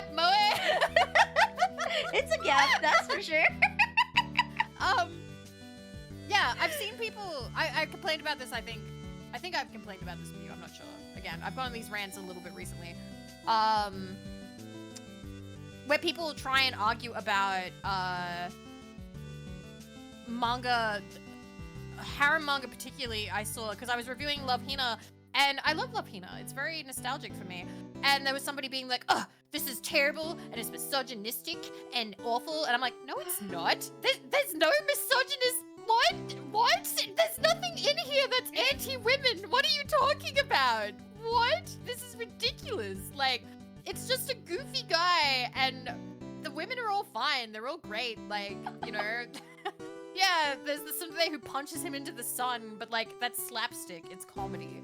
Like it's fine. There's so many anime where they do that, where they like there's so many. beat the what was it, Angel Beats? Yeah. Or something like that. Yes, That's like the whole gag of the show, where she like violently attacks the guy. So yeah, like, and there were people in there being like, I don't know how this got published. And then I've seen other harem manga where they're like, this shouldn't be published, that you should get rid of this, blah, blah, blah. And when I see that, I'm like, no, it just means that this wasn't for you. I have absolutely read stuff where I'm like, ew, I don't like that, but it's just not for me. Other people might like it. It shouldn't be taken off the shelves because I don't like it. That's dumb. Yeah. But yeah. It's so pretty! Golden V on there. Just gotta make sure that it's all. Yeah. Nice. There's some like nice patterning behind it, but I think I'll just smush it if I put too much gold on there. You can read next to anything. This has come out so pretty. Yeah. Okay, this is hard. That's actually a skill. That's a skill, Grim. Being able to read anything. Yeah. It's being able to. I'm incredibly empathetic, which is kind of a downside because like I watched the last 10 minutes of like what was it, Touring? There was a movie last night before I went to bed. I petered out. The Imitation Game. I only caught the last little bit where he has to make a choice about like reporting a secret to the government or like if he does that, then the person who is a Soviet spy is going to out the fact that he's a homosexual in Britain during World War II era. Oh, right? no. Where like there are very serious ramifications for this, right? Oh, and absolutely. he makes the choice. Yeah. He makes the choice to report it, finds out that they actually knew the whole time and they've been keeping eyes on this guy and selectively feeding him information so that the wrong info gets to the Reds, right?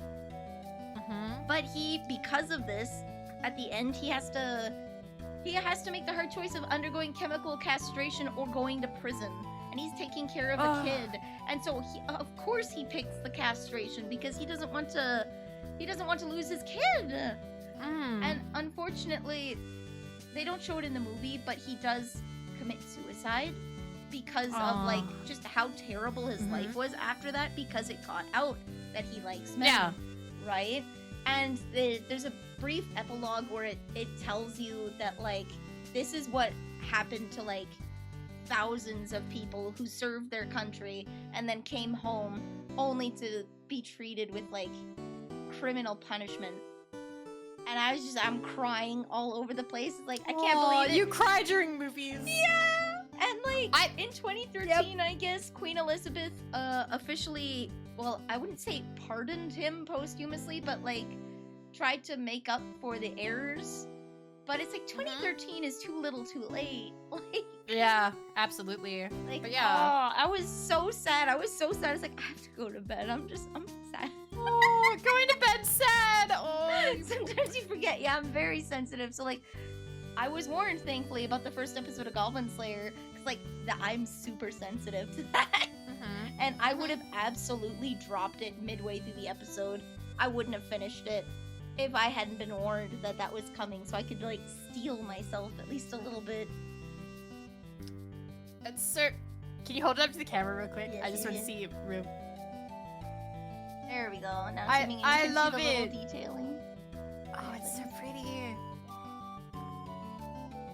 That's fantastic. You can see more of the purple on the bottom, but it's nice and mixed, kind of halfway. It is that. You picked the right colors. You picked the right colors. It even looks like right next to the sorry in the middle looks so good. I understand. I can kind of turn off my empathy for fictional characters, depending on what it is. If something is for how do I say this? If it is meant to be something to feel like, you know, empathy towards, then yeah, I'll go for it. Like movies, particularly TV shows. If I can see the cogs turning too hard in fiction, it has the reverse effect on me, and I will get kind of pissy, and I'll be like, it's trying to make me cry. I hate it. Like, but historical stuff, I will cry. Anything to do with grandparents, I will cry. I will cry over typically cats. I do use the website Does the Dog Die? Because if I go see a movie, I kind of want to know, like, I don't like getting hit with the, and then the pet died. Like, I hate that. That makes me sad.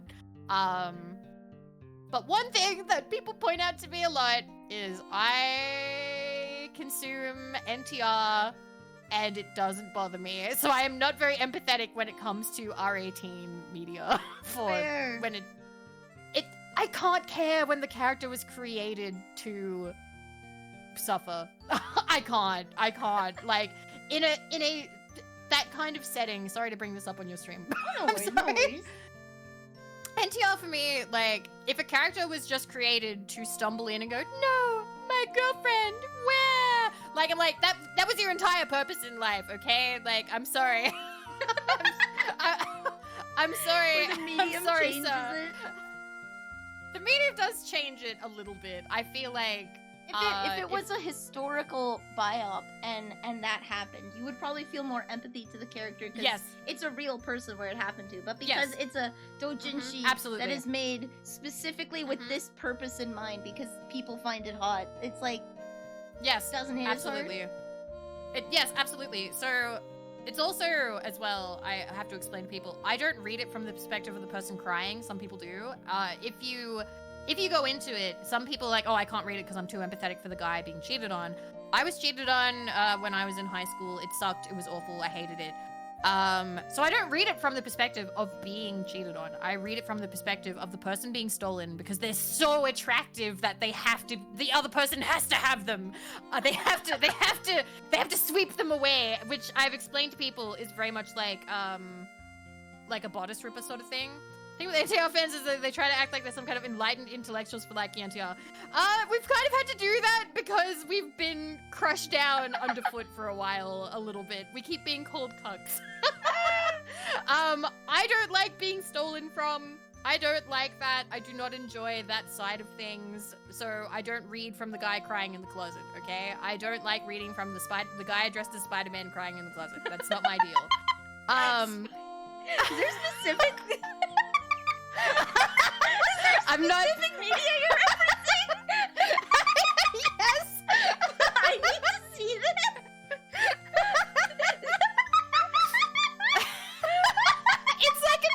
It's like a trope.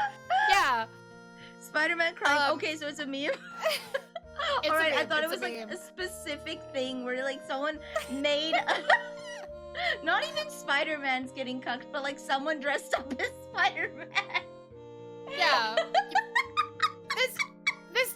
There's a power fantasy in imagining yourself as the person who can just point at someone and go, you're married, but I'm gonna have you anyway. And then they go, oh my gosh, I love you. Like, there's something about that. There's a huge power fantasy. So that's why people like that. And I understand. But like, I've definitely met people who are too empathetic and they're like, no, I can't, because I just feel too bad for the guy being stolen from. I'm like, that's totally fair. That's totally fair. But in biopics and also in real life, that shit sucks. Yeah. It's awful. But it's It's different terrible. context, right? Like it's a real person. It's a real person. That's why like the Turing movie made me cry. Is like that happened to a real, and they made such a hard choice. Like, Exactly. We've talked about so much much weird stuff. It's so cute. It's so cute what we've made. I'm so sorry. I feel like I've defiled your stream by bringing that up. Mentioned earlier by Azershot, it's fine. I've sung the NTR song in an uwu voice on stream before. Ah, yes. Nicolale. Oswaldo, there's actually a dojin about that, where a guy thinks that he's into it and then it happens and he gets really upset.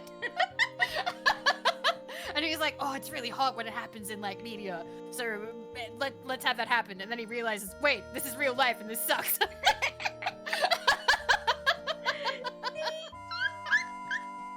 It's so pretty. I love it. It's so cute. Yeah. It's You need to take a picture for the Twitters. I will. So I can post it in the Discord and be like, guys, look. It's I love the googly eyes so much. Great oogly boogly. So, well, yeah, there's a difference between, like, some people like fantasies, but they can't do them in real life. Like, Absolutely. I love submarines and I like deep sea, but I could not be in a submarine in the deep sea. Like, I watched the movie The Abyss and, like, new fear unlocked. I can't. Scared. I'm horrified. That is, like, the one kind of horror where it's like on my edge the whole time, right? Where it's like I can watch The Abyss, but I couldn't actually go. I don't think I could go in a submarine anymore because of that. Have you played Iron Lung? No. It's a game that goes for like maybe an hour, maybe 40 minutes, depending on how good you are at navigating. But it's just being in the submarine and you can't see anything. Oh. You know what? I'll zoom out and then I will. There we go. It's sometimes people like things in like theory. I think I'm a really good example of that because I'm like ace, right? So I don't really have a libido. So it's like being a sadist is cool in theory, but I don't actually want to hurt people. So I like consuming sadist media, but I would not ever actually do it in practice because I have no libido and I also don't want to hurt real people, right? Yep. So your fantasy can be different than what you're into IRL. I'm kind of the same. I actually don't enjoy stuff. I'm beating around the bush really hard here. I don't really do things like, I don't know. I'm kind of meh. Sex is overrated. And I'm just sort of like meh. But I like reading the media. I like reading fantasy stuff about it. I like reading stuff about it. But IRL, I'm not really interested. I might have to take a picture of this after where I can get like a good shot where I'm not covering it. That is fair, but it's so pretty. I love it. Hey, wait. It's so cute. I like elephants, but there's no way I'm getting close to one. Fair enough. I've seen too many murder mysteries where the elephant is the murderer. Yeah. They bait the elephant to stomp on someone and they die like a horrific death. Yes, they keep doing that. I've seen it was in Monk. I don't know if there was one. There was another one. I'm trying to remember. But like, I remember the Monk one. That was one of the episodes I watched, and I was like, ah! Oh. I've been holding on to this one for a while, but you mentioned playing Oblivion a while ago. Yes, I haven't played it. Its main story is kind of lukewarm. It's like a very safe story, but the characters, it is peak characters. You're gonna meet people and they're just gonna stay with you. For like this, a lot of the criticisms people thought I would have about Fallout are not what I have with Fallout. Like the cringy sex talk, I absolutely see that as like a vault dweller who's like, I'm here to procreate, and some guy that's like never left his school. I absolutely see this as a low-int conversation. Like, that is absolutely peak Fallout talk right there. That would happen in a Fallout game. That was actually really good. They have those kinds of conversations in Oblivion. That kind of really weird, goofy stuff. I have seen goofy clips about Oblivion, but it's all out of context, and there's been so much of it that I feel like I've been overloaded. I've kind of forgotten what they are, so I feel like it's gonna hit me really hard when I do play it. I'm looking forward to it. That seems like it'll be really funny. Oh yeah, there's just some out-of-pocket lines from some people. Like there's one lady that'll ask you about some prices for things, and it'll just be like, huh, I always know that it's 500 septims. The fine is 500 septims. It'll never leave you. In a good way. Like, they just really thought, what if? What if? And it's so good. And it has God. the speech has the LA Noir facial reading, and that just makes it better. Oh, yeah, their face like contorts in anger out of nowhere, and then you can suddenly like they'll talk about something else, and they'll start like smiling super happy, and it's like, what the fuck? Yeah, they have this little mini game for like raising your persuasion with them, where you have to select like joke, taunt, kind of thing, and then they have to make really obvious facial movements for you to know which is like a +2, +1, 0, -1, -2, and it's so funny because you just flick your mouse around and they go through this whole array of emotions. I really wish we still had. I know it's not realistic, but sometimes the goofy campiness of it is like, I'm here. I'm here. I've had like I'll lurk people when they play Oblivion just because it feels comfy, like to have it on. But I am like, really looking forward to playing it. Also, Vivi or Vanille, have you two ever read or seen the series called Monster? I have not. No. I am aware of it. I've heard it's very good. What is it? An It's anime? Or- Detective. It's a detective anime thing, or a mystery. I think it's detective. I'm pretty sure. Let me check. Monster manga. Horrible story? Monster. There's a few. I see here there's an anime that aired from 2004 to 2005. Is this one? Here you go. Drama mystery. Okay, so it's mystery, not detective. Okay. Okay. But yeah, it is suspense. Suspense psychological. I've heard really good things. It has 74 episodes, which you don't really see anymore. Because that was all in one season.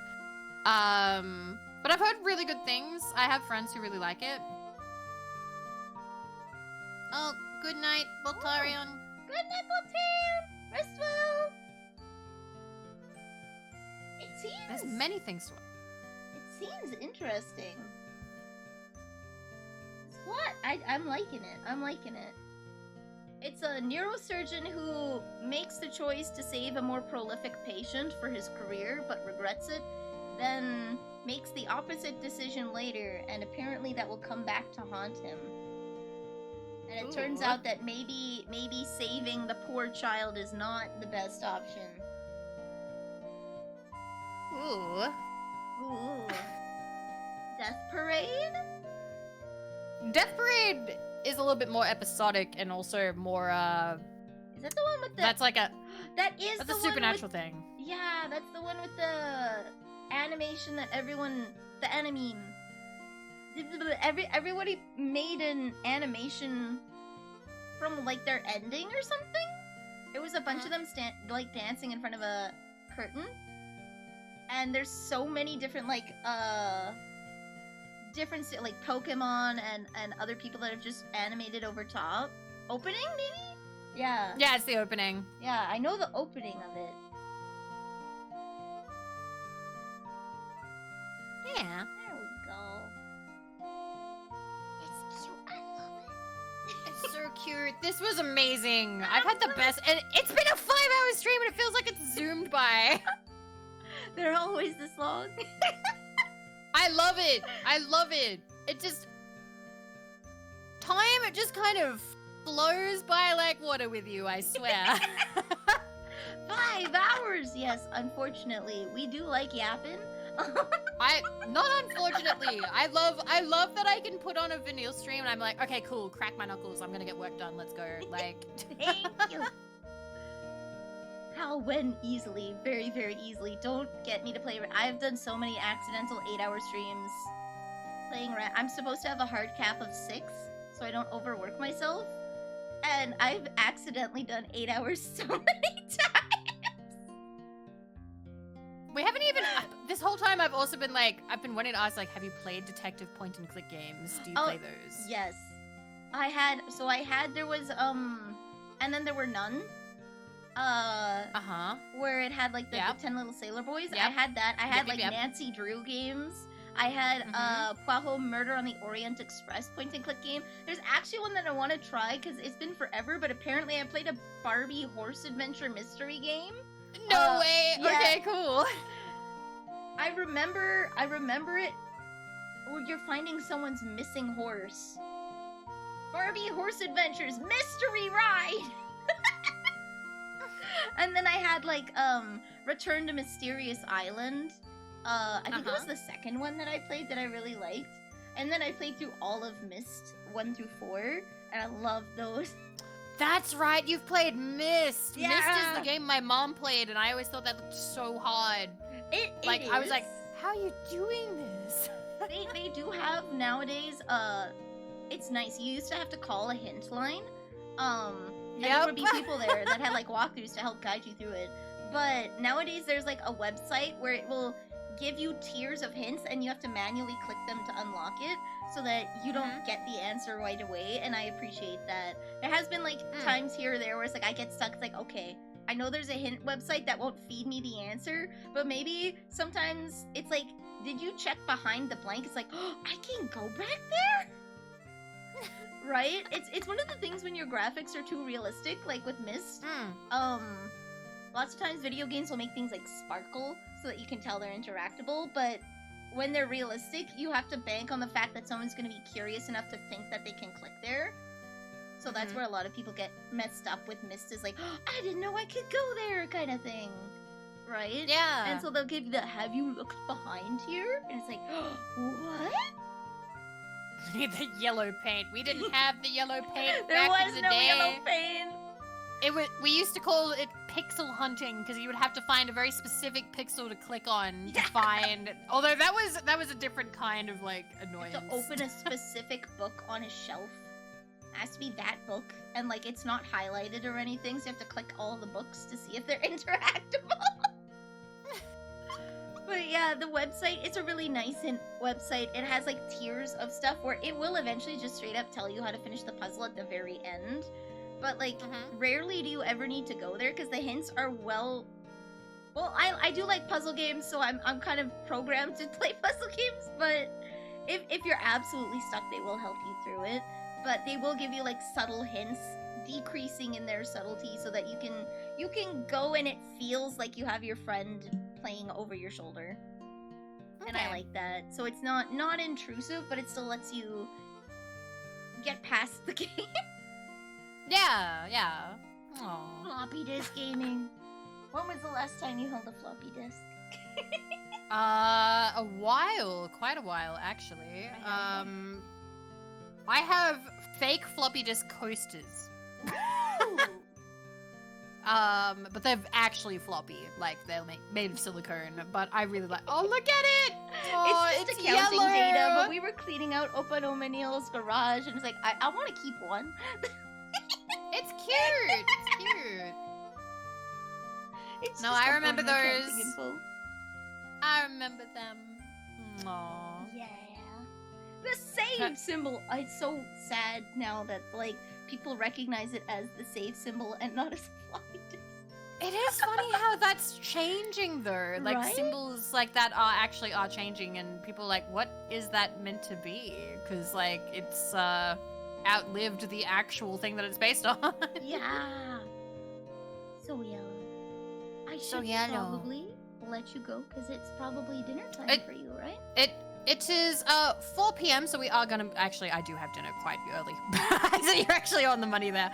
But this has been so lovely. I'm so happy thank you for inviting me. Thank you. And Thank you. It's so beautiful. I love it. Part of me is like, do I want her to be able to keep it or do I want it? Because I do kind of love it. I am willing to give you my I can address. take a picture of it. so I can send it. Okay. I have the stream, and I'll have the picture and be like, I made this. I made this. I made All right. this. Well, I will dip out early if you would like to say goodnight to everyone on your own. That's totally fine. Or if you want to find someone to raid. But thank you so much for having me. Thank you. Mwah. And chat, thank you for putting up with me as well. I really love sitting here and ranting with Neely. Like, I'm gonna this make is that kind of- rat cast. I really love it. You are so like, listen, please hear from me. And if you haven't already believed everybody else who's told you, you are really good with the rants. Okay, I think that you are quite eloquent with how you talk, and it's very entertaining, very good. And I'm still ranting to anybody who will listen to me, being like, you need to check out Vanille's stream. You need to check out Vanille's stream. Let's go check out Vanille's stream. All right. I'm good. I'm actually playing 100% orange juice again next week. Oh, Thank you. yo! I've been so shy to talk to people, so I'm trying to break out now and play orange juice because I really like it. Well, hopefully we can do something again soon. Yeah. I will think if I can think of anything too. But yeah, thank you, Neil. Okay. Thank you. Bye, guys. Bye. Bye. Okie dokie. Thank you guys. I'm so glad. It's so cute. I'm gonna take a picture and post it on the Twitter so I can save it forever. But it's adorable, and I love the sorry in the middle. It's filled so much of. This is what I like about scrapbooking is like it tells a story, right? Where it's like, why is this here? Why is this here? Why is this here? You can take a look at this, and there's like so many stories behind the stickers and stuff. Like, I love scrapbooking.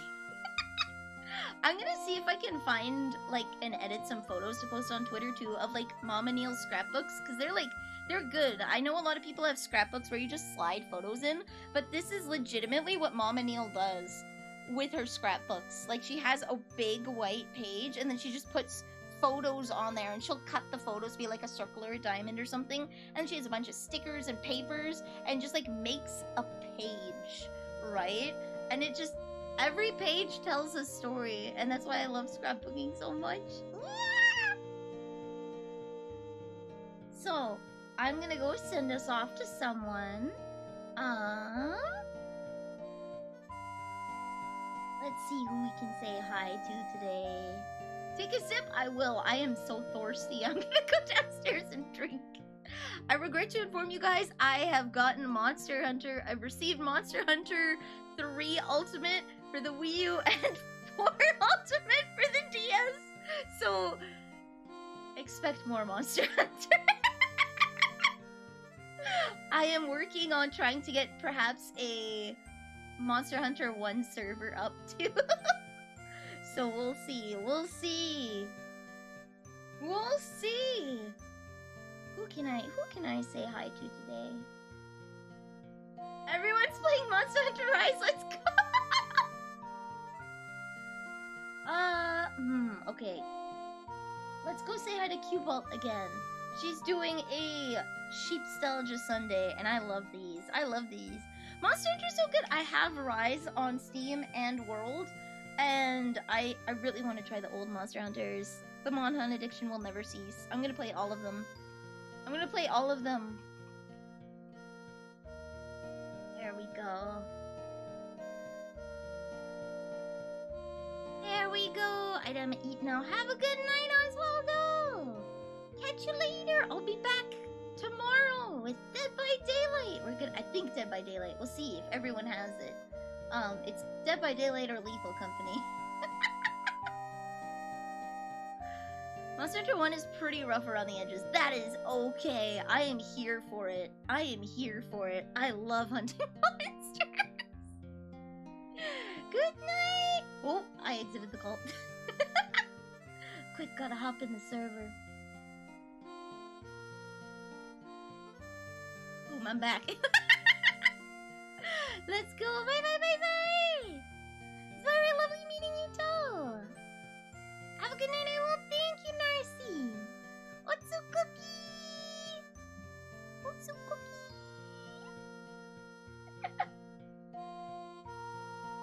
I should have probably done my nails before this, but look at them there. I've been nibbling on them. Good night, great. Bye, bye, bye. Oh, wait, I need a raid message.